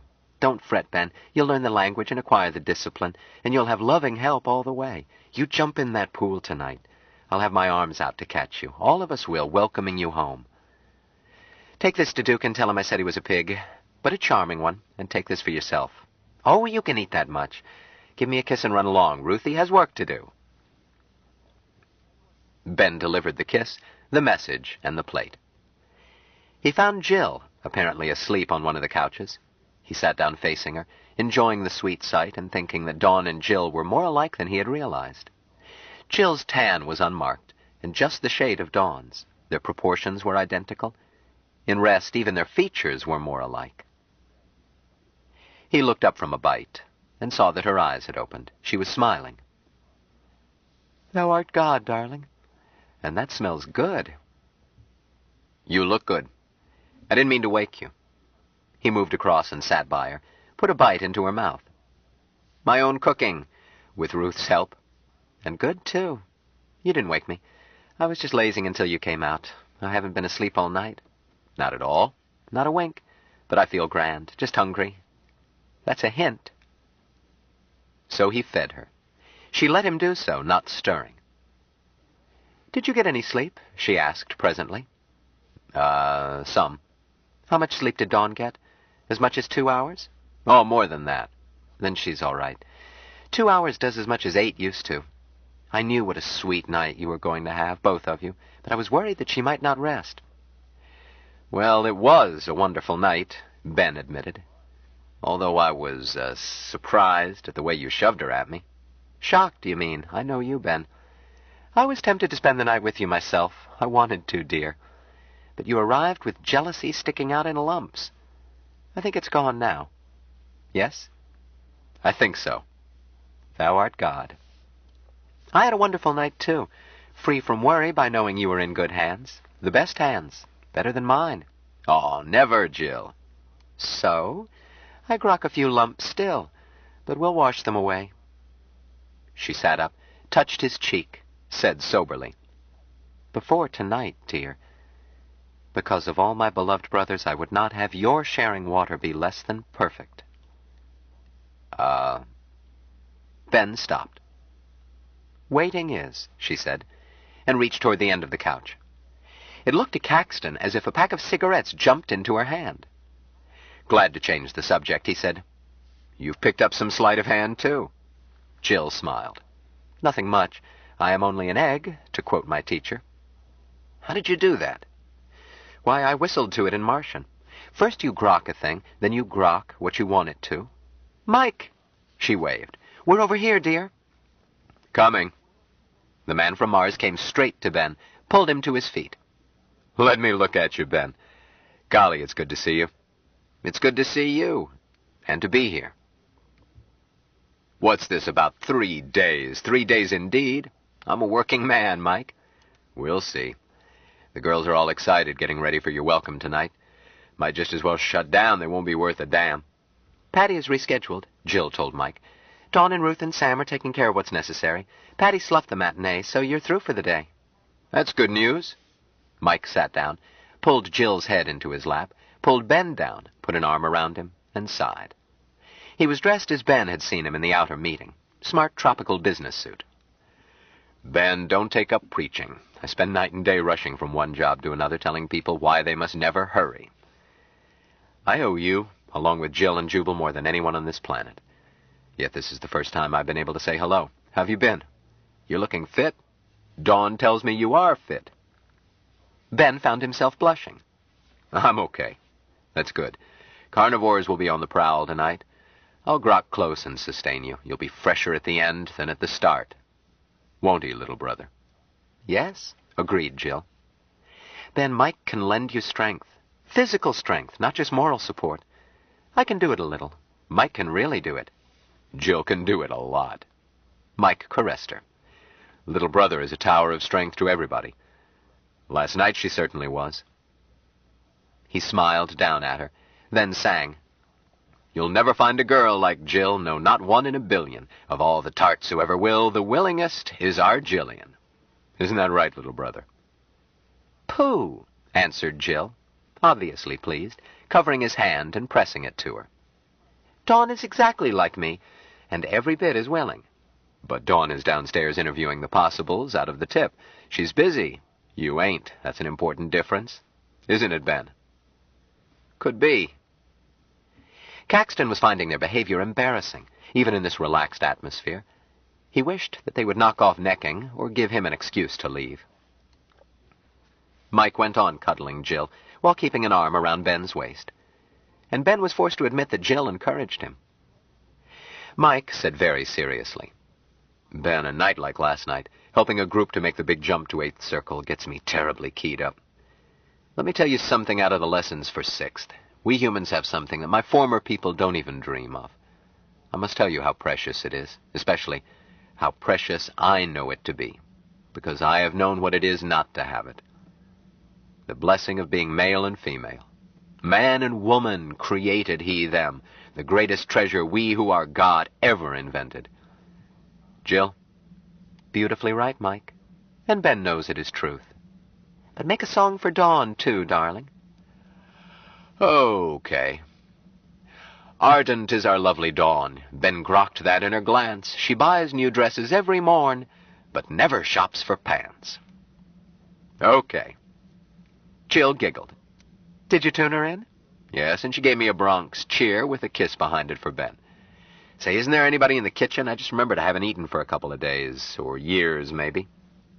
I think Ruth is, Ben said, trying to stand up. Mike pulled him down. Hey, Duke, see if you can find somebody who'll fix me a stack of wheat cakes as tall as you are and a gallon of maple syrup. Sure, Duke answered. I'll do it myself. I'm not that hungry. Find Tony. Or Ruth. Mike pulled Ben closer and said, Ben, I grok that you are not entirely happy. Huh? Oh, I'm all right. Mike looked into his eyes. I wish you knew the language, Ben. I can feel your uneasiness, but I can't see your thoughts. Mike? Jill said. The man from Mars looked at her, then looked back at Ben and said slowly, Jill just now told me your trouble, Ben, and it's a thing I've never been able to grok in fullness.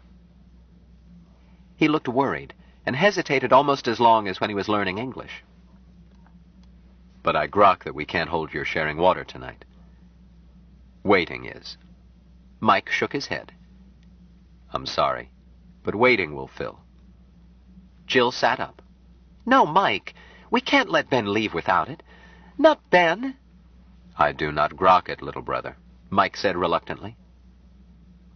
A long pause followed, silence more tense than speech.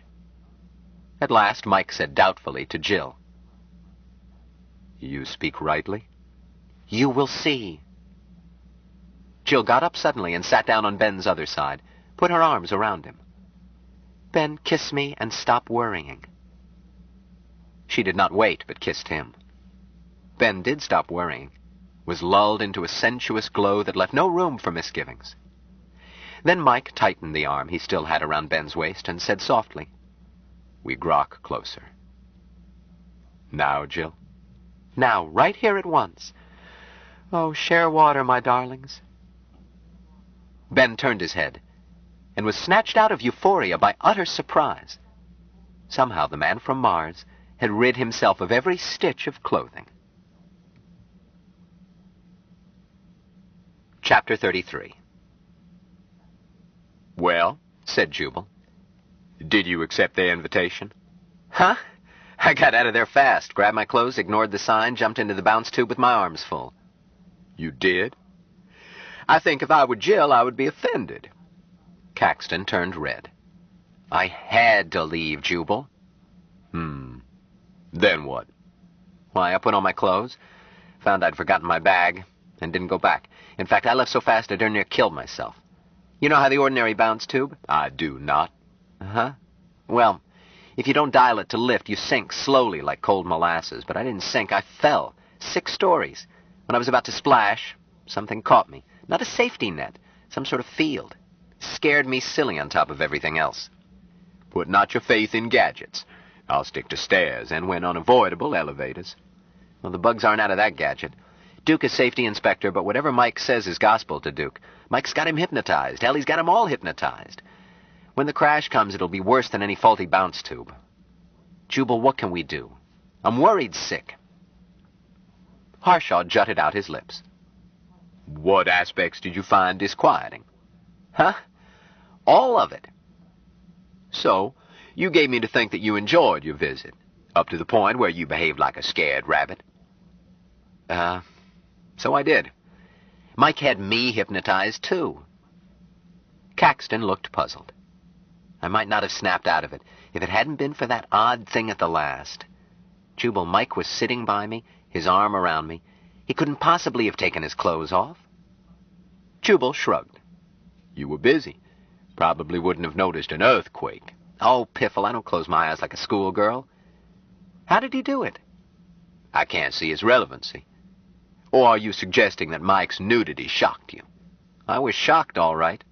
When your own arse was bare? Come, sir. No. Jubal, do I have to draw a diagram? I simply have no stomach for group orgies. I almost lost my breakfast. Caxton squirmed. How would you feel if people started acting like monkeys in a cage in the middle of your living room? Jubal fitted his fingers together. That is the point, Ben. It was not my living room. You go into a man's house, you accept his household rules. That's a universal rule of civilized behavior. You don't find such behavior shocking? You raise another issue. Public displays of rut I find distasteful, but this reflects my early indoctrination. A large part of mankind do not share my taste. The orgy has a very wide history. But shocking, my dear sir, I am shocked only by that which offends me ethically. You think this is just a matter of taste? Nothing more. And my taste is no more sacred than the very different taste of Nero. Less sacred. Nero was a god. I am not. Well, I'll be damned. Possibly, if damnation is possible. But, Ben, this wasn't public. Huh? You told me this group was a plural marriage, a group theogamy to be technical. Therefore, whatever took place, or was about to take place, you were mealy-mouthed. Was not public, but private. Ain't nobody here but just us gods. So how could anyone be offended? I was offended. Your apotheosis was incomplete. You misled them. You invited it. Me? Jubal, I did nothing of the sort. Oh, rats. The time to back out was when you got there. You saw at once that their customs were not yours, but you stayed, enjoyed the favors of one goddess, behaved as a god toward her. You knew the score, and they knew you knew. Their error lay in accepting your hypocrisy as solid coin. No, Ben. Mike and Jill behaved with propriety. The offense lay in your behavior. Damn it, Jubal, you twist things. I did get too involved, but when I left, I had to. I was about to throw up. So you claim reflex. Anyone over the emotional age of 12 would have clamped his jaws and walked to the bathroom, then returned with some acceptable excuse after things cooled down. It was not reflex. Reflex can empty the stomach. It can't choose a course for feet, recover chattels, take you through doors and cause you to jump down a hole. Panic, Ben. Why did you panic? Caxton was long in replying. He sighed and said, I guess when you come down to it, I'm a prude. Jubal shook his head. A prude thinks that his own rules of propriety are natural laws. That doesn't describe you. You adjusted to many things that did not fit your code of propriety, whereas a true blue prude would have affronted that delightful tattooed lady and stomped out. Dig deeper. All I know is that I'm unhappy over the whole thing. I know you are, Ben, and I'm sorry. Let's try a hypothetical question. You mentioned a lady named Ruth. Suppose Jillian had not been present. Assume that the others were Mike and Ruth, and that they offered you the same shared intimacy. Would you have been shocked? Huh? Why, yes, it's a shocking situation. I think so, even though you say it's a matter of taste. How shocking? Nausea? Panic flight? Caxton looked sheepish. Damn you, Jubal. All right, I would just have found an excuse to go out to the kitchen or something, then left as soon as possible. Very well, Ben. You have uncovered your trouble. I have. What element was changed? Caxton looked unhappy. At last he said, "You're right, Jubal. It was because it was Jill. Because I love her." Close, Ben, but not dead center. Eh? Love is not the emotion that caused you to flee. What is love, Ben? What? Oh, come off it. Everybody from Shakespeare to Freud has taken a swing at that. Nobody has answered it yet. All I know is it hurts. Jubal shook his head. I'll give you an exact definition. Love is that condition in which the happiness of another person is essential to your own. Ben said slowly, "I'll buy that, because that's the way I feel about Jill." Good. Then you are asserting that your stomach turned and you fled in panic because of a need to make Jill happy. Hey, wait a minute. I didn't say... Or was it some other emotion? I simply said... Caxton stopped. Okay, I was jealous. But, Jubal, I would have sworn I wasn't. I knew I had lost out. I had accepted it long ago. Hell, I didn't like Mike the less for it. Jealousy gets you nowhere. Nowhere one would wish, certainly. Jealousy is a disease. Love is a healthy condition. The immature mind often mistakes one for the other, or assumes that the greater the love, the greater the jealousy. In fact, they're almost incompatible. One emotion hardly leaves room for the other. Both at once can produce unbearable turmoil. And I grok that was your trouble, Ben. When your jealousy reared its head, you couldn't look it in the eye, so you fled. It was the circumstances, Jubal. This hands-around harem upsets the hell out of me. Don't misunderstand me. I would love Jill if she were a two-peso whore, which she is not. By her lights, Jill is moral. Jubal nodded. I know. Jillian has an invincible innocence that makes it impossible for her to be immoral. He frowned. Ben, I am afraid that you, and I, too, lack the angelic innocence to practice the perfect morality those people live by.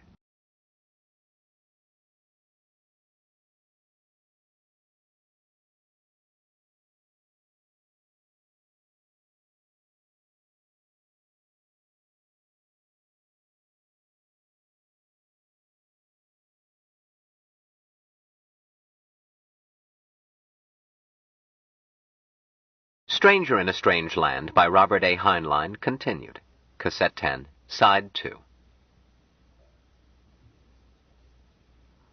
Ben, I am afraid that you, and I, too, lack the angelic innocence to practice the perfect morality those people live by.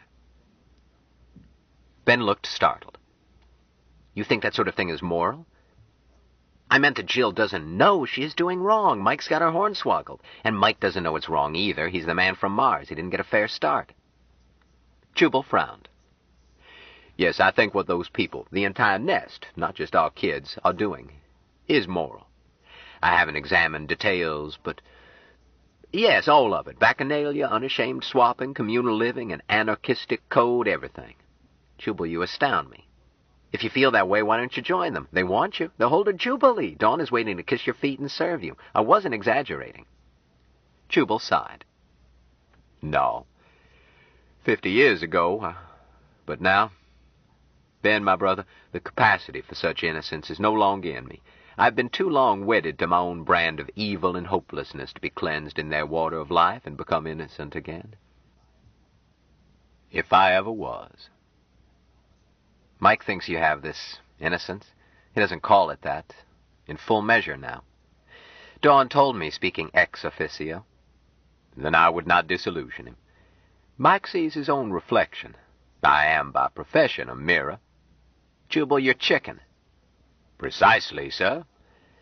But my worry is not over their morals, the dangers to them from outside. Oh, they're in no trouble that way. You think so? If you dye a monkey pink and shove him into a cage of brown monkeys, they'll tear him to pieces. Those innocents are courting martyrdom. Aren't you being rather melodramatic, Jubal? Jubal glared. If I am, sir, does that make my words less weighty? Saints have burned at stakes ere this. Would you dismiss their holy anguish as melodrama? I didn't mean to get your back up. I simply meant that they aren't in that sort of danger. After all, this isn't the Dark Ages. Jubal blinked. Really? I hadn't noticed the change. Ben, this pattern has been offered to a naughty world many times, and the world has always crushed it. The Oneida colony was much like Mike's nest. It lasted a while, but out in the country, not many neighbors. Or take the early Christians. Anarchy, communism, group marriage, even that kiss of brotherhood. Mike has borrowed a lot from them. If he picked up that kiss of brotherhood from them, I would expect men to kiss men. Ben looked sheepish. I held out on you. But it's not a pansy gesture. Nor was it with the early Christians. Do you think I'm a fool? No comment. Thank you. I wouldn't advise anyone to offer the kiss of brotherhood to the pastor of some boulevard church today. Primitive Christianity is no more. Over and again, it's been the same sad story. A plan for perfect sharing and perfect love, glorious hopes and high ideals, then persecution and failure. Jubal sighed again. I've been fretting about Mike. Now I'm worried about them all. How do you think I feel? Jubal, I can't accept your sweetness and light theory. What they are doing is wrong. It's that last incident that sticks in your craw. Not entirely. Mostly. Ben, the ethics of sex is a thorny problem. Each of us is forced to grope for a solution he can live with in the face of a preposterous, unworkable, and evil code of so-called morals. Most of us know the code is wrong. Almost everybody breaks it.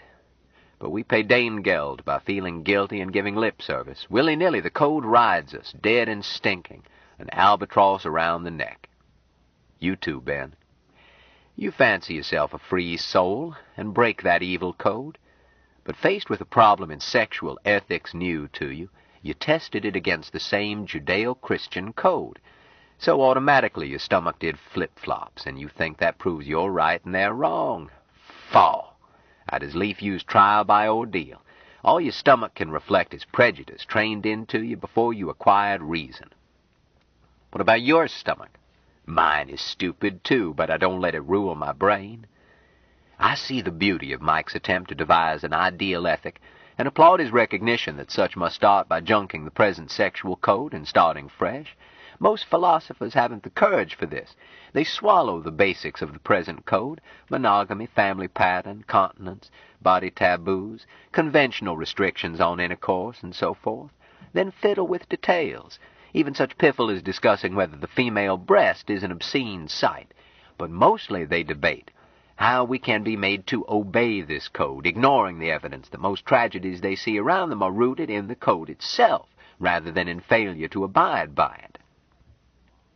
Now comes the man from Mars, looks at this sacrosanct code with a fresh viewpoint, and rejects it. I don't know the details of Mike's code, but it clearly violates laws of every major nation and would outrage right-thinking people of every major faith, and most agnostics and atheists, too. Yet this poor boy, Jubal, he is not a boy. He's a man. Is he a man? This poor ersatz Martian is saying that sex is a way to be happy. Sex should be a means of happiness. Ben, the worst thing about sex is that we use it to hurt each other. It ought never to hurt. It should bring happiness, or at least pleasure. The code says, thou shalt not covet thy neighbor's wife. The result? Reluctant chastity, adultery, jealousy, bitterness, blows, and sometimes murder, broken homes, and twisted children, and furtive little passes degrading to woman and man. Is this commandment ever obeyed? If a man swore on his own Bible that he refrained from coveting his neighbor's wife because the code forbade it, I would suspect either self-deception or subnormal sexuality. Any man virile enough to sire a child has coveted many women, whether he acts or not. Now comes Mike and says, there's no need to covet my wife. Love her. There's no limit to her love. We have everything to gain and nothing to lose but fear and guilt and hatred and jealousy. The proposition is incredible. So far as I recall, only pre-civilization Eskimos were this naive, and they were so isolated that they were almost men from Mars themselves. But we gave them our virtues, and now they have chastity and adultery just like the rest of us. Ben, what did they gain? I wouldn't care to be an Eskimo. Nor I. Spoiled fish makes me bilious. I had in mind soap and water. I guess I'm a feat. Me too, Ben. I was born in a house with no more plumbing than an igloo. I prefer the present. Nevertheless, Eskimos were invariably described as the happiest people on earth. Any unhappiness they suffered was not through jealousy. They didn't have a word for it. They borrowed spouses for convenience and fun. It did not make them unhappy. So who's loony? Look at this glum world around you, then tell me, did Mike's disciples seem happier or unhappier than other people? I didn't talk to them all, Jubal, but yes, they're happy. So happy they seem slap happy. There's a catch in it somewhere. Maybe you were the catch. How? It's a pity your taste's canalized so young. Even 3 days of what you offered would be something to treasure when you reach my age. And you young idiot, let jealousy chase you away. At your age, I would have gone Eskimo. Why, I'm so vicariously vexed that my only consolation is the sour certainty that you will regret it. Age does not bring wisdom, Ben, but it does give perspective. And the saddest sight of all is to see far behind you temptations you've resisted. I have such regrets, but nothing to the whopper you will suffer. Quit rubbing it in. Heavens, man! Or are you a mouse? I'm trying to goad you. Why are you moaning to an old man when you should be heading for the nest like a homing pigeon? Hell, if I were even 20 years younger, I'd join Mike's church myself. Lay off, Jubal. What do you really think of Mike's church? You said it was just a discipline. Yes and no. It is supposed to be truth with a capital T, as Mike got it from the Martian old ones. The old ones, eh? To me, they're hogwash. Mike believes in them. Ben, I once knew a manufacturer who believed that he consulted the ghost of Alexander Hamilton. However, damn it, why must I be the devil's advocate? What's biting you now? Ben, the foulest sinner of all is the hypocrite who makes a racket of religion. But we must give the devil his due. Mike does believe, and is teaching the truth as he sees it. As for his old ones, I don't know that they don't exist. I simply find the idea hard to swallow. As for his Thou art God creed, it is neither more nor less credible than any other. Come Judgment Day, if they hold it, we may find that Mumbo Jumbo, the god of the Congo, was big boss all along. Oh, for heaven's sake, Jubal. All names belong in the hat, Ben. Man is so built that he cannot imagine his own death. This leads to endless invention of religions. While this conviction by no means proves immortality to be a fact, questions generated by it are overwhelmingly important. The nature of life, how ego hooks into the body, the problem of ego itself, and why each ego seems to be the center of the universe. The purpose of life, the purpose of the universe, these are paramount questions.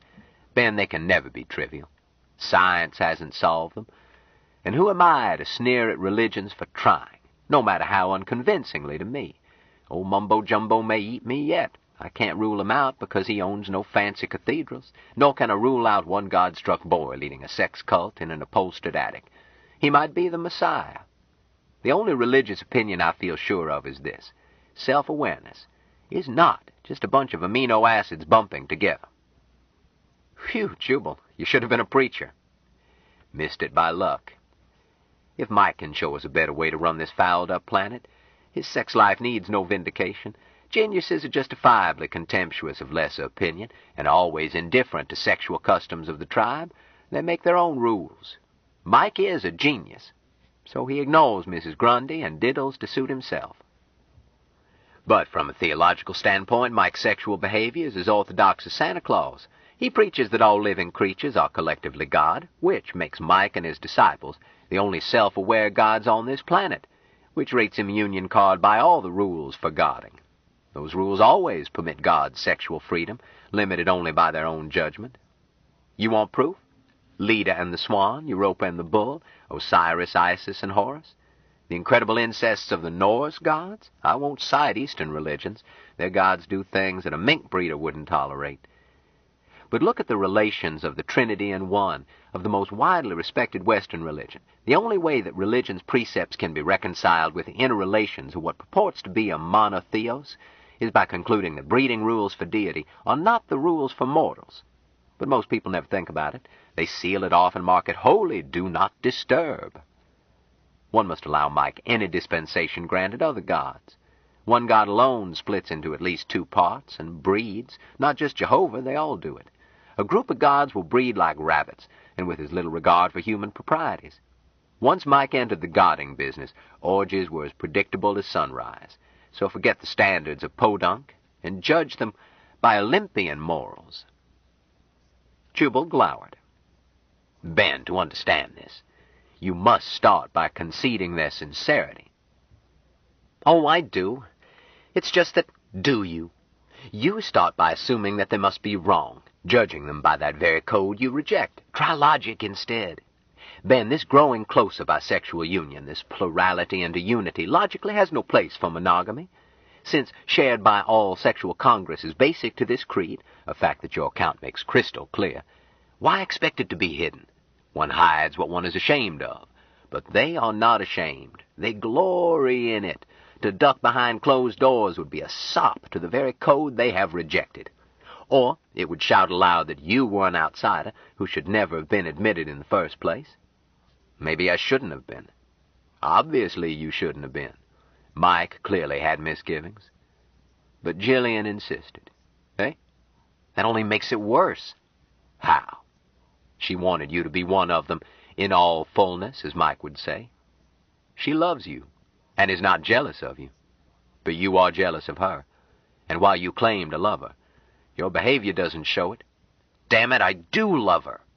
So, as may be, you clearly did not understand the Olympian honor you were being offered. I guess I didn't, Ben conceded glumly. I'm going to offer you a way out.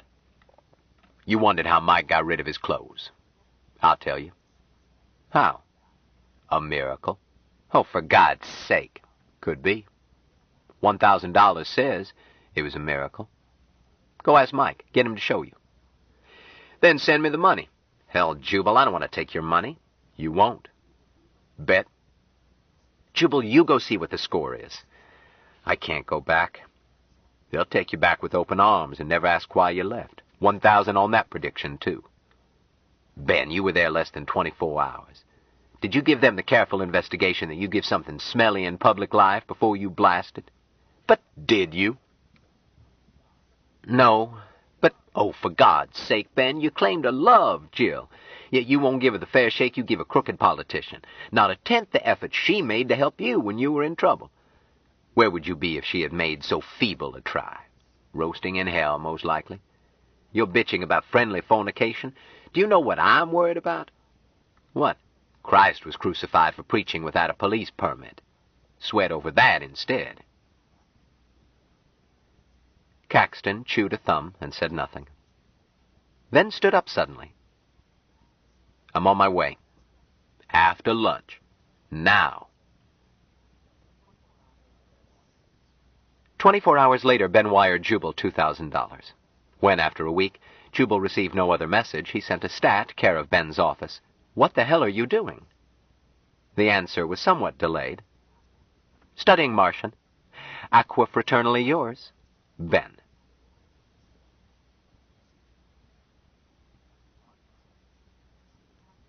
Part 5. His Happy Destiny.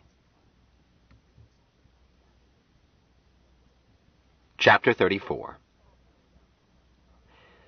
Foster looked up from work in progress. Junior? Sir? That youngster you wanted? He's available now. The Martians have released him. Digby looked puzzled. I'm sorry. There was some young creature toward whom I have a duty? Foster smiled angelically. Miracles were never necessary. In truth, the pseudo-concept miracle was self-contradicting. But these young fellows always had to learn it for themselves. Never mind, he said gently. It's a minor martyrdom, and I'll guard it myself. And, Junior? Sir? Call me Foz, please. Ceremony is all right in the field, but we don't need it in the studio. And remind me not to call you Junior. You made a very nice record on that temporary duty assignment. Which name do you like to be called? His assistant blinked. I have another name? Thousands. Do you have a preference? Why, I really don't recall it this eon. Well, would you like to be called Digby? Yes. That's a very nice name. Thanks. Don't thank me. You earned it. Archangel Foster turned back to his work, not forgetting the minor duty he had assumed. Briefly, he considered how this cup might be taken from little Patricia, then chided himself for such unprofessional, almost human thought. Mercy was not possible in an angel. Angelic compassion left no room for it. The Martian old ones had reached an elegant trial solution to their major aesthetic problem and put it aside for a few filled threes to let it generate new problems, at which time, unhurriedly and almost absent-mindedly, the alien nestling which they had returned to his proper world was tapped of what he had learned of his people, and dropped after cherishing, since he was of no further interest to their purposes. They took the data he had accumulated and, with a view to testing that trial solution, began to work toward considering an inquiry leading to an investigation of aesthetic parameters involved in the possibility of the artistic necessity of destroying Earth. But much waiting would be before fullness would grok decision. The Daibutsu at Kamakura was again washed by a giant wave secondary to a seismic disturbance 280 kilometers off Honshu. The wave killed 13,000 people and lodged a male infant high in the Buddha's image interior, where it was found and succored by surviving monks. This infant lived 97 Terran years after the disaster that wiped out his family, and produced no progeny, nor anything of note aside from a reputation for sustained belching.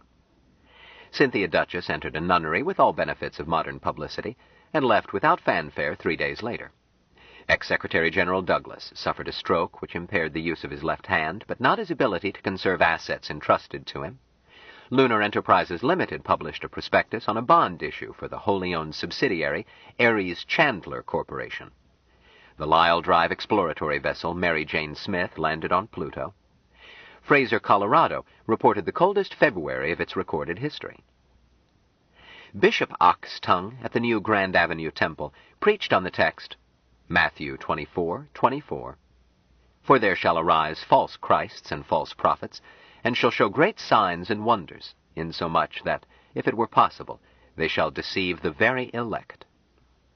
He made clear that his diatribe did not refer to Mormons, Christian Scientists, Roman Catholics, nor Fosterites, especially not the last, nor to any fellow travelers whose good works counted more than inconsequential differences in creed or ritual, but solely to upstart heretics who were seducing faithful contributors away from the faiths of their fathers. In a subtropical resort city in the same nation, 3 complainants swore on information charging public lewdness on the part of a pastor, 3 of his assistants, and John Doe, Mary Rowe et al., plus charges of running a disorderly house and contributing to delinquency of minors. The county attorney had no interest in prosecuting, as he had on file a dozen like it. Complaining witnesses always failed to appear at arraignment. He pointed this out. Their spokesman said, You'll have plenty of backing this time. Supreme Bishop Short is determined that this Antichrist shall flourish no longer. The prosecutor was not interested in Antichrists, but there was a primary coming up. Well, just remember, I can't do much without backing. You'll have it. Dr. Jubal Harshaw was not aware of this incident, but knew of too many others for peace of mind. He had succumbed to that most insidious vice, the news. Thus far he had merely subscribed to a clipping service instructed for Man from Mars, V.M. Smith, Church of All Worlds, and Ben Caxton. But the monkey was on his back. Twice lately he fought off an impulse to order Larry to set up the babble box. Damn it, why couldn't those kids tape him an occasional letter, instead of letting him worry? Front. Anne came in, but he continued to stare out at snow and an empty swimming pool. Anne, he said, rent us a tropical atoll and put this mausoleum up for sale. Yes, boss? But get a lease before you hand this back to the Indians. I will not put up with hotels. How long has it been since I wrote pay copy? 43 days. Let that be a lesson to you. Begin, Death Song of a Woods Colt. The depths of winter longing are ice within my heart. The shards of broken covenants lie sharp against my soul. The wraiths of long-lost ecstasy still keep us two apart. The sullen winds of bitterness still keen from turn to pole. The scars and twisted tendons, the stumps of struck-off limbs, the aching pit of hunger and throb of unset bone, my sanded, burning eyeballs, as light within them dims, add nothing to the torment of lying here alone. The shimmering flames of fever trace out your blessed face. My broken eardrums echo, yet your voice inside my head. I do not fear the darkness that comes to me apace. I only dread the loss of you that comes when I am dead. There, he added briskly. Sign it Louisa M. Alcott and send it to Togetherness magazine. Boss, is that your idea of pay copy? Huh? It will be worth something later. Put it on file, and my literary executor can use it to help settle death duties. That's the catch in artistic pursuits. The best work is worth most after the workman can't be paid. The literary life, Dreck. It consists in scratching the cat till it purrs. Poor Jubal. Nobody ever feels sorry for him, so he has to feel sorry for himself. Sarcasm yet. No wonder I don't get any work done. Not sarcasm, boss. Only the wearer knows where the shoe pinches. My apologies. All right, here's pay copy. Title, One for the Road. There's amnesia in a hangknot and comfort in the axe, but the simple way of poison will make your nerves relax. There's surcease in a gunshot and sleep that comes from racks, but a handy draft of poison avoids the harshest tax. You find rest upon the hot squat, or gas can give you packs, but the closest corner chemist has peace in packaged stacks. There's refuge in the church lot when you tire of facing facts, and the smoothest route is poison prescribed by kindly quacks. Course, with an ugh and a groan and a kick of the heels, death comes quiet or it comes with squeals, but the pleasantest place to find your end is a cup of cheer from the hand of a friend. Jubal, Anne said worriedly, is your stomach upset? Always. That's for file, too? Huh? That's for the New Yorker. They'll bounce it? They'll buy it. It's morbid. They'll buy it. And besides, there's something wrong with the scansion. Of course, you have to give an editor something to change, or he gets frustrated. After he pees in it, he likes the flavor better, so he buys it. My dear, I was avoiding honest work before you were born. Don't teach Grandpa how to suck eggs. Or would you rather I nursed Abby while you turn out copy? Hey, it's Abigail's feeding time. You weren't front. Dorcas is front. It won't hurt Abby to wait. Dorcas is lying down. Morning sickness. Nonsense. And I can spot pregnancy 2 weeks before a rabbit can, and you know it. Jubal, you let her be. She's scared she didn't catch, and she wants to think she did as long as possible. Don't you know anything about women? Come to think about it, no. All right, I won't heckle her. Why didn't you bring our baby angel and nurse her here? I'm glad I didn't. She might have understood what you were saying.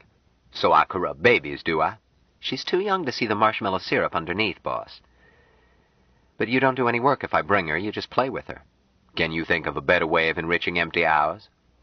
Jubal, I appreciate the fact that you were dotty over my daughter. I think she's pretty nice myself. But you've been spending all your time either playing with Abby or moping. How soon do we go on relief? That's not the point. If you don't crank out stories, you get spiritually constipated. It's reached the point where Dorcas and Larry and I are biting our nails. When you yell front, we jitter with relief, but it's always a false alarm. If there's money to meet the bills, what are you worried about? What are you worried about, boss? Jubal considered it. Should he tell her? Any doubts as to the paternity of Abigail had been settled in his mind in her naming. Anne had wavered between Abigail and Zenobia, then had loaded the infant with both. Anne never mentioned the meanings of those names. Presumably she did not know that he knew them. Anne went on firmly. You're not fooling anyone, Jubal. Dorcas and Larry and I all know that Mike can take care of himself, but you've been so frenetic about it. Frenetic? Me? Larry set up the tank in his room, and one of us has been catching the news every broadcast. Not because we are worried, except about you. But when Mike gets into the news, and of course he does, we know it before those silly clippings reach you. I wish you would quit reading them. How do you know about any clippings? I went to a lot of trouble to see that you didn't. Boss, she said in a tired voice, somebody has to dispose of the trash. Do you think Larry can't read? So, that confounded doubliette hasn't worked right since Duke left. Damn it, nothing has. Just send word to Mike. Duke will show up at once. You know I can't do that. It graveled him that what she said was almost certainly true, and the thought was followed by bitter suspicion. Anne, are you still here because Mike told you to? She answered promptly. I am here because I wish to be. I'm not sure that's responsive. Jubal, sometimes I wish you were small enough to spank. May I finish what I was saying? You have the floor. Would any of them be here? Would Miriam have married Stinky and gone off to Beirut if Mike had not approved? The name Fatima Michel might be an acknowledgment of her adopted faith, plus her husband's wish to compliment his closest friend. Or it might be code as explicit as baby Abby's double name. If so, did Stinky wear his antlers unaware? Or with serene pride, as Joseph was alleged to have done? It must be concluded that Stinky knew the minutes of his houri. Water brothership permitted no omission so important. If it was important, which as a physician and agnostic Jubal doubted, but to them it would be. You aren't listening. Sorry, wool gathering. And stop it, you nasty old man. Reading meanings into names that mothers give their children.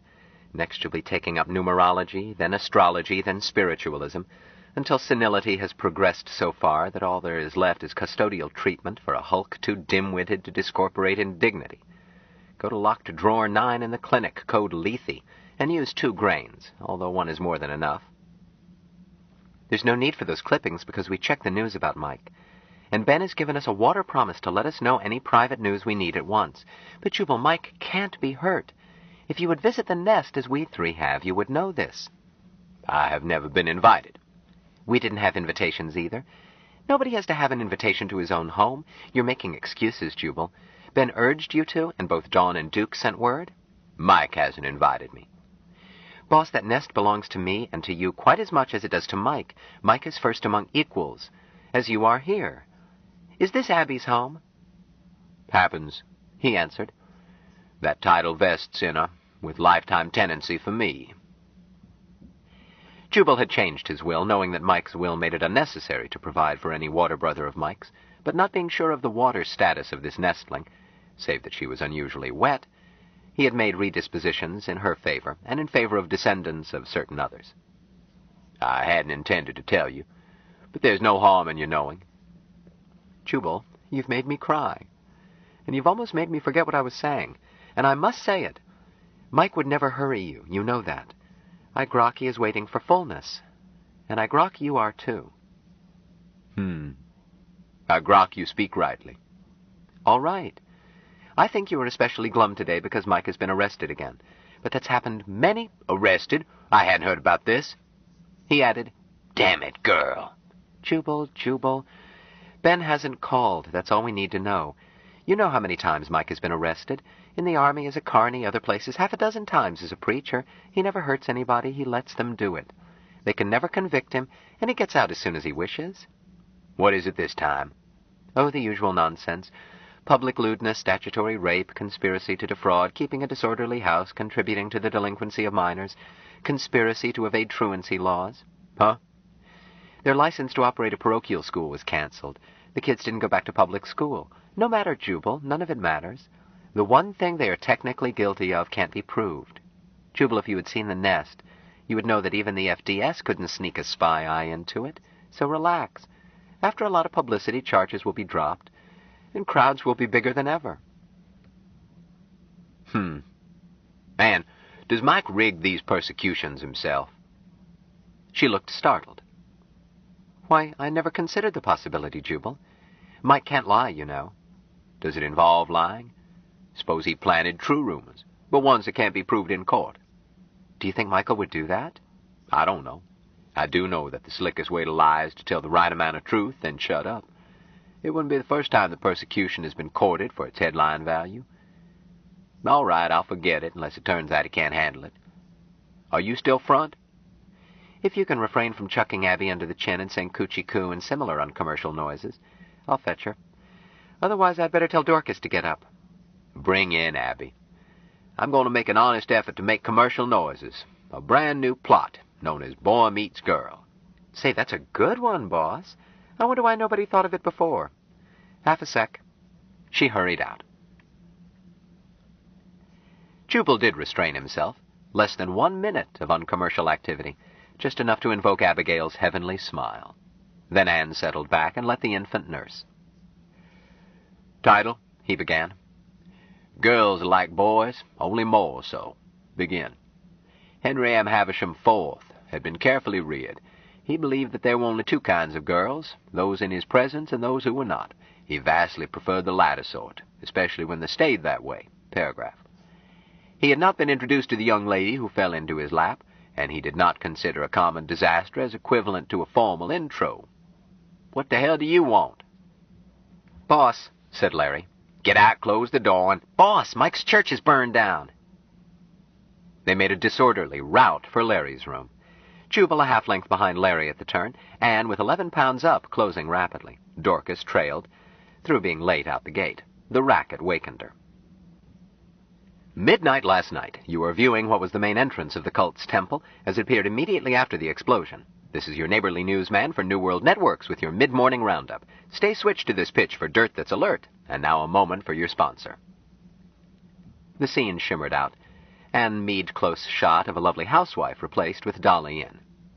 Damn, Larry, unplug that contraption and wheel it into the study. Anne, no, Dorcas, phone Ben. Anne protested.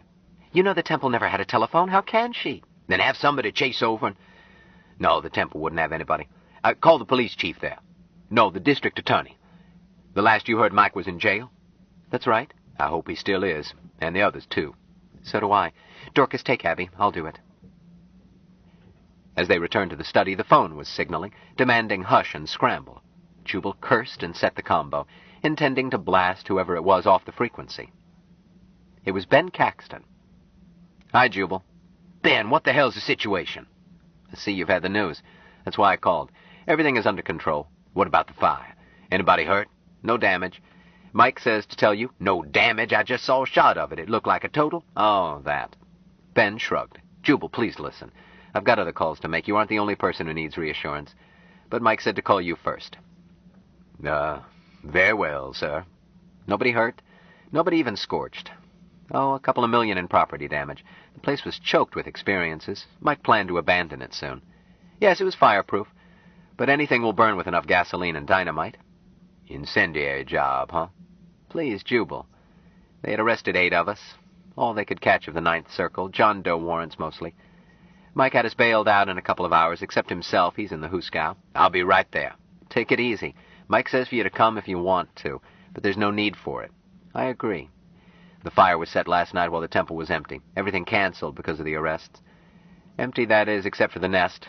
All of us in town except Mike were in the innermost temple holding a sharing water in his honor when the explosion and fire were set off, so we adjourned to an emergency nest. From the looks of it, you were lucky to get out. We were cut off, Jubal. We're all dead. What? We're all listed as dead or missing. You see, nobody left the building after that Holocaust started, by any known exit. A priest's hole? Jubal, Mike has methods for such things, and I'm not going to discuss them over the phone. You said he was in jail? So I did. He still is. But that's enough. If you come, don't go to the temple. It's kaput. I'm not going to tell you where we are, and I'm not calling from there. If you come, and I see no point in it, there's nothing you can do. Just come as you ordinarily would. We'll find you. But that's all. Goodbye. And Dorcas, Larry, and you too, Jubal, and the baby. Share water. Thou art God. The screen went blank.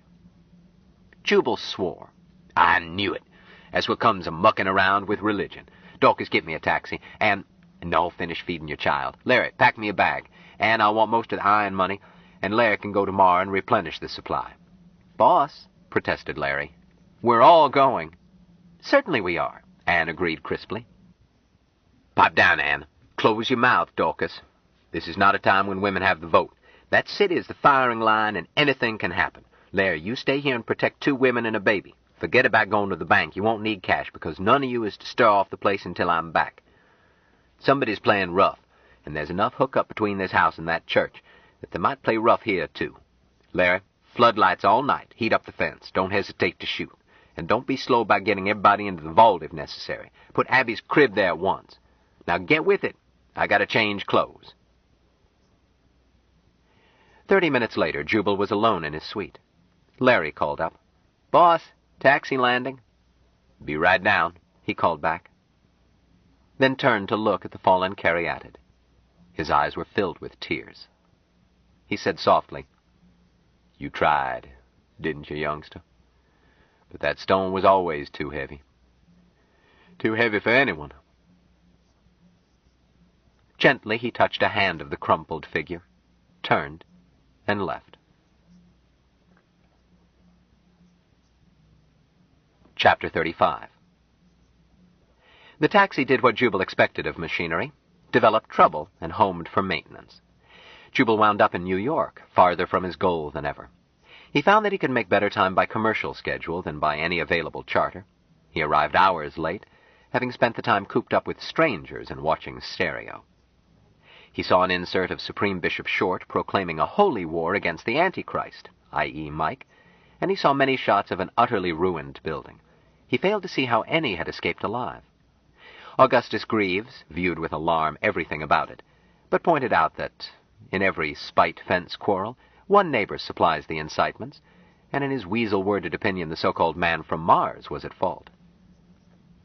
At last, Jubal stood on a municipal landing flat, sweltering in winter clothes, noted that palm trees still looked like a poor grade of feather duster, regarded bleakly the sea beyond, thinking that it was a dirty, unstable mass contaminated with grapefruit shells and human excrement, and wondered what to do. A man wearing a uniform cap approached. "Taxi, sir?" Yes." He could go to a hotel, call in the press, and give an interview that would publicize his whereabouts. "This way, sir." The cabbie led him to a battered yellow cab. As he put his bag in after Jubal, he said quietly, "I offer you water." "Eh? Never thirst." "Thou art God." The cab pilot sealed the door and got into his own compartment. They wound up on one wing of a big beach hotel, a private 4-car space, the hotel's landing flat being on another wing. The pilot set the cab to home in alone, took Jubal's bag, and escorted him in. "You couldn't have come in via the lobby," he said, "as the foyer on this floor is filled with cobras, so if you go down to the street, be sure to ask somebody, me or anybody. I'm Tim." "I'm Jubal Harshaw." "I know, Brother Jubal." "In this way, mind your step." They entered a suite of the large, extreme luxury sort, and on into a bedroom with bath.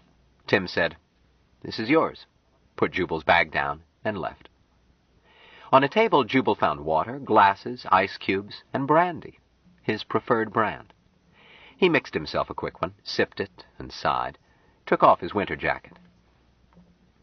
A woman came in bearing a tray of sandwiches. Her dress Jubal took to be the uniform of a hotel chambermaid, since it was unlike the shorts, halters, sarongs, and other ways to display rather than conceal that characterized this resort. But she smiled at him and said, "Drink deep and never thirst, our brother," put the tray down, went into his bath and started a tub, then checked around in bath and in bedroom. "Is there anything you need, Jubal?" "Me? Oh, no, everything is fine. Is Ben Caxton around?" "Yes, he said you would want to bathe and get comfortable first. If you want anything, just say so. Ask anyone. Or ask for me. I'm Patty." "Oh, the life of Archangel Foster." She dimpled, and suddenly was much younger than the 30-ish Jubal had guessed. "Yes." "I'd like very much to see it. I'm interested in religious art." "Now? No, I grok you want your bath. Unless you'd like help." Jubal recalled that his tattooed Japanese friend had made many times the same offer. But he simply wanted to wash away the stink and get into summer clothes. "No, thank you, Patty. But I do want to see them, at your convenience." "Any time. There's no hurry." She left, unhurried, but moving very quickly. Jubal refrained from lounging. Shortly he was checking through what Larry had packed and grunted with annoyance to find no summer-weight slacks. He settled for sandals, shorts, and a bright shirt, which made him look like a paint-splashed emu and accented his hairy, thinning legs. But Jubal had ceased worrying about such decades earlier. It would do, until he needed to go out on the street or into court. Did the Bar Association here have reciprocity with Pennsylvania? He found his way into a large living room, having that impersonal quality of hotel accommodations. Several people were watching the largest stereovision tank Jubal had ever seen outside a theater. One glanced up, said, "Hi, Jubal," and came toward him. "Hi, Ben. What's the situation? Is Mike still in jail?" "Oh, no, he got out shortly after I talked to you." "Is the preliminary hearing set?" Ben smiled. "It's not that way, Jubal. Mike wasn't released. He escaped." Jubal looked disgusted. "What a silly thing to do. Now the case will be 8 times as difficult." "Jubal, I told you not to worry. The rest of us are presumed dead, and Mike is missing. We're through with this city. It doesn't matter. We'll go elsewhere." "They'll extradite him?" "Never fear. They won't." "Well, where is he? I must talk to him." "He's a couple of rooms down from you, but he's withdrawn in meditation. He left word to tell you to take no action. You can talk to him if you insist. Jill will call him out of it. but I don't recommend it. There's no hurry. Jubal was damnably eager to talk to Mike, and chew him out for getting into such a mess.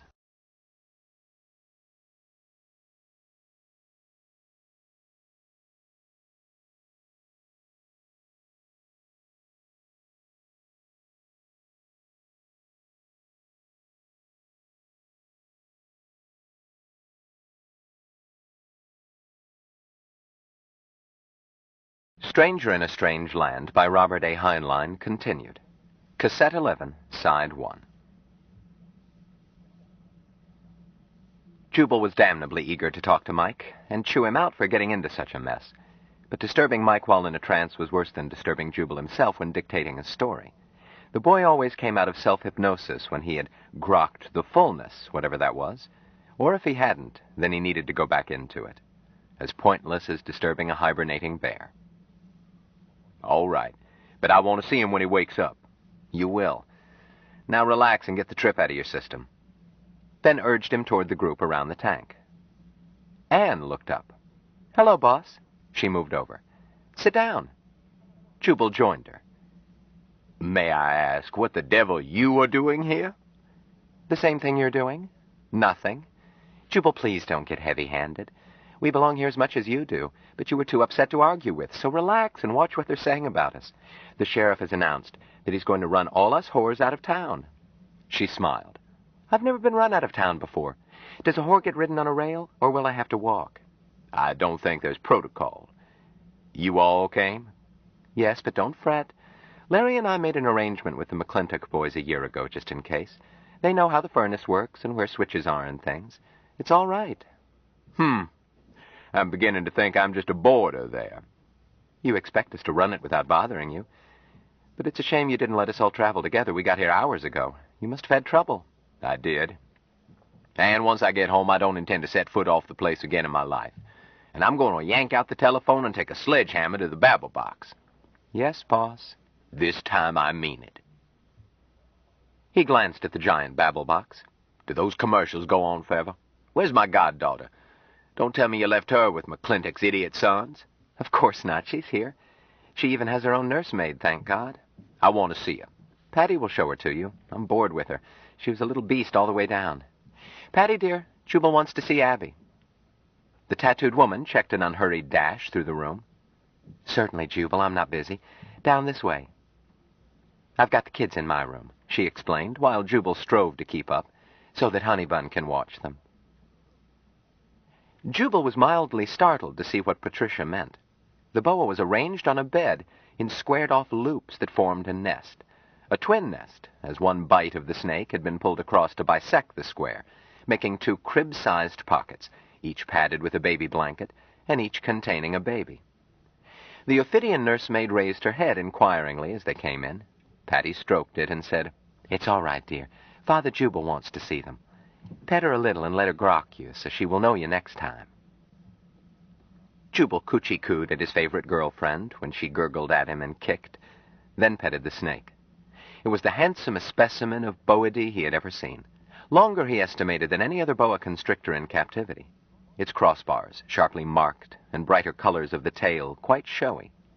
He envied Patty her blue ribbon pet, and regretted that he would not have time in which to get friendly with it.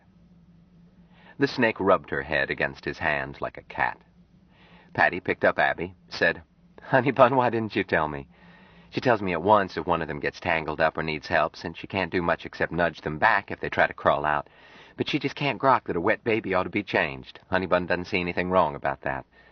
And neither does Abby. I know, we call her Old Faithful. Who's the other cutie pie?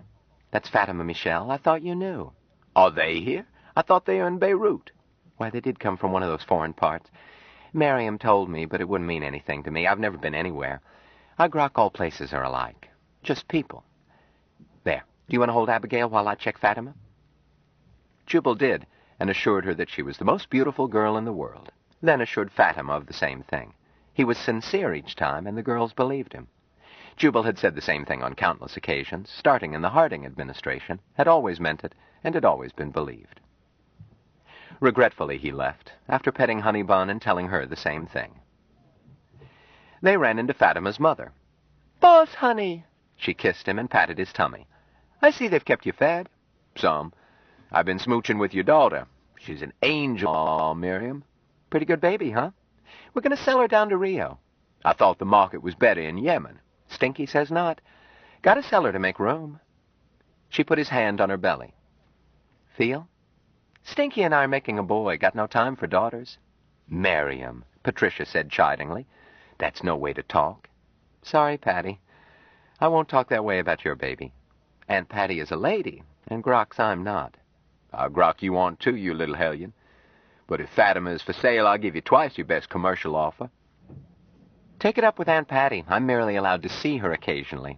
And you don't bulge, so you may want to keep her yourself. Let me see your eyes. Could be. Is. Mike grokked it most carefully and tells Stinky he's made a boy. How can Mike grok that? I'm not even sure you're pregnant. Oh, she is, Jubal, Patricia confirmed. Miriam looked at him serenely. Still the skeptic, boss? Mike grokked it while we were still in Beirut, before Stinky and I were sure we had caught, so Mike phoned us. So Stinky told the university that we were taking a sabbatical, so here we are. Doing what? Working. Harder than you made me work, boss. My husband is a slave driver. Doing what? They're writing a Martian dictionary, Patty told him. Martian to English? That must be difficult. Oh, no. Miriam looked almost shocked. That would be impossible. A Martian dictionary in Martian.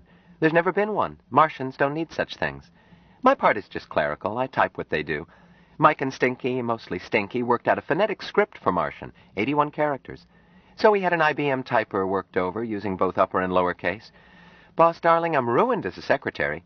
I type touch system in Martian now. Will you love me anyhow?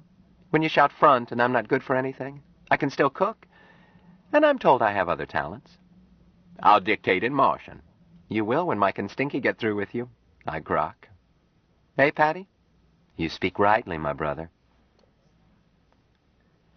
They returned to the living room. Caxton joined them and suggested finding a quieter place, led Jubal down a passage and into another living room. You seem to have most of this floor.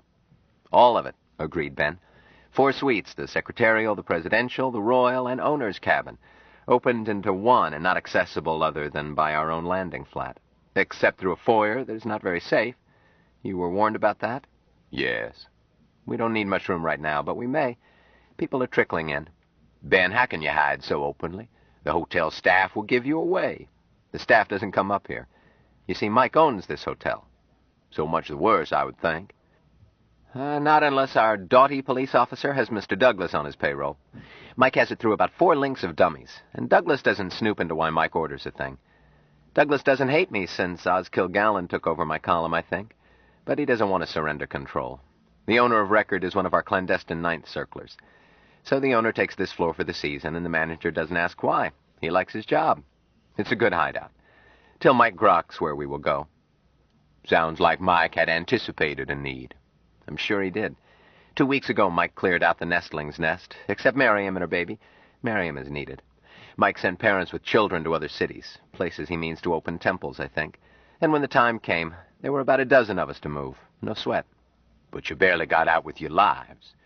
You lost all your personal possessions? Oh, everything important was saved. Stuff like Stinky's language tapes and a trick typer that Miriam uses. Even that horrible Madame Tussaud of you. And Mike grabbed some clothes and cash. Jubal objected. You say Mike did this? I thought Mike was in jail then. His body was in jail, curled up in withdrawal. But he was with us. You understand? I don't grok. Rapport. He was inside Jill's head mostly, but we were all closely together. Jubal, I can't explain it. You have to do it. When the explosion hit, he moved us here. Then he went back and saved the minor stuff. Jubal frowned. Caxton said impatiently, Teleportation, of course. What's so hard to grok, Jubal? You told me to open my eyes and know a miracle when I saw one, so I did. And they were. Only they aren't miracles, any more than radio is. Do you grok radio, or stereo vision, or electronic computers? Me? No. Nor I. But I could if I took the time and sweat to learn the language of electronics. It's not miraculous, just complex. Teleportation is simple once you learn the language. It's the language that's difficult. Ben, can you teleport things? Me? They don't teach that in kindergarten. I'm a deacon by courtesy, simply because I'm first called. But my progress is about fourth circle. I'm just beginning to get control of my own body. Patty is the only one who uses teleportation regularly, and I'm not sure she ever does it without Mike's support. Oh, Mike says she's capable of it, but Patty is curiously naive and humble for the genius she is, and feels dependent on Mike, which she needn't be. Jubal, I grok this. We don't actually need Mike. You could have been the man from Mars, or me. Mike is like the first man to discover fire. Fire was there all along. After he showed them how, anybody could use it. Anybody with enough sense not to get burned with it. Follow me? Grok. Somewhat. Mike is our Prometheus. But that's all. Mike keeps emphasizing this. Thou art God, I am God, he is God. All that groks. Mike is a man like the rest of us. A superior man, admittedly. A lesser man, taught the things the Martians know, might have set himself up as a pipsqueak god. Mike is above that temptation.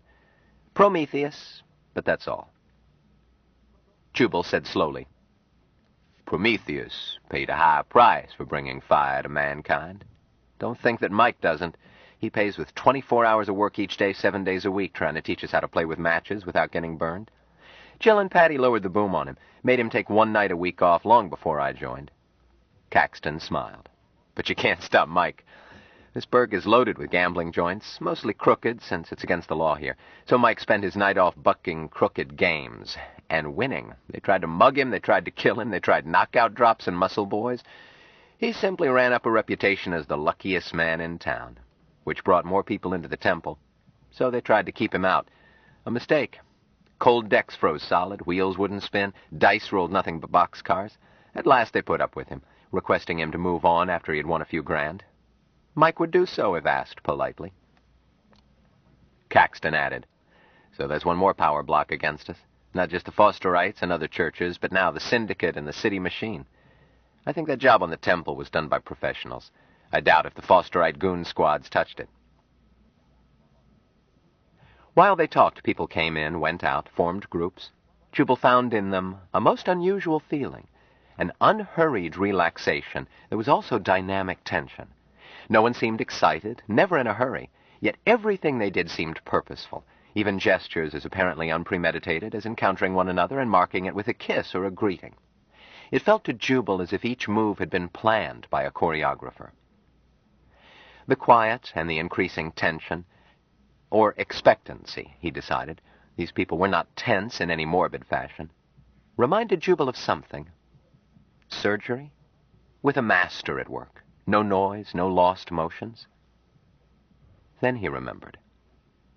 Many years earlier, when chemically powered rockets were used for the earliest human probing of space, he had watched a countdown in a blockhouse.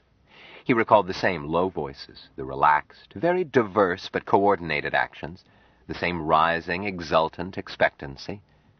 They were waiting for fullness, that was certain. But for what? Why were they so happy? Their temple and all they had built had been destroyed. Yet they seemed like kids on a night before Christmas. Jubal had noted when he arrived that the nudity Ben had been disturbed by on his first visit to the nest did not seem to be the practice here, although private enough for it. He failed to notice it when it did appear. He had become so much in the unique, close family mood that being dressed or not was irrelevant. When he did notice, it was not skin, but the thickest, most beautiful cascade of black hair he had ever seen, gracing a young woman who came in, spoke to someone, threw Ben a kiss, glanced gravely at Jubal, and left. Jubal followed her with his eyes, appreciating that flowing mass of midnight plumage. Only after she left did he realize that she had not been dressed other than in that queenly glory, and then realized that she was not the first of his brothers in that fashion. Ben noticed his glance. That's Ruth, he said, new high priestess. She and her husband have been on the other coast to prepare a branch temple, I think. I'm glad they're back. It looks as if the whole family will be home. Beautiful head of hair. I wish she had tarried. Why didn't you call her over? Huh? Ruth certainly came in here to catch a glimpse of you. They must have just arrived. Haven't you noticed that we have been left pretty much alone? Well, yes. Jubal had been braced to ward off undue intimacy. and found that he had stepped on a step that wasn't there. He had been treated hospitably, but it was more like the politeness of a cat than of an over-friendly dog. They are all terribly interested in the fact that you are here and very anxious to see you. But they are in awe of you. Me? Oh, I told you last summer you're a myth, not quite real and more than life-size. Mike has told them that you are the only human he knows who can grok in fullness without learning Martian. Most of them suspect that you read minds as perfectly as Mike does. What poppycock? I hope you disabuse them. Who am I to destroy a myth? If you do, you wouldn't admit it. They are a bit afraid of you. You eat babies for breakfast, and when you roar, the ground trembles. Any of them would be delighted to have you call them over. But they won't force themselves on you. They know that even Mike stands at attention when you speak. Jubal dismissed the idea with one explosive word. Certainly, Ben agreed. Mike has blind spots. I told you he was human. But you're the patron saint, and you stuck with it. Well, there's somebody I know just came in. Jill, turn around, dear. The woman turned hesitantly. I'm Dawn, but thank you. She came over, and Jubal thought that she was going to kiss him. But she dropped to one knee, took his hand, and kissed it. Father Jubal, we welcome and drink deep of you. Jubal snatched his hand away. Oh, for heaven's sake, child, get up and sit down. Share water. Yes, Father Jubal. Huh? Call me Jubal. And spread the word that I don't appreciate being treated like a leper. I'm in the bosom of my family, I hope. You are, Jubal. So I expect to be called Jubal and treated as a water brother, no more, no less. The first one who treats me with respect will stay after school. Croc? Yes, Jubal, she agreed. I've told them. Huh? Dawn means, explained Ben, that she's told Patty probably, and that Patty is telling everybody who can hear with his inner ear, and they are passing the word to any who are still a bit deaf, like myself. Yes, agreed Dawn. Except that I told Jill. Patty has gone outside for something Michael wants. Jubal, have you been watching Stereo? It's very exciting.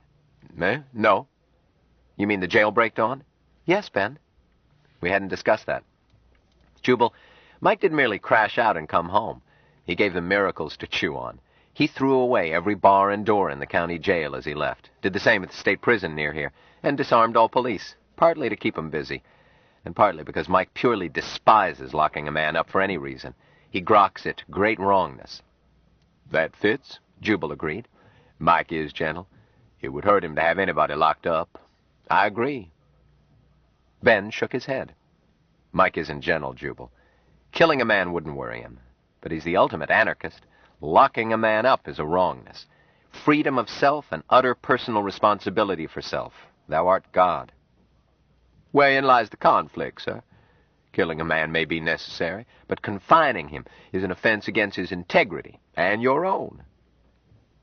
Ben looked at him. Mike is right. You do grok in fullness, his way. I don't quite. I'm still learning. He added, How are they taking it, Dawn? She giggled slightly. Like stirred-up hornets. The mayor is frothing. He's demanded help from the state and from the Federation. And getting it, we've seen a lot of troop carriers landing. But as they climb out, Mike is stripping them. Not just weapons, even their shoes. And as soon as a carrier is empty, it goes too. Ben said, I grok he'll stay withdrawn until they give up. Handling that many details, he would almost have to stay on eternal time. Dawn looked thoughtful. I don't think so, Ben. I would have to handle even a tenth, but I grok Michael could do it riding a bicycle standing on his head. I wouldn't know. I'm still making mud pies. Ben stood up. Sometimes you miracle workers give me a slight pain, honey child. I'm going to watch the tank. He stopped to kiss her. You entertain old Pappy Jubal. He likes little girls. Caxton left, and a package of cigarettes followed him, placed itself in one of his pockets. Jubal said, Did you do that? Or Ben? Ben, he's always forgetting his cigarettes. They chase him all over the nest. Fair-sized mud pies he makes. Ben is advancing much faster than he admits. He's a very holy person. Dawn. You are the Dawn Ardent I met at Foster Tabernacle, aren't you? Oh, you remember. She looked as if he had handed her a lollipop. Of course. But you've changed. You seem much more beautiful. That's because I am, she said simply. You mistook me for Jillian. And she is more beautiful, too. Where is that child? I expected to see her at once. She's working. Dawn paused. But I told her and she's coming in. She paused again. I am to take her place, if you will excuse me. Run along, child. She got up and left as Dr. Mahmoud sat down. Jubal looked at him sourly. You might have had the courtesy to let me know that you're in this country instead of letting me meet my goddaughter through the good offices of a snake. Oh, Jubal, you're always in a bloody hurry. Sir, when one is of... Jubal was interrupted by hands placed over his eyes. A voice demanded, Guess who? Beelzebub? Try again. Lady Macbeth? Closer. Third guess or forfeit. Jillian, stop that. Come around and sit beside me. Yes, Father. She obeyed. And knock off calling me father anywhere but home. So I was saying that when one is of my age, one is necessarily in a hurry about some things. Each sunrise is a precious jewel, for it may never be followed by its sunset. Mahmoud smiled. Jubal, are you under the impression that if you stop cranking, the world stops going around? Most certainly, sir, from my viewpoint. Miriam joined them silently, sat down on Jubal's free side. He put an arm around her. While I might not yearn to see your ugly face again, nor even the somewhat more acceptable one of my former secretary. Miriam whispered, Boss, are you honing for a kick in the stomach? I'm exquisitely beautiful, I have it on highest authority. Quiet. The new goddaughters are another category. Through your failure to drop me a postcard, I might have missed seeing Fatima Michelle, in which case I would have returned to haunt you. In which case, Miriam pointed out, you could look at Mickey at the same time, rubbing strained carrots in her hair, a disgusting sight. I was speaking metaphorically.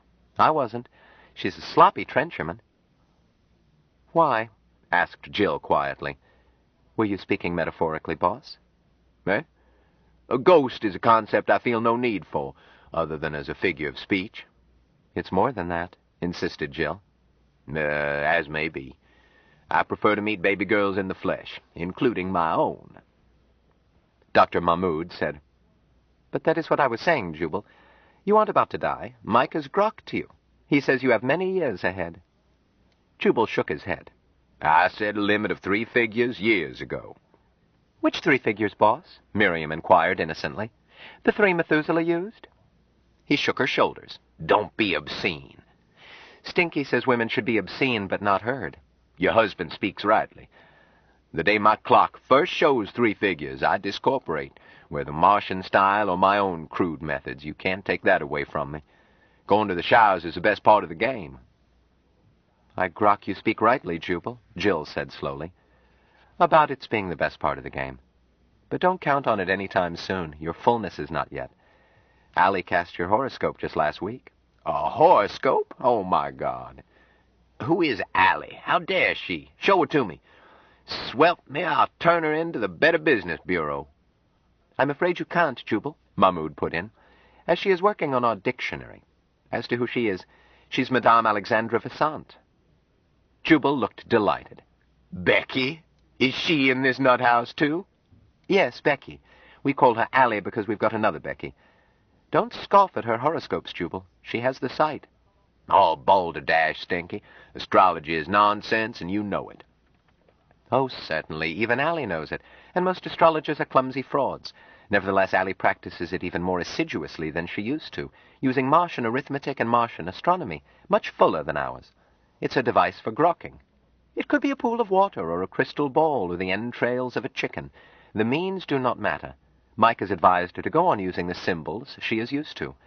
The point is, she has the sight. What the hell do you mean by the sight, Stinky? The ability to grok more of the universe than that piece near you. Mike has it from years of Martian discipline. Allie was an untrained semi-adept. That she used as meaningless a symbol as astrology is beside the point. A rosary is meaningless, too. A Muslim rosary. I'm not criticizing our competitors. Mahmoud reached into his pocket, got out one, started fingering it. If it helps to turn your hat around during a poker game, then it helps. It is irrelevant that the hat has no magic powers. Jubal looked at the Islamic device and ventured a question. You are still one of the faithful? I thought perhaps you had joined Mike's church all the way. Mahmoud put away the beads. I have done both. Huh, Stinky? They're incompatible. Only on the surface. You could say that Miriam took my religion and I took hers. But Jubal, my beloved brother, I am still God's slave, submissive to his will, and nevertheless can say, Thou art God, I am God, or that Grox is God. The prophet never asserted that he was the last of all prophets, nor did he claim to have said all there was to say. Submission to God's will is not to be a robot, incapable of choice and thus of sin. Submission can include, does include, utter responsibility for the fashion in which I and each of us shape the universe. It is ours to turn into a heavenly garden, or to rend and destroy. He smiled. With God all things are possible, if I may borrow, except the one impossible. God cannot escape himself. He cannot abdicate his own total responsibility. He forever must remain submissive to his own will. Islam remains. He cannot pass the buck. It is his, mine, yours, Mike's. Jubal heaved a sigh. Stinky, theology always gives me the pip. Where's Becky? I've seen her only once in 20-odd years. That's too long. You'll see her. But she can't stop now. She's dictating. Let me explain. Up to now, I've spent part of each day in rapport with Mike. Just a few moments, although it feels like an 8-hour day. Then I immediately dictated all that he poured into me onto tape. From those tapes, other people, trained in Martian phonetics, made longhand transcriptions. Then Miriam typed them using a special typer, and this master copy Mike or I, Mike by choice, but his time is choked, would correct by hand. But now Mike groks that he is going to send Miriam and me away to finish the job.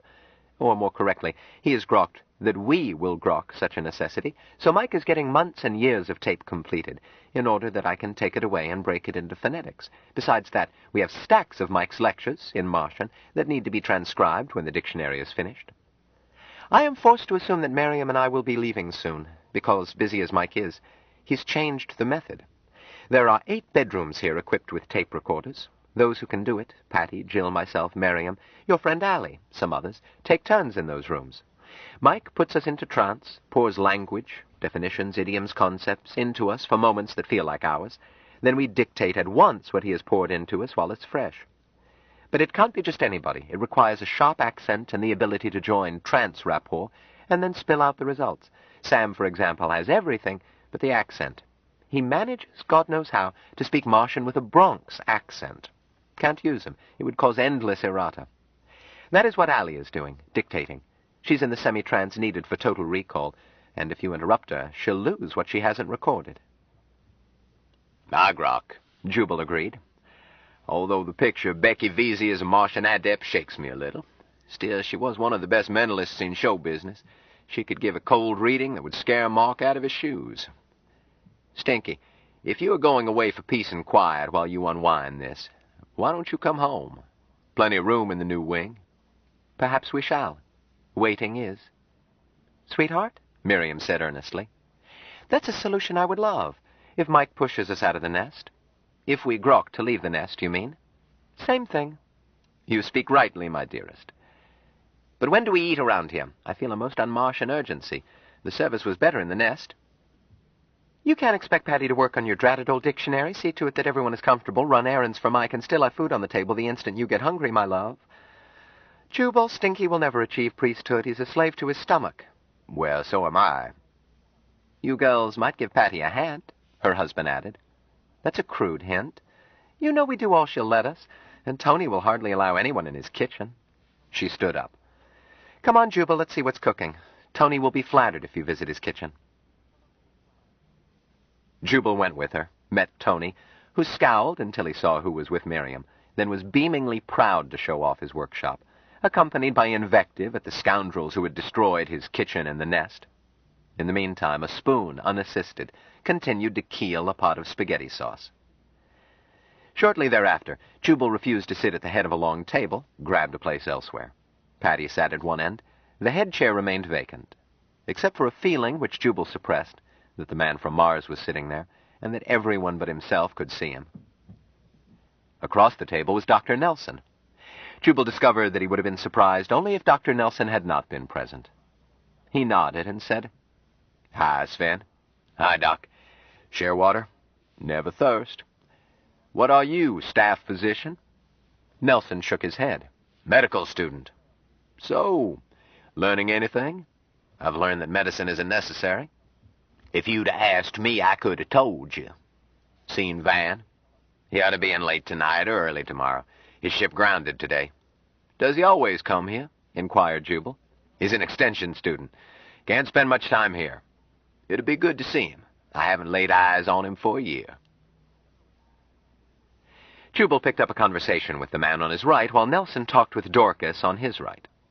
Jubal noticed the same tingling expectancy at the table, which he had felt before, but reinforced.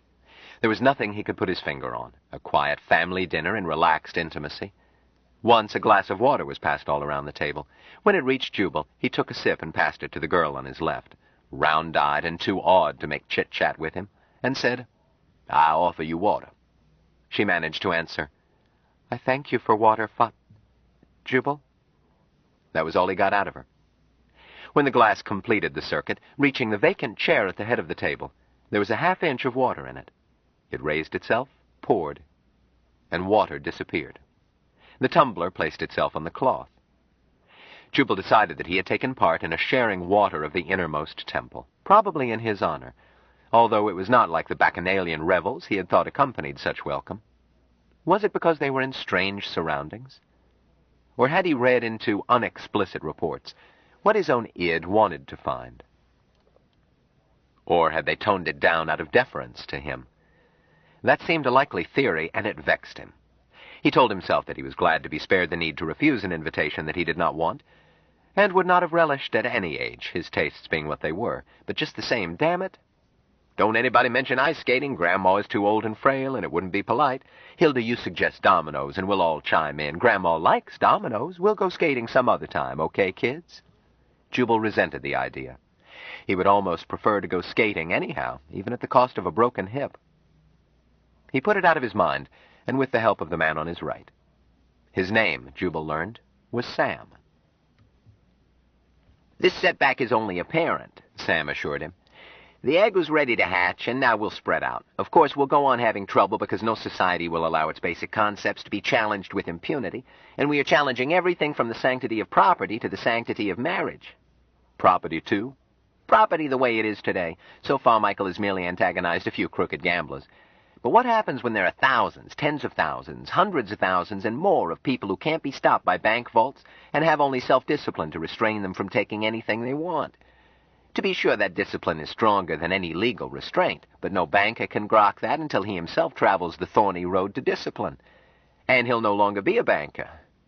What happens to the market when Illuminati know which way a stock will move? Do you know? Sam shook his head. Not interested. But Saul over there, that other big heeb, my cousin, gives it grokking with Allie. Michael has them be cautious, no big killings, and they use a dozen dummy accounts. But any of the disciplines can make any amount of money at anything. Real estate, stocks, horse races, gambling, you name it, when competing with the unawakened. Nah, money and property will not disappear. Michael says that both concepts are useful. But they're going to be turned upside down, and people will have to learn new rules, the hard way, just as we have, or be hopelessly outclassed. What happens to lunar enterprises when the common carrier between here and Luna City is teleportation? Should I buy or sell? Ask Saul. He might use the present corporation, or bankrupt it, or it might be left untouched a century or two. But consider any occupation. How can a teacher handle a child who knows more than she does? What becomes of physicians when people are healthy? What happens to the cloak and suit industry when clothing isn't necessary, and women aren't so engrossed in dressing up? They'll never lose interest entirely. And nobody gives a damn if he's caught with his arse bare. What shape does the farm problem take when weeds can be told not to grow and crops can be harvested without benefit of international harvester? Just name it. The discipline changes it beyond recognition. Take one change that will shake both marriage in its present form and property. Jubal, do you know how much is spent each year in this country on Malthusian drugs and devices? I have some idea, Sam. Almost $1 billion on oral contraceptives alone, more than half on worthless patent nostrums. Oh, yes, you're a medical man. Only in passing. What happens to that industry, and to the shrill threats of moralists when a female conceives only as an act of volition, when she is immune to disease, cares only for the approval of her own sort, and has her orientation so changed that she desires intercourse with a wholeheartedness that Cleopatra never dreamed of, but any male who tried to rape her would die so quickly, if she so grokked, that he wouldn't know what hit him. When women are free of guilt and fear, but invulnerable, Hell, the pharmaceutical industry will be a minor casualty. What other industries, laws, institutions, attitudes, prejudices, and nonsense must give way? I don't grok its fullness, admitted Jubal. It concerns a subject of little personal interest to me. One institution won't be damaged. Marriage. So? Very much so. Instead, it will be purged, strengthened, and made endurable. Endurable. Ecstatic. See that wench down there with the long black hair? Yes, I was delighting in its beauty earlier. She knows it's beautiful, and it's grown 1.5 feet since we joined the church. That's my wife. Not much over a year ago, we lived together like bad-tempered dogs. She was jealous, and I was inattentive. Bored. Hell, we were both bored, and only our kids kept us together. That and her possessiveness. I knew she would never let me go without a scandal, and I didn't have any stomach for trying to put together a new marriage at my age anyhow. So I grabbed a little on the side when I could get away with it. A professor has many temptations, few safe opportunities, and Ruth was quietly bitter, or sometimes not quiet. And then we joined up. Sam grinned happily. And I fell in love with my wife. #1 gal friend. Sam had spoken only to Jubal, his words walled by noise. His wife was far down the table. She looked up and said clearly, "That's an exaggeration, Jubal. I'm about #6. Her husband called out, "Stay out of my mind, beautiful. We're talking men talk. Give Larry your undivided attention." He threw a roll at her. She stopped it in orbit, propelled it back. "I'm giving Larry all the attention he wants. Until later, maybe. Jubal, that brute didn't let me finish. 6th place is wonderful, because my name wasn't on his list till we joined the church. I hadn't rated as high as 6 with Sam for 20 years. The point," Sam said quietly, "is that we are now partners, more so than we ever were outside. And we got that way through the training, culminating in sharing and growing closer with others who had the same training. We all wind up in partnerships inside the group, usually with spouses of record, sometimes not. And if not, the readjustment takes place without heartache and creates a warmer, better relationship between the divorced couple than ever, in bed and out. No loss and all gain. Shucks, this pairing needn't be between man and woman. Dawn and Jill, for example, they work together like an acrobatic team." I had thought of them as being Mike's wives." "No more so than they are to any of us, or than Mike is to the rest. Mike has been too busy to do more than make sure that he shared himself all the way around."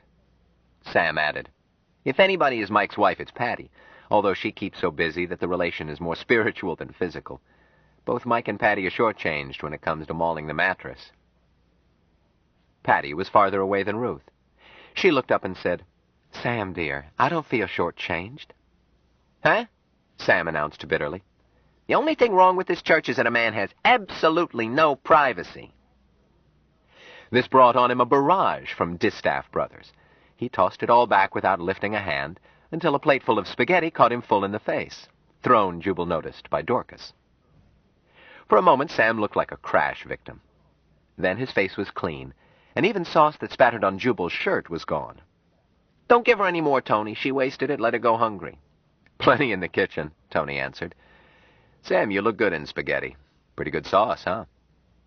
Dorcas's plate sailed out, returned loaded. "Very good sauce," agreed Sam. "I salvaged some that hit me in the mouth. What is it? Or shouldn't I ask?" "Chopped policeman," Tony answered. Nobody laughed. Jubal wondered if the joke was a joke. Then he recalled that his brothers smiled a lot, but rarely laughed. And besides, policemen should be good food. But the sauce couldn't be long pig or it would taste like pork. This had a beef flavor. He changed the subject. "The thing I like best about this religion—" "Religion?" Sam interposed. "Well, call it a church." "Yes," Sam agreed. "It fills every function of a church, and its quasi-theology matches up with some real religions.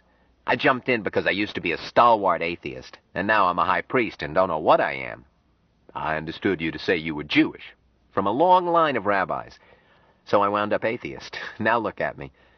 But Saul and my wife Ruth are Jews in the religious sense. Talk to Saul. You'll find it's no handicap. Ruth, once she broke past the barriers, progressed faster than I did. She was a priestess long before I became a priest. But she's the spiritual sort. She thinks with her gonads. Me, I have to do it the hard way, between my ears." "The discipline," repeated Jubal. "That's what I like. The faith I was reared in didn't require anybody to know anything. Just confess and be saved, and there you were, safe in the arms of Jesus. A man might be too stupid to count sheep, yet conclusively presumed to be one of God's elect, guaranteed an eternity of bliss because he had been converted. He might not even be a Bible student, and certainly didn't have to know anything else. This church doesn't accept conversion, as I grok it. You grok correctly. A person must start with a willingness to learn, and follow it with long, hard study. I grok that is salutary. More than salutary, agreed Sam. Indispensable. The concepts can't be thought about without the language and the discipline that results in this horn of plenty of benefits. From how to live without fighting to how to please your wife, all derive from conceptual logic, understanding who you are, why you're here, how you tick, and behaving accordingly. Happiness is functioning the way a being is organized to function. But the words in English are a tautology, empty. In Martian, they are a complete set of working instructions. Did I mention that I had cancer when I came here? Eh? No. Didn't know it myself. Michael grokked it, sent me out for x-rays and so forth so that I would be sure. Then we got to work on it. Faith healing, a miracle. The clinic called it spontaneous remission, which I grok means I got well. Jubal nodded. Professional double talk. Some cancers go away, we don't know why. I know why this one went away. By then I was beginning to control my body. With Mike's help, I repaired the damage. Now I can do it without help. Want to feel a heart stop beating? Thanks, I have observed it in Mike. My esteemed colleague Croker Nelson would not be here if what you were talking about was faith healing. It's voluntary control. I grok. Sorry. We all know that you do. I can't call Mike a liar because he isn't. But the lad is prejudiced in my case. Sam shook his head. I've been talking with you all through dinner. I wanted to check in myself, despite what Mike said. You grok. I'm wondering what you could disclose if you had trouble to learn the language. Nothing. I'm an old man with little to contribute. I reserve my opinion. All the other first called have had to tackle the language to make any real progress. Even the 3 you've kept with you have had powerful coaching, kept in trance during most of the few occasions we've had them with us. All but you. And you don't need it. Unless you want to wipe spaghetti from your face without a towel, which I grok you uninterested in. Only to observe it. Most had left the table, without formality, when they wished. Ruth came over and stood by them. Are you two going to sit here all night, or shall we move you out with the dishes? I'm henpecked. Come on, Jubal. Sam paused to kiss his wife. They stopped in the room with the stereo tank. Anything new? Asked Sam. The county attorney, someone said, has been orating that today's disasters are our doing, without admitting that he doesn't know how it was done. Poor fellow, he's bitten a wooden leg and his teeth hurt. They found a quieter room. Sam said, I had been saying that these troubles can be expected, and will get worse before we will control enough public opinion to be tolerated. But Mike is in no hurry. We close down the Church of All Worlds. It is closed. So we move and open the Congregation of the One Faith and get kicked out again. Then we reopen elsewhere as the Temple of the Great Pyramid. That will bring flocking the fat and fatuous females, and some will end up neither fat nor foolish. And when we have the Medical Association and the local bar and newspapers and politicos snapping at our heels there, why, we open the Brotherhood of Baptism somewhere else. Each one gains a hard core of disciplined who can't be hurt. Mike started less than 2 years ago, uncertain himself and with only the help of 3 untrained priestesses. Now we've got a solid nest, plus advanced pilgrims we can get in touch with later. Someday we'll be too strong to persecute. Well, agreed Jubal. Jesus made quite a splash with only 12 disciples.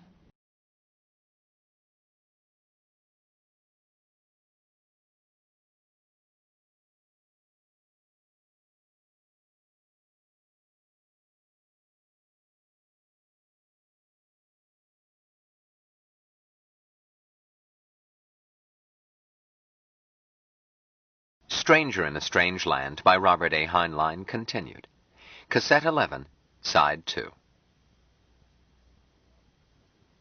Well, agreed Jubal. Jesus made quite a splash with only 12 disciples. Sam grinned happily. A Jew boy, thanks for mentioning him. He's the top success story in my tribe, and we all know it, even though many of us don't talk about him. He was a Jew boy who made good, and I'm proud of him. Please note that Jesus didn't try to get it all done by Wednesday. He set up a sound organization and let it grow. Mike is patient, too. Patience is so much part of the discipline. That it isn't patience. It's automatic. Never any sweat. A sound attitude at any time. Not an attitude. The functioning of discipline. Jubal, I grok you were tired. Would you become untired, or would you rather go to bed? If you don't, our brothers will keep you up all night talking. We don't sleep much, you know. Jubal yawned. I choose a long, hot soak and 8 hours sleep. I'll visit with our brothers tomorrow. And other days. And many other days, agreed Sam. Jubal found his room, was immediately joined by Patty, who drew his tub, turned back his bed without touching it, placed his setup for drinks by his bed, mixed one and placed it on the shelf of the tub. Jubal did not hurry her out. She had arrived, displaying all her pictures. He knew enough about the syndrome which can lead to full tattooing to be sure that if he did not ask to examine them, she would be hurt. Nor did he feel the fret that Ben had felt on a similar occasion. He undressed, and discovered with wry pride that it did not matter, even though it had been years since the last time he had allowed anyone to see him naked. It seemed to matter not at all to Patty. She simply made sure that the tub was just right before letting him step into it. Then she remained, and told him what each picture was, and in what sequence to view them. Jubal was properly awed and appropriately complimentary, while completely the impersonal art critic. It was, he admitted to himself, the goddamnedest virtuosity with the needle he had ever seen. It made his Japanese friend look like a cheap carpet as compared with the finest Princess Bokhara. They've been changing a little, she told him. Take the Holy Breath scene here. That rear wall is beginning to look curved, and the bed almost looks like a hospital table. I'm sure George doesn't mind.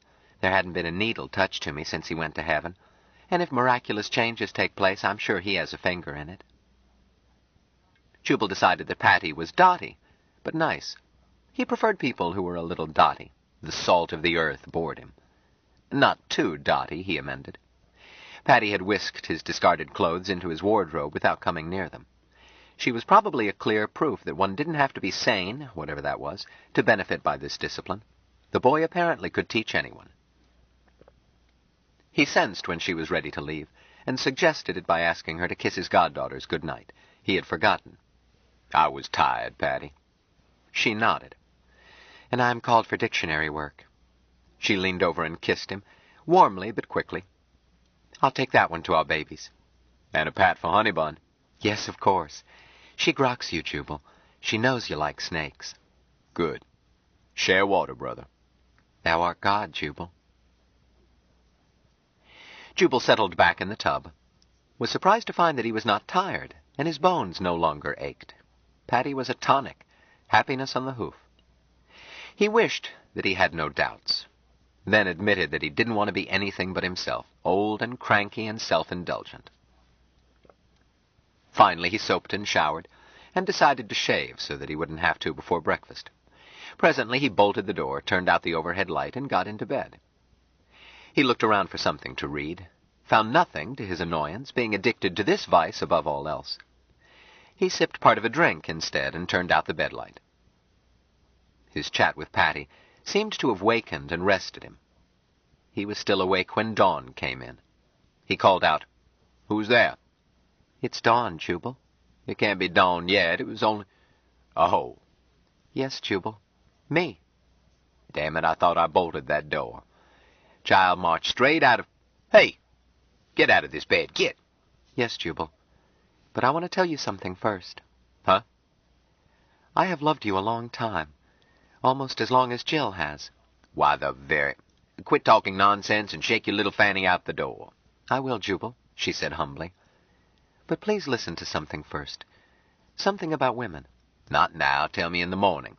Now, Jubal. He sighed. Talk. Stay where you are. Jubal, my beloved brother, men care very much how we women look, so we try to be beautiful, and that is a goodness. I used to be a peeler, as you know. It was a goodness to let men enjoy the beauty I was for them. It was a goodness for me to know that they needed what I had to give. But, Jubal, women are not men. We care what a man is. It can be something as silly as, is he wealthy? Or it can be, will he take care of my children and be good to them? Or sometimes it can be, is he good? As you are good, Jubal. But the beauty we see in you is not the beauty you see in us. You are beautiful, Jubal. For God's sake. I think you speak rightly. Thou art God, and I am God. And I need you. I offer you water. Will you let me share and grow closer? Look, little girl. If I understand what you're offering... You grok, Jubal. To share all that we have. Ourselves. Selves. I thought so. My dear, you have plenty to share, but myself... Well, you arrived years too late. I am sincerely regretful, believe me. Thank you, deeply. Now go away and let an old man sleep. You will sleep when waiting is filled. Jubal, I could lend you strength, but I grok clearly that it is not necessary. God damn it, it wasn't necessary. No, Dawn. Thank you, dear. She got to her knees and bent over him. Just one more word, then. Jill told me that if you argued, I was to cry. Shall I get tears all over your chest and share water with you that way? I'm going to spank Jill. Yes, Jubal. I'm starting to cry. She made no sound, but in a second or two a warm, full tear splashed on his chest, was followed by another, and still more. She sobbed almost silently. Jubal cursed and reached for her, and cooperated with the inevitable. Chapter 26. Jubal woke up, alert, rested, and happy, realized that he felt better before breakfast than he had in years. For a long, long time he had been getting through that black period between waking and the first cup of coffee, by telling himself that tomorrow might be a little easier. This morning he found himself whistling. He noticed it, stopped himself, forgot it, and started up again. He saw himself in the mirror, smiled wryly, then grinned. You incorrigible old goat. They'll be sending the wagon for you any minute now. He noticed a white hair on his chest, plucked it out, didn't bother with many others just as white, went on making himself ready to face the world. When he went outside his door, Jill was there. Accidentally? He no longer trusted any coincidence in this ménage.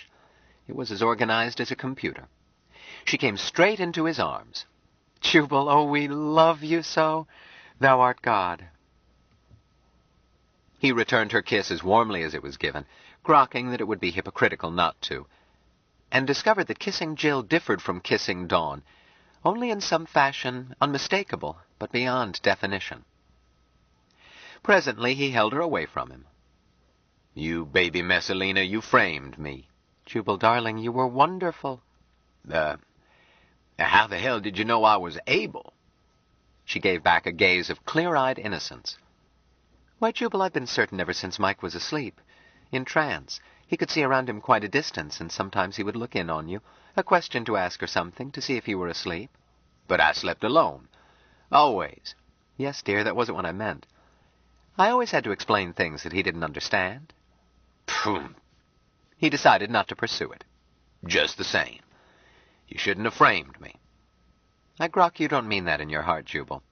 We had to have you in the nest all the way in. We need you. Since you were shy and humble in your goodness, we did what was needful to welcome you without hurting you. And we did not hurt you, as you grok. What is this we stuff? It was a full sharing water of all the nest. As you grok, you were there. Mike woke up for it, and grokked with you, and kept us all together. Jubal hastily abandoned this inquiry, too. So Mike is awake at last? That's why your eyes are shining? Only partly. We are always delighted when Mike isn't withdrawn. It's jolly. But he's never really away. Jubal, I grok that you have not grokked the fullness of our way of sharing water. But waiting will fill. Nor did Mike grok it at first. He thought it was only for quickening of eggs, as it is on Mars. Well, that's the primary purpose, babies, which makes it silly behavior on the part of a person, namely me, who has no wish at my age to cause such increase. She shook her head. Babies are one result, but not the primary purpose. Babies give meaning to the future, and that is a great goodness. But only 3 or 4 or a dozen times in a woman's life is a baby quickened in her. Out of thousands of times, she can share herself. And that is the primary use for what we can do so often, but would need to do so seldom if it were only for reproduction. It is sharing and growing closer forever and always, Jubal. Mike grokked this because on Mars the two things, quickening eggs and sharing closer, are entirely separate. And he grokked, too, that our way is best. What a happy thing it is not to have been hatched a Martian, to be human. And a woman. He looked at her closely. "Child, are you pregnant?" "Yes, Jubal. I grokked that waiting had ended and I was free to be. Most of the nest have not needed to wait, but Dawn and I have been busy. But when we grokked this cusp coming, I grokked there would be waiting after cusp, and you can see that there will be. Mike will not rebuild the temple overnight, so this high priestess will be unhurried in building a baby. Waiting always fills." From this high-flown mishmash, Jubal abstracted the central fact, or Jill's belief concerning such a possibility. Well, no doubt she had had plenty of opportunity. He resolved to keep an eye on the matter and bring her home for it. Mike's Superman methods were all very well, but it wouldn't hurt to have modern equipment at hand, too. Using Jill to eclampsia or some other mishap he would not let happen, even if he had to get tough with the kids. He wondered about another such possibility, decided not to mention it. "Where's Dawn? And where's Mike? The place seems awfully quiet." No one else was in sight, and he heard no voices. And yet that odd feeling of happy expectancy was even stronger. He would have expected a release from tension after the ceremony he had apparently joined in himself, unbeknownst, but the air was more charged than ever. It suddenly reminded him of how he had felt as a very small boy when waiting for his first circus parade, and someone had called out, "There come the elephants!" Jubal felt as if, were he just a little taller, he could see the elephants past the excited crowd. But there was no crowd. "Dawn told me to give you a kiss for her. She'll be busy for the next 3 hours, about. And Mike is busy, too. He went back into withdrawal." "Oh." "Don't sound so disappointed. He'll be free soon. He's making a special effort so that he will be free on your account, and to let us all be free. Duke spent all night scouring the city for the high-speed recorders we use for the dictionary, and now we've got everybody who can possibly do it being jammed full of Martian phonics symbols, and then Mike will be through and can visit. Dawn has just started dictating. I finished one session, ducked out to say good morning, and I'm about to go back and get poured full of my last part of the chore, so I'll be gone a little longer than Dawn will be. And here's Dawn's kiss. The first one was just from me." She put her arms around his neck and put her mouth greedily to his, at last said, "My goodness, why did we wait so long? Bye for a little." Jubal found a few in the dining room. Duke looked up, smiled and waved, went back to hearty eating. He did not look as if he had been up all night, nor had he. He had been up 2 nights. Becky Vesey looked around when Duke waved and said happily, "Hi, you old goat," grabbed his ear, pulled him down and whispered, "I've known it all along. But why weren't you around to console me when the professor died?" She added aloud, "Sit down and we'll get some food into you while you tell me what devilment you've been plotting lately." "Just a moment, Becky." Jubal went around the table. "Hi, Skipper. Good trip?" "No trouble. It's become a milk run. I don't believe you've met Mrs. Van Tromp, my dear, the founder of this feat, the one and only Jubal Harshaw. 2 of him would be too many." The captain's wife was a tall, plain woman with the calm eyes of one who has watched from the widow's walk. She stood up, kissed Jubal. "Thou art God." Thou art God." He might as well relax to the ritual. Hell, if he said it often enough, he might lose the rest of his buttons and believe it. And it did have a friendly ring with the arms of the skipper's Frau firmly around him. He decided that she could teach even Jill something about kissing. How was it Anne described it? She gave it her whole attention. She wasn't going anywhere. "I suppose, Van," he said, "that I shouldn't be surprised to find you here." "Well," answered the spaceman, "a man who commutes to Mars ought to be able to palaver with the natives, don't you think?" "Just for powwow, huh?" "There are other aspects." Van Tromp reached for a piece of toast. The toast cooperated. "Good food? Good company?" Yes." "Jubal," Madame Vassant called out. "Soup's on." Jubal returned to his place, found eggs on horseback, orange juice, and other choice items. Becky patted his thigh. "A fine prayer meeting, me bucko." "Woman, back to your horoscopes." "Which reminds me, dearie, I want to know the exact instant of your birth." I was born on 3 successive days. They had to handle me in sections." Becky made a rude answer. "I'll find out." "The courthouse burned down when I was 3. You can't." There are ways, want to bet? You keep heckling me and you'll find you're not too big to spank. Have you been, girl? What do you think? How do I look? Healthy. A bit spread in the butt. You've touched up your hair. I have not. I quit using henna months ago. Get with it, pal, and we'll get rid of that white fringe you've got. Replace it with a lawn. Becky, I refuse to grow younger. I came by my decrepitude the hard way, and I propose to enjoy it. Quit prattling and let a man eat. Yes, sir, you old goat. Jubal was just leaving as the man from Mars came in. Father. Oh, Jubal.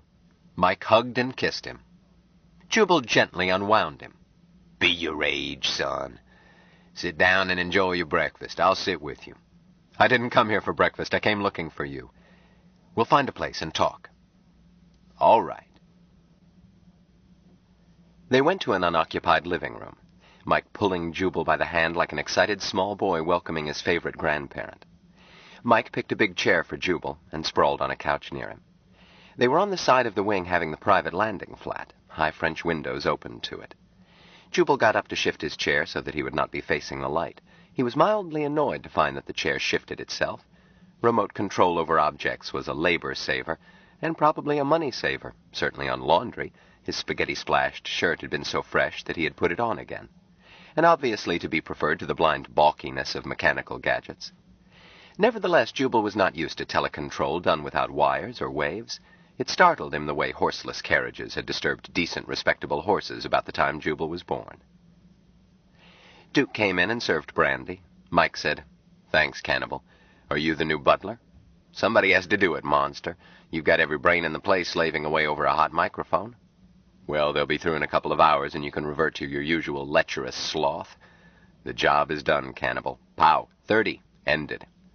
"The whole damn Martian language in one lump? Monster, I'd better check you for burned-out capacitors." "Oh, no. Only the primer knowledge that I have. My brain's an empty sack. Eyebrows like Stinky will be going to Mars for a century to fill in what I never learned. But I did turn out a job. 6 weeks of subjective time since 5 this morning, or whenever it was we adjourned the sharing. And now the stalwart steady types can finish it while I loaf." Mike stretched and yawned. "Feels good. Finishing a job always feels good." "You'll be slaving away at something else before the day is out. Boss, this Martian monster can't take it or leave it alone. This is the first time he's relaxed in over 2 months. He ought to sign up with Workers Anonymous. Or you ought to visit us more often. You're a good influence." "God forbid that I should ever be." "Get out of here, Cannibal, and quit telling lies." "Lies, hell. You turn me into a compulsive truth-teller, and it's a handicap in the joints where I hang out." Duke left. Mike lifted his glass. "Share water, Father." "Drink deep, son. Thou art God." "Mike, I'll put up with that from the others. But don't you come godding at me. I knew you when you were only an egg." "Okay, Jubal. That's better. When did you start drinking in the morning? Do that at your age and you'll ruin your stomach. You'll never live to be a happy old soak like me." Mike looked at his glass. "I drink when it's a sharing. It doesn't have any effect on me, nor on most of us, unless we want it to. Once I let it have its effect until I passed out. It's an odd sensation. Not a goodness I grok. Just a way to discorporate for a while without discorporating. I can get a similar effect, only much better and with no damage to repair afterwards, by withdrawing." "Economical." "Uh-huh. Our liquor bill isn't anything. Matter of fact, running that whole temple hasn't cost what it costs you to keep up our home. Except for initial investment and replacing some props. Coffee and cakes was all. We made our own fun. We needed so little that I used to wonder what to do with the money that came in." "Then why did you take collections?" "Huh? Oh, you have to charge 'em, Jubal. The marks won't pay attention if it's free." "I knew that. I wondered if you did." "Oh, yes, I grok marks, Jubal. At first I did preach free. Didn't work. We humans have to make considerable progress before we can accept a free gift and value it. I never let them have anything free until 6th circle. By then they can accept. And accepting is much harder than giving." "Son, maybe you should write a book on human psychology." "I have, but it's in Martian. Stinky has the tapes." Mike took a slow, sybaritic sip. "We do use some liquor. A few of us, Saul, myself, Sven, some others, like it. I've learned to let it have just a little effect, then hold it and gain a euphoric growing closer, much like trance, without having to withdraw. He sipped again. That's what I'm doing this morning, letting myself get the mildest glow and be happy with you. Jubal studied him closely. Son, you've got something on your mind. Yes. Do you want to talk it out? Yes. Father, it's always a great goodness to be with you, even if nothing is troubling me. But you are the only human I can talk to and know that you will grok and not be overwhelmed. Jill always groks. But if it hurts me, it hurts her still more. Dawn the same.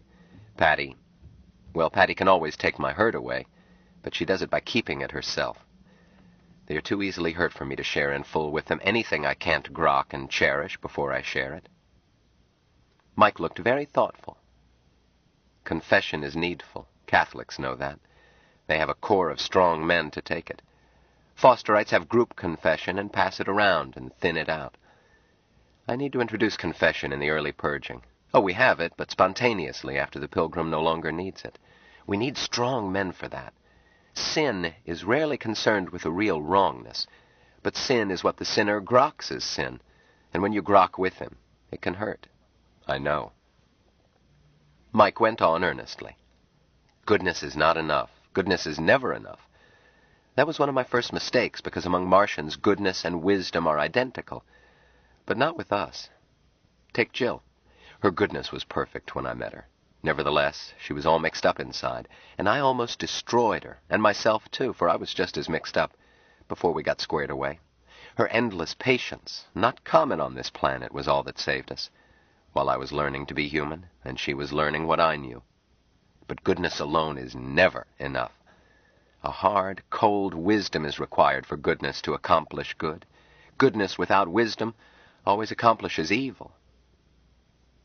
Mike added most soberly, and that's why I need you, Father, as well as loving you. I need your wisdom and your strength, for I must confess to you.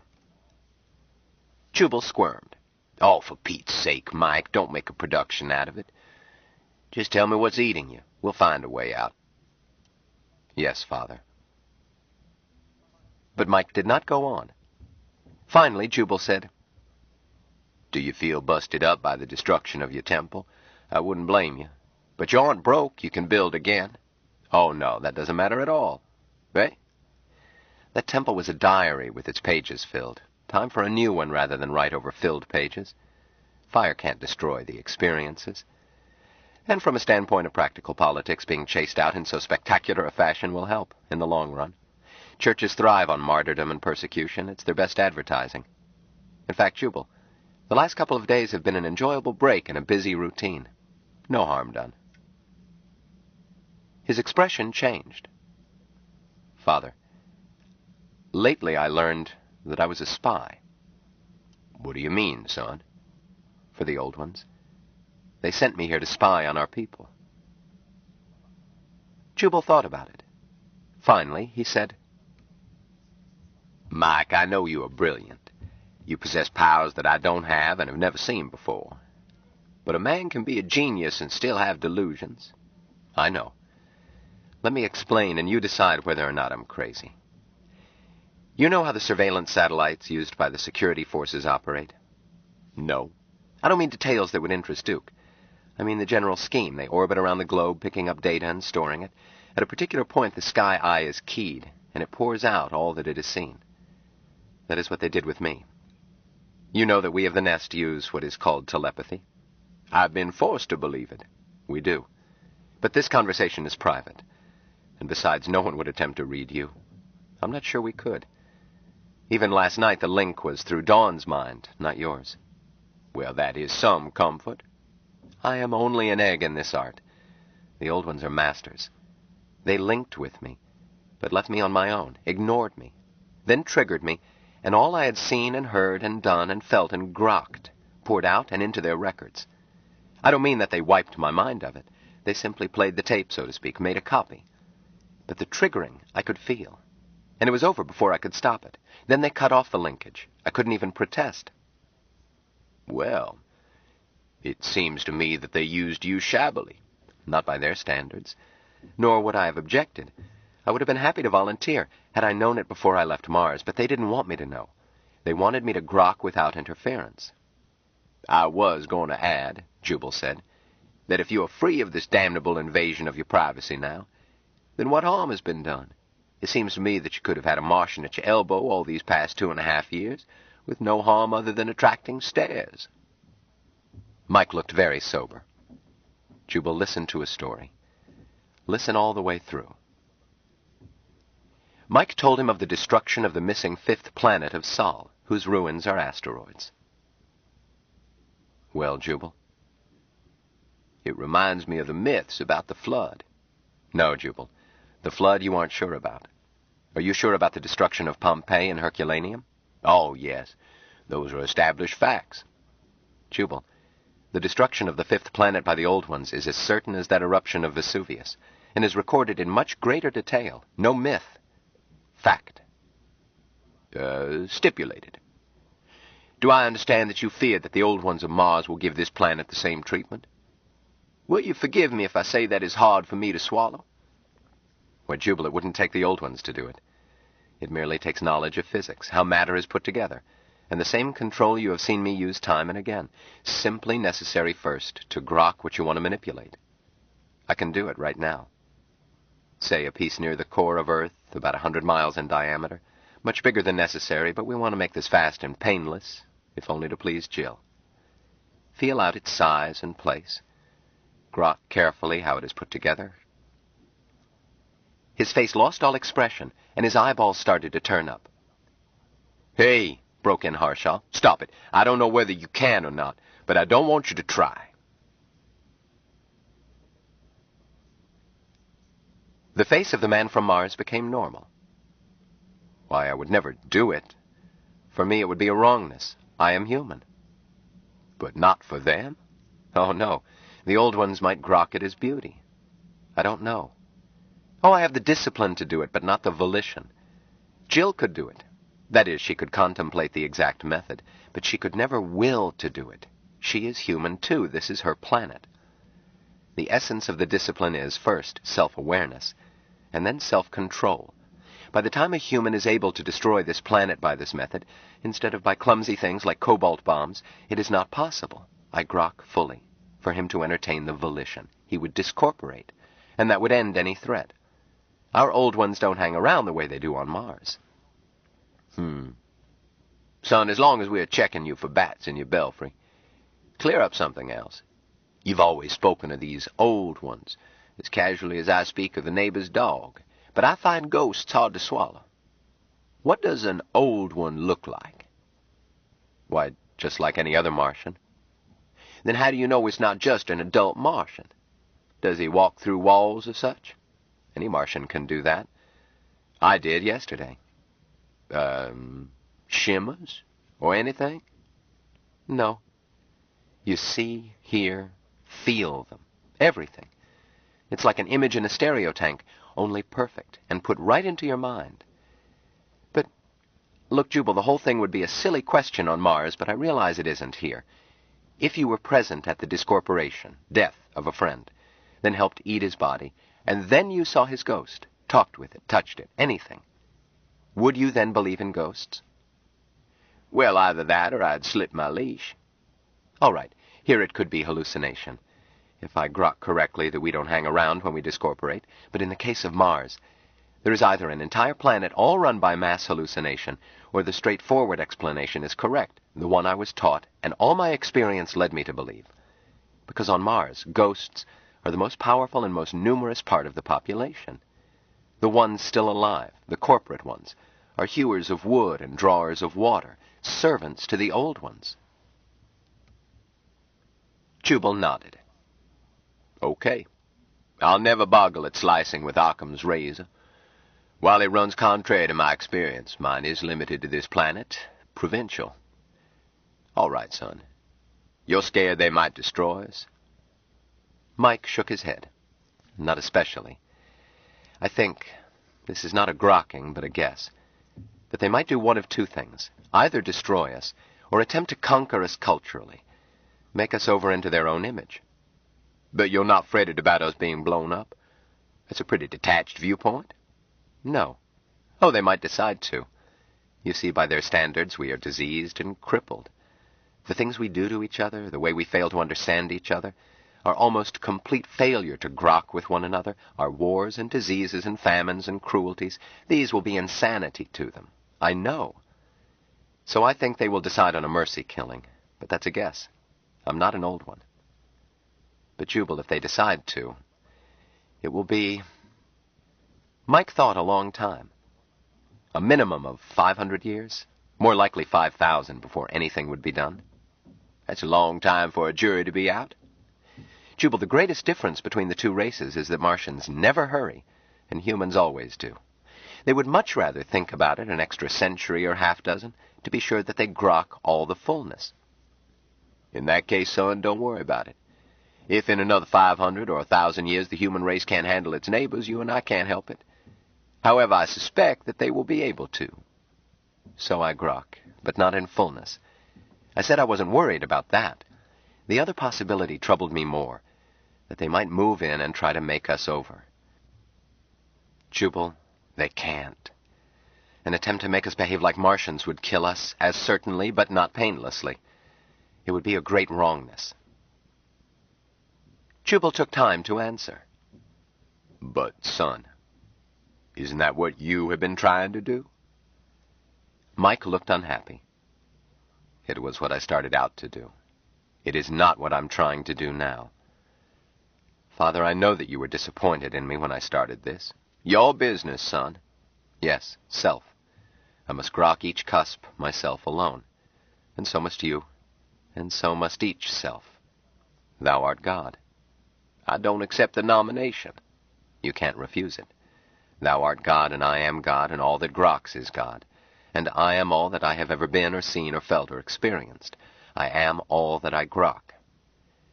Father, I saw the horrible shape this planet is in, and I groked, though not in fullness, that I could change it. What I had to teach couldn't be taught in schools. I was forced to smuggle it in as a religion, which it is not, and con the Marks into tasting it by appealing to their curiosity. In part, it worked as I knew it would. The discipline was just as available to others as it was to me, who was raised in a Martian nest. Our brothers get along together. You've seen, you've shared. Live in peace and happiness, with no bitterness, no jealousy. That alone was a triumph. Male-femaleness is the greatest gift we have. Romantic physical love may be unique to this planet. If it is, the universe is a poorer place than it could be. And I grok dimly that we who are God will save this precious invention and spread it. The joining of bodies with merging of souls in shared ecstasy, giving, receiving, delighting in each other. Well, there's nothing on Mars to touch it. And it's the source, I grok, in fullness, of all that makes this planet so rich and wonderful. And Jubal, until a person, man or woman, has enjoyed this treasure, bathed in the mutual bliss of minds linked as closely as bodies, that person is still as virginal and alone as if he had never copulated. But I grok that you have. Your very reluctance to risk a lesser thing proves it. And anyhow, I know it directly. You grok. You always have, without needing the language of grokking. Dawn told us that you were as deep into her mind as you were into her body. The lady exaggerates. It is impossible for Dawn to speak other than rightly about this. And, forgive me, we were there. In her mind, but not in yours. And you were there with us, sharing. Jubal refrained from saying that the only times he had ever felt that he could read minds was precisely in that situation, and then not thoughts, but emotions. He simply regretted without bitterness that he was not half a century younger, in which case Dawn would have had that Miss taken off her name, and he would have boldly risked another marriage, despite his scars. Also that he would not trade the preceding night for all the years that might be left him. In essence, Mike was right. Go on, sir. That's what sexual union should be. But that's what I slowly groked it rarely was. Instead, it was indifference and acts mechanically performed, and rape and seduction as a game no better than roulette, but less honest, and prostitution and celibacy by choice, and by no choice, and fear and guilt and hatred and violence, And children brought up to think that sex was bad and shameful and animal and something to be hidden and always distrusted. This lovely, perfect thing, male-femaleness, turned upside down and inside out and made horrible. And every one of those wrong things is a corollary of jealousy. Jubal, I couldn't believe it. I still don't grok jealousy in fullness. It seems insanity to me. When I first learned what this ecstasy was, my first thought was that I wanted to share it. Share it at once with all my water brothers, directly with those female, indirectly by inviting more sharing with those male. The notion of trying to keep this never-failing fountain to myself would have horrified me had I thought of it. But I was incapable of thinking it. And in perfect corollary, I had no slightest wish to attempt this miracle with anyone I did not already cherish and trust. Jubal, I am made physically unable even to attempt love with a female who has not shared water with me. And this runs all through the nest. Psychic impotence, unless spirits blend as flesh blends. Jubal was thinking mournfully that it was a fine system for angels when a sky car landed on the private flat diagonally in front of him. He turned his head to see, and as its skids touched, it vanished. "Trouble?" he asked. "No," Mike denied. "They are beginning to suspect that we are here. That I am, rather. They think the rest are dead. The innermost temple, I mean. The other circles aren't being bothered." He grinned. "We could get a good price for these rooms. The city is filling up with Bishop Short's shock troops." "Isn't it about time to get the family elsewhere?" "Jubal, don't worry. That car never had a chance to report, even by radio. I'm guarding us. It's no trouble now that Jill is over her misconceptions about wrongness in discorporating persons who have wrongness in them. I used to have to use complicated expedients to protect us, but now Jill knows that I do it only as fullness is grokked." The man from Mars grinned boyishly. "Last night she helped me with a hatchet job. Nor was it her first time." "What sort of a job?" "Oh, just to follow up on the jailbreak. Some few I couldn't release. They were vicious. So I got rid of them before I got rid of bars and doors. But I've been slowly grokking this whole city for months, and quite a few of the worst were not in jail. I have been waiting, making a list, making sure of fullness in each case. So now that we are leaving this city, they don't live here anymore. They were discorporated and sent back to the foot of the line to try again. Incidentally, that was the grokking that changed Jill's attitude from squeamishness to hearty approval, when she finally grokked in fullness that it is impossible to kill a man, that all we were doing was much like a referee removing a player for unnecessary roughness. "Aren't you afraid of playing God, lad?" Mike grinned with unashamed cheerfulness. "I am God. Thou art God. And any jerk I remove is God, too. Jubal, it is said that God notes each sparrow that falls, and so he does. But the closest it can be said in English is that God cannot avoid noting the sparrow because the sparrow is God. And when a cat stalks a sparrow, both of them are God, carrying out God's thoughts." Another sky car started to land and vanished. Jubal did not comment. "How many did you toss out of the game last night?" "Oh, about 450. I didn't count. This is a largish city, but for a while it is going to be an unusually decent one. No cure, of course. There is no cure, short of the discipline." Mike looked unhappy. "And that is what I must ask you about, Father. I'm afraid I have misled our brothers." "How, Mike?" "They're too optimistic. They see how well it works for us. They know how happy they are, how strong and healthy and aware, how deeply they love each other. And now they think they grok that it is just a matter of time until the whole human race will reach the same beatitude. Oh, not tomorrow. Some of them grok that 2,000 years is but a moment for such a mission. But eventually. And I thought so, Jubal, at first. I led them to think so. But, Jubal, I had missed a key point. Humans are not Martians. I made this mistake again and again, corrected myself, and still made it. What works for Martians does not necessarily work for humans. Oh, the conceptual logic, which can be stated only in Martian, does work for both races. The logic is invariant. But the data are different, so the results are different.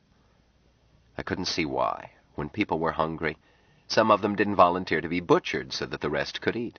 On Mars, this is obvious, and an honor. I couldn't understand why babies were so prized. On Mars, our 2 little girls in there would be dumped outdoors to live or die, and 9 out of 10 nymphs die their first season. My logic was right, but I misread the data.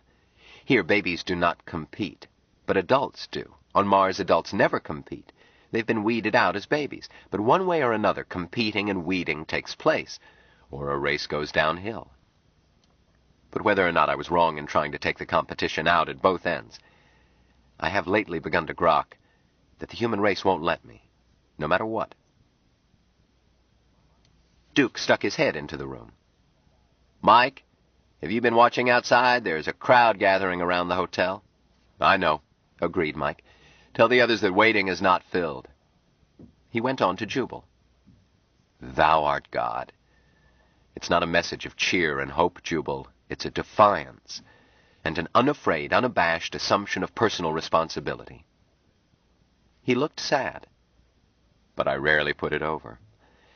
A very few, just these few here with us, our brothers, understood me and accepted the bitter along with the sweet, stood up and drank it, grokked it. The others, hundreds and thousands of others, either insisted on treating it as a prize without a contest, a conversion, or ignored it. No matter what I said, they insisted on thinking of God as something outside themselves, something that yearns to take every indolent moron to his breast and comfort him. The notion that the effort has to be their own, and that the trouble they are in is all their own doing, is one that they can't or won't entertain. The man from Mars shook his head. "My failures so greatly outnumber my successes that I wonder if full grokking will show that I'm on the wrong track, that this race must be split up, hating each other, fighting, constantly unhappy, and at war even with their own individual selves, simply to have that weeding out that every race must have. Tell me, Father. You must tell me." "Mike, what in hell led you to believe that I was infallible?"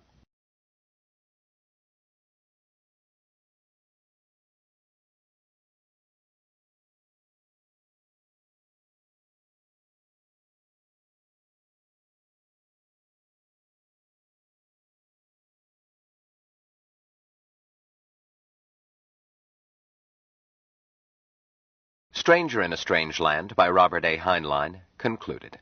Cassette 12, Side 1. Tell me, Father. You must tell me. "Mike, what in hell led you to believe that I was infallible?" Perhaps you are not, but every time I've needed to know something, you have always been able to tell me, and fullness always showed that you spoke rightly. Damn it, I refuse this apotheosis. But I do see one thing, son. You have always urged everyone else never to hurry. Waiting will fill, you say. That is right. Now you are violating your own rule. You have waited only a little, a very short time by Martian standards, and you want to throw in the towel. You've proved that your system works for a small group, and I'm glad to confirm it. I've never seen such happy, healthy, cheerful people.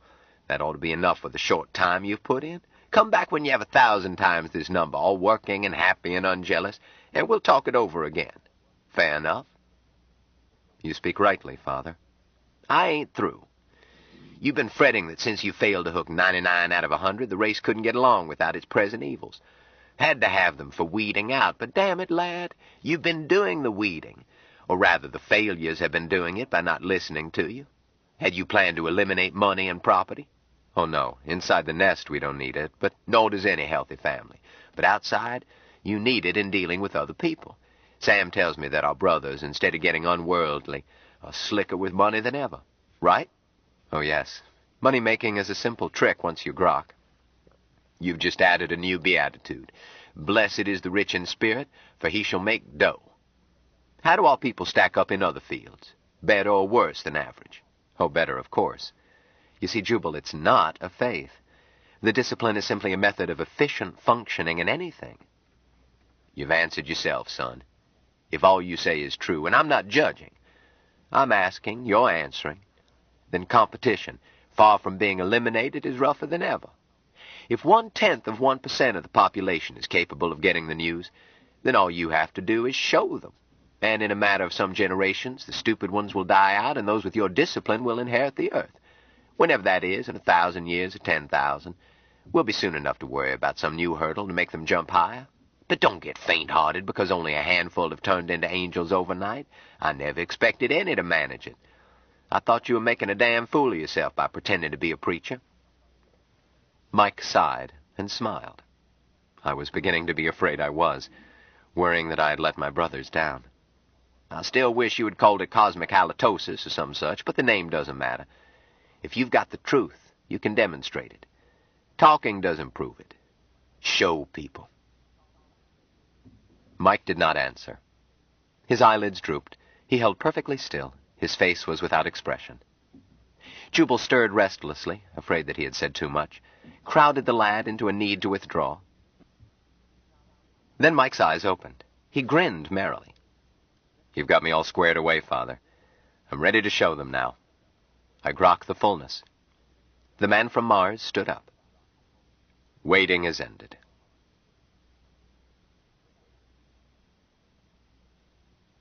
Chapter 37.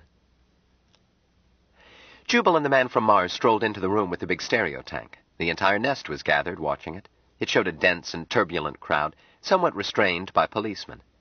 Mike glanced at it and looked serenely happy. They come.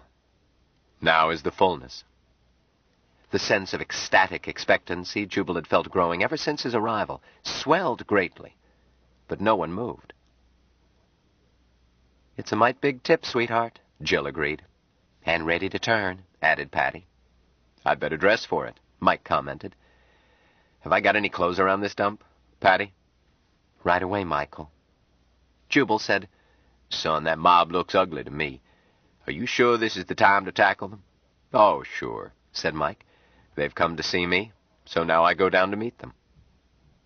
He paused while some clothing got out of the way of his face. He was being dressed at breakneck speed with the unnecessary help of several women. Each garment seemed to know where to go and how to drape itself. "This job has obligations as well as privileges. The star has to show up for the show. Grok me? The mark's expected." Duke said, "Mike knows what he's doing, boss." "Well, I don't trust mobs." "That crowd is mostly curiosity seekers. They always are. Oh, there are some Fosterites and some others with grudges, but Mike can handle any crowd. You'll see. Right, Mike?" "Correct, cannibal. Pull in a tip, then give 'em a show. Where's my hat? Can't walk in the noonday sun without a hat." An expensive Panama with a sporty colored band glided out and settled itself on his head. He cocked it jauntily. "There. Do I look all right?" He was dressed in his usual outer services mufti, a smartly tailored, sharply creased white business suit, shoes to match, snowy shirt, and a luxurious, dazzling scarf. Ben said, "All you lack is a briefcase. You grok I need one? Patty, do we have one?" Jill stepped up to him. "Ben was kidding, dear. You look just perfect." She straightened his tie and kissed him, and Jubal felt kissed. "Go talk to them." "Yep. Time to turn the tip. Anne, Duke." "Ready, Mike." Anne was wearing her fair witness cloak, wrapping her in dignity. Duke was just the opposite, being sloppily dressed with a lighted cigarette dangling from his face, an old hat on the back of his head with a card marked Press stuck in its band, and himself hung about with cameras and kit. They headed for the door to the foyer common to the 4 penthouse suites. Only Jubal followed. All the others, 30 and more, stayed around the stereo tank. Mike paused at the door. There was a hall table there with a pitcher of water and glasses, a dish of fruit and a fruit knife. "Better not come any farther," he advised Jubal, "or Patty would have to escort you back through her pets." Mike poured himself a glass of water, drank part of it. "Preaching is thirsty work." He handed the glass to Anne, then took the fruit knife and sliced off a chunk of apple. It seemed to Jubal that Mike sliced off one of his fingers. But his attention was distracted as Duke passed the glass to him. Mike's hand was not bleeding, and Jubal had grown somewhat accustomed to legerdemain. He accepted the glass and took a sip, finding that his own throat was very dry. Mike gripped his arm and smiled. "Quit fretting. This will take only a few minutes. See you later, Father." They went out through the guardian cobras, and the door closed. Jubal went back to the room where the others were, still carrying the glass. Someone took it from him he did not notice as he was watching images in the big tank. The mob seemed denser, surging about, and held back by police armed only with nightsticks. There were a few shouts, but mostly just the unlocalized muttering of the crowd. Someone said, "Where are they now, Patty?" "They've dropped down the tube. Michael is a little ahead. Duke stopped to catch Anne. They're entering the lobby. Michael's been spotted. Pictures being taken." The scene in the tank resolved into enormous head and shoulders of a brightly cheerful newscaster. "This is NWNW, New World Network's mobile news hound on the spot. While it's hot, your newscaster, happy holiday. We have just learned that the fake Messiah, sometimes known as the Man from Mars, has crawled out of his hideout in a hotel room here in beautiful St. Petersburg, the city that has everything to make you sing. Apparently Smith is about to surrender to the authorities. He crashed out of jail yesterday using high explosives smuggled into him by his fanatic followers, but the tight cordon placed around this city seems to have been too much for him. We don't know yet. I repeat, we don't know yet. So stay with the chap who covers the map. And now a word from your local sponsor who has given you this keyhole peep at the latest leap." Thank you, happy holiday, and all you good people watching via NWNW. What price paradise? Amazingly low. Come out and see for yourself at Elysian Fields. Just opened as home sites for a restricted clientele. Land reclaimed from the warm waters of the glorious Gulf, and every lot guaranteed at least 18 inches above mean high water, and only a small down payment on a happy...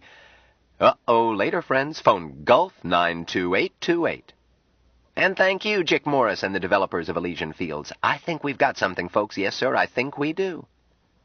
"They're coming out the front entrance," Patty said quietly. "The crowd hasn't spotted Michael yet." Maybe not yet, but soon. You are now looking at the main entrance of the magnificent Sans Souci Hotel, gem of the Gulf, whose management is in no way responsible for this hunted fugitive, and who have cooperated with the authorities throughout, according to a statement just issued by Police Chief Davis. And while we're waiting to see what will happen, a few highlights in the strange career of this half-human monster raised on Mars. The live scene was replaced by quick cuts of stock shots. The envoy blasting off years earlier, the champion floating upward silently and effortlessly under Lyle Drive, Martians on Mars, the triumphant return of the champion, a quick of the first faked interview with the Man from Mars. "What do you think of the girls here on Earth?" "Gee." A quicker shot of the conference in the Executive Palace, and the much-publicized awarding of a doctorate in philosophy, all with rapid-fire commentary. "See anything, Patty?" "Michael is at the top of the steps. The crowd is at least 100 yards away, being kept off the hotel grounds. Duke has grabbed some pics, and Mike is waiting to let him change lenses. No hurry." Happy Holiday went on as the tank shifted to the crowd, semi-close and panning. "You understand, friends, that this wonderful community is in a unique condition today. Something strange has been going on, and these people are in no mood to trifle. Their laws have been flouted, their security forces treated with contempt. They are angry, righteously so. The fanatic followers of this alleged Antichrist have stopped at nothing to create turmoil in a futile effort to let their leader escape the closing net of justice. Anything can happen. Anything." The announcer's voice climbed. "Yes, he's coming out now. He's walking toward the people." The scene cut to reverse. Mike was walking directly toward camera. Anne and Duke were behind, and dropping farther behind. "This is it. This is it. This is the blow-off." Mike continued to walk unhurriedly toward the crowd until he loomed up in the stereo tank in life-size, as if he were in the room with his water brothers. He stopped on the grass verge in front of the hotel, a few feet from the crowd. "You called me?" He was answered with a growl. The sky held scattered clouds. At that instant, the sun came out from behind one, and a shaft of light hit him. His clothes vanished. He stood before them, a golden youth, clothed only in beauty. Beauty that made Jubal's heart ache, thinking that Michelangelo in his ancient years would have climbed down from his high scaffolding to record it for generations unborn. Mike said gently, "Look at me. I am a son of man." The scene cut for a 10-second plug, a line of can-can dancers singing, "Come on, ladies, do your duds in the smoothest, yummiest suds. Lover soap is kind to hands, but be sure you save the bands." the tank filled with foamy suds amid girlish laughter, and the scene cut back to newscast. God damn you! A half brick caught Mike in the ribs. He turned his face toward his assailant. But you yourself are God. You can damn only yourself, and you can never escape yourself. Blasphemer! A rock caught him over his left eye, and blood welled forth. Mike said calmly, In fighting me you fight yourself. For thou art God, and I am God, and all that grokks is God. There is no other. More rocks hit him. He began to bleed in several places. Hear the truth. You need not hate, you need not fight, you need not fear. I offer you the water of life. Suddenly his hand held a tumbler of water, sparkling in sunlight. And you may share it whenever you so will, and walk in peace and love and happiness together. A rock caught the glass and shattered it. Another struck him in the mouth. Through bruised and bleeding lips he smiled at them, looking straight into the camera with an expression of yearning tenderness on his face. Some trick of sunlight and stereo formed a golden halo back of his head. Oh, my brothers, I love you so. Drink deep, share and grow closer without end. Thou art God. Jubal whispered it back to him. The scene made a 5-second cut. Cahuenga Cave, the nightclub with real Los Angeles smog imported fresh every day. 6 erotic dancers. Lynch him, give the bastard a nigger necktie. A heavy-gauge shotgun blasted at close range, and Mike's right arm was struck off at the elbow and fell. It floated gently down, then came to rest on the cool grasses, its hand curved open in invitation. Give him the other barrel, Shorty, and aim closer. The crowd laughed and applauded. A brick smashed Mike's nose, and more rocks gave him a crown of blood. The truth is simple, but the way of man is hard. First you must learn to control your self. The rest follows. Blessed is he who knows himself and commands himself, for the world is his, and love and happiness and peace walk with him wherever he goes. Another shotgun blast was followed by 2 more shots. One short, a .45 slug, hit Mike over the heart, shattering the 6th rib near the sternum and making a large wound. The buckshot and the other slug sheared through his left tibia 5 inches below the patella and left the fibula sticking out at an angle, broken and white against the yellow and red of the wound. Mike staggered slightly and laughed, went on talking, his words clear and unhurried. Thou art God. Know that, and the way is opened. God damn it, let's stop this taking of the name of the Lord in vain. Come on, men, let's finish him. The mob surged forward, led by one bold with a club. They were on him with rocks and fists, and then with feet as he went down. He went on talking while they kicked his ribs in and smashed his golden body, broke his bones, and tore an ear loose.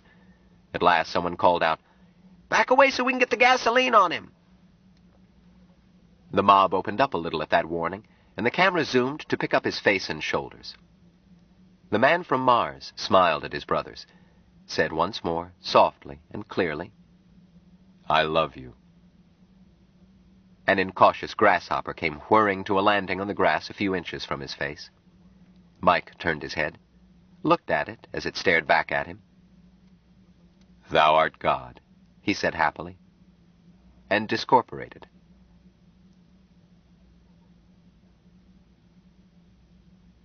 Chapter 38.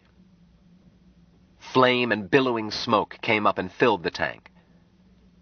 Golly, Patty said reverently. That's the best blow-off ever used. Yes, agreed Becky judicially. The professor himself never dreamed up a better one. Van Tromp said very quietly, apparently to himself, In style. Smart and with style.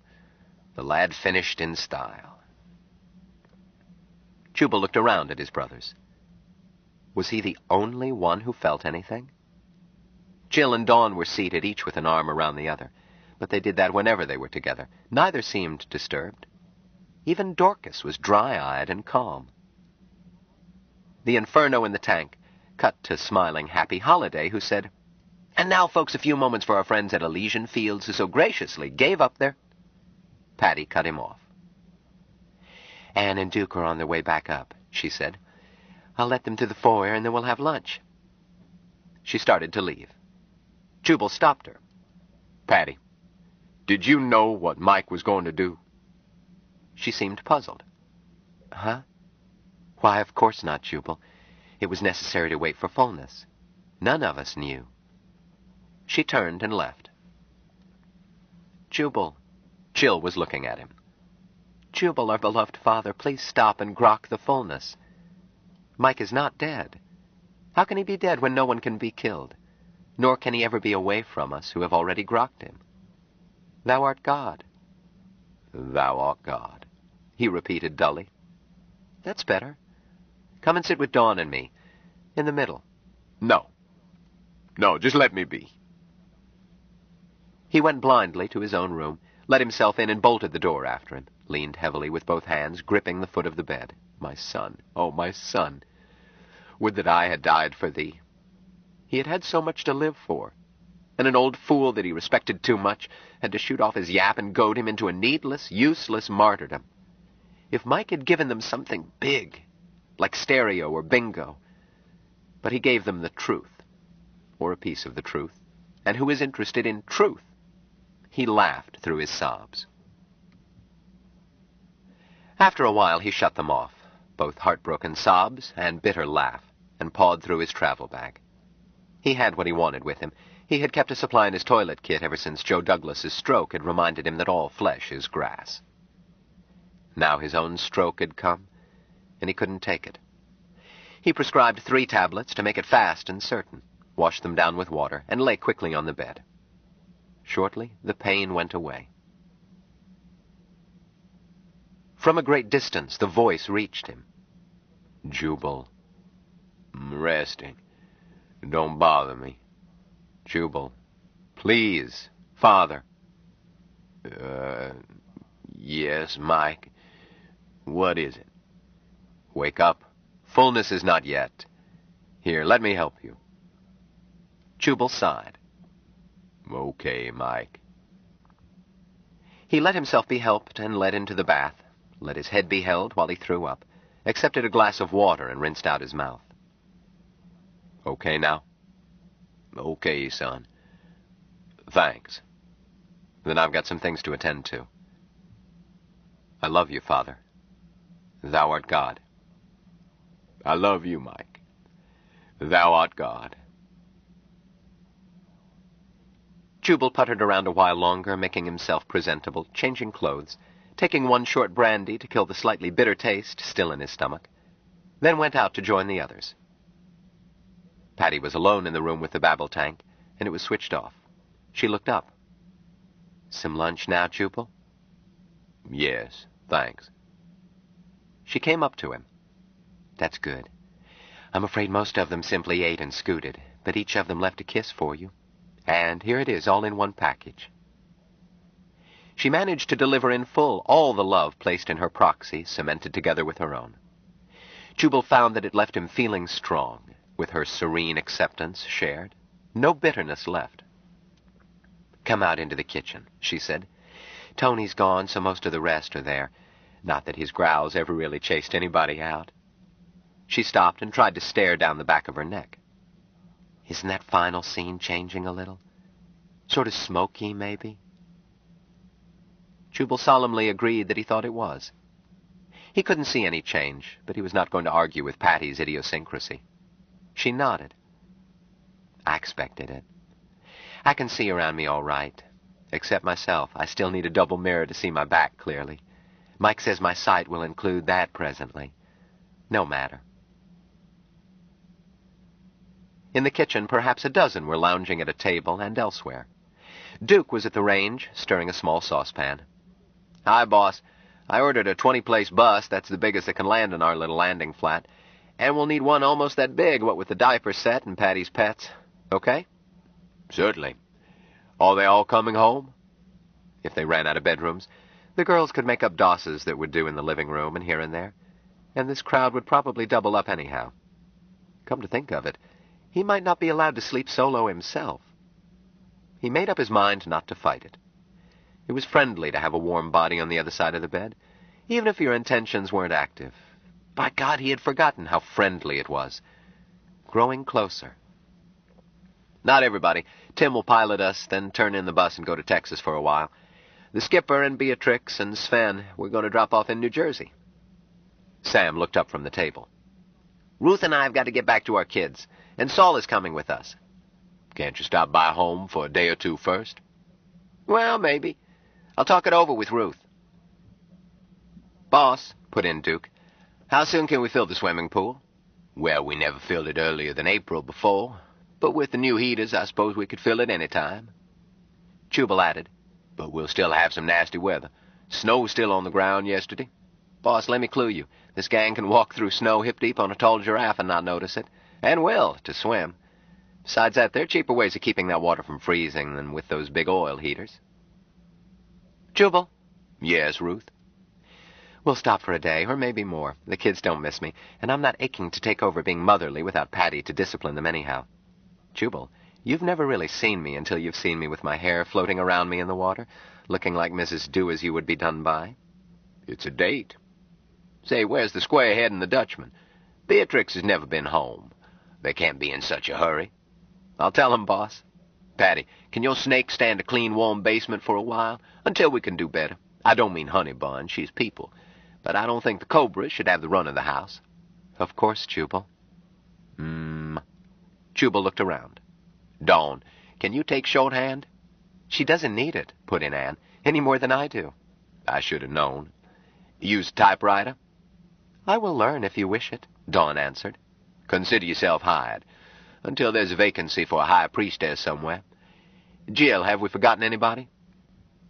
No, boss. Except that all those who left feel free to camp on you any time, too, and they will. I assume that. Nest number 2, when and as needed. He went over to the range, glanced into the pan Duke was stirring. It held a small amount of broth. Mike? Yep. Duke dipped out a little in the spoon, tasted it. Needs a little salt? Yes, Mike always did need a little seasoning. Jubal took the spoon and tasted the broth. Duke was correct. The flavor was sweet and could have used salt. But let's grok him as he is. Who's left to share? Just you. Tony left me here with strict instructions to stir by hand, add water as needed, and wait for you. Not to let it scorch. Then grab a couple of cups. We'll share it and grok together. Right, boss. 2 cups came sailing down and rested by the saucepan. This is a joke on Mike. He always swore that he would outlive me and serve me up for Thanksgiving. Or maybe the joke's on me, because we had a bet on it, and now I can't collect. You won only by default. Split it evenly. Duke did so. Jubal raised his cup. Share. Grow ever closer. Slowly they drank the broth, stretching it out, savoring it, praising and cherishing and grokking their donor. Jubal found, to his surprise, that although he was overflowing with emotion, it was a calm happiness that did not bring tears. What a quaint and gawky puppy his son had been when first he saw him, so eager to please, so naive in his little mistakes. And what a proud power he had become, without ever losing his angelic innocence. I grok you at last, son, and would not change a line. Paddy had his lunch waiting for him. He sat down and dug in, hungry and feeling that it had been days since breakfast. Sam was saying, I was telling Saul that I grok no need to make any change in plans. We go on as before. If you've got the right merchandise, the business grows, even though the founder has passed on. I wasn't disagreeing, Saul objected. You and Ruth will found another temple, and we'll found others, but we'll have to take time now to accumulate capital. This isn't a street corner revival, nor yet something to set up in a vacant shop. It requires staging and equipment. That means money, not to mention such things as paying for a year or two on Mars for Stinky and Miriam, and that's just as essential. All right, already, who's arguing? We wait for fullness and go ahead. Jubal said suddenly, Money is no problem. How's that, Jubal? As a lawyer, I shouldn't tell this, but as a water brother, I do what I grok. Just a moment. Anne? Yes, boss? Buy that spot, the one where they stoned Mike. Better get about 100-foot radius around it. Boss, the spot itself is a public parkway. 100-foot radius will cut off some public road and a piece of the hotel grounds. Don't argue. I wasn't arguing. I was giving you facts. Sorry. They'll sell. They'll reroute that route. Hell, if their arms are twisted properly, they'll donate the land. Twisting done through Joe Douglas, I think. And have Douglas claim from the morgue whatever was left when those ghouls got through with him, and we'll bury him on that spot. Say a year from now, with the whole city mourning and the cops that didn't protect him today standing at attention. What to put over him? The fallen caryatid? No, Mike had been strong enough for his stone. The Little Mermaid would be better, but it wouldn't be understood. Maybe one of Mike himself, just as he was when he said, "Look at me, I am a son of man." If Duke didn't catch a shot of it, New World did. And maybe there was a brother, or would be a brother, with the spark of Rodin in him to do it right and not fancy it up. We'll bury him there, Jubal went on, unprotected, and let the worms and the gentle rain grok him. A grok Mike will like that. And I want to talk to Joe Douglas as soon as we get home. Yes, boss. We grok with you. Now, about that other. He told them about Mike's will. So you see, each one of you is at least a millionaire. Just how much more than that I haven't estimated lately. But much more, even after taxes. No strings on it at all. But I grok that you will spend as needed for temples and similar stuff. But there's nothing to stop you from buying yachts if you wish. Oh, yes, Joe Douglas stays on as manager for any who care to let the capital ride. Same pay as before. But I grok Joe won't last long, whereupon management devolves on Ben Caxton. Ben? Caxton shrugged. It can be in my name. I grok I'll hire me a real businessman. Name is Saul. That wraps it then. Some waiting time, but nobody will dare really fight this will. Mike rigged it, you'll see. How soon can we get out of here? Is the tab settled? Jubal, Ben said gently. We own this hotel. Not long thereafter, they were in the air, with no trouble from police. The town had quieted down as fast as it had flared up. Jubal sat forward with Stinky Mahmood and relaxed. Discovered that he was not tired, not unhappy, not even fretting to get back to his sanctuary. They discussed Mahmood's plan to go to Mars to learn the language more deeply. After, Jubal was pleased to learn, completing the dictionary, which Mahmood estimated at a year for his own part in checking the phonetic spellings. Jubal said grumpily, I suppose I shall be forced to learn the pesky stuff myself, just to understand the chatter around me. As you grok, brother. Well, damn it, I won't put up with assigned lessons and regular school hours. I'll work as suits me, just as I always have. Mahmood was silent a moment. Jubal, we used classes and schedules at the temple because we were handling groups, but some got special attention. That's what I'm going to need. Anne, for example, is much, much farther along than she ever let you know.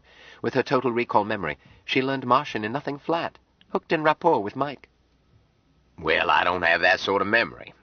And Mike's not available. No, but Anne is. And stubborn as you are, nevertheless, Dawn can place you in rapport with Anne, if you'll let her. And you won't need Dawn for the second lesson. Anne will then be able to handle it all. You'll be thinking in Martian inside of days, by the calendar, much longer by subjective time. But who cares? Mahmood leered at him. You'll enjoy the warming-up exercises. Jubal bristled. You're a low, evil, lecherous Arab. And besides that, you stole one of my best secretaries. For which I am forever in your debt.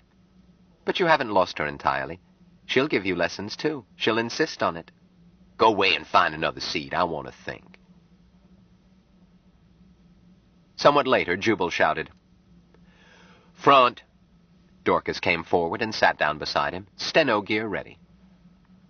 He glanced at her before he started to work. Child, you look even happier than usual. Glowing. Dorcas said dreamily, I've decided to name him Dennis. Jubal nodded. Appropriate. Very appropriate. Appropriate meaning, even if she were mixed up about the paternity, he thought to himself. Do you feel like working? Oh, yes, I feel grand. Begin.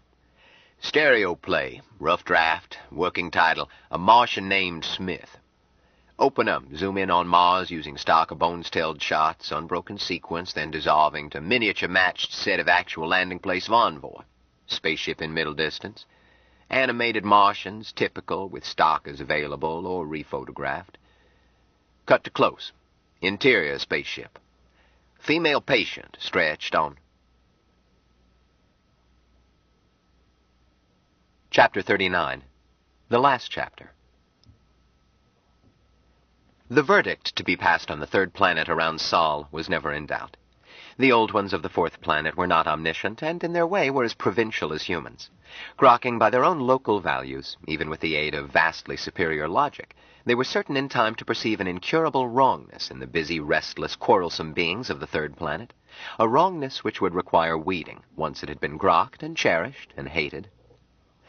But by the time they would slowly get around to it, it would be highly improbable, approaching impossible, that the old ones would be able to destroy this weirdly complex race. The hazard was so slight that those concerned with the third planet did not waste a split eon on it. Certainly Foster did not. Digby. His assistant looked up. Yes, Foster. I'll be gone a few eons on a special assignment. Want you to meet your new supervisor. Foster turned and said, Mike, this is Archangel Digby, your assistant. He knows where everything is around the studio, and you'll find him a very steady straw boss for anything you conceive.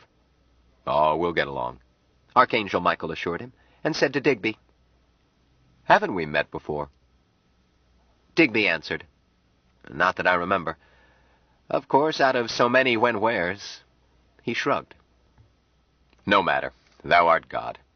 Thou art God, Digby responded.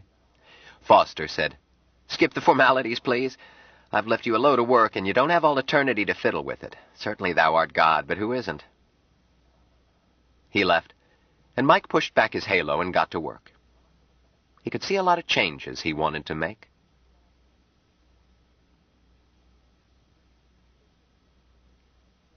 This concludes the reading of Stranger in a Strange Land by Robert A. Heinlein. This book was read by Christopher Hurt.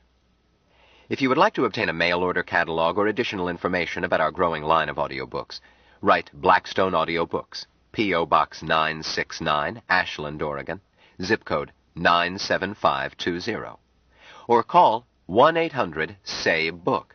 That's 1-800-729-2665. Please wind or rewind the tape so as to make the book ready for the next person to enjoy. Thank you.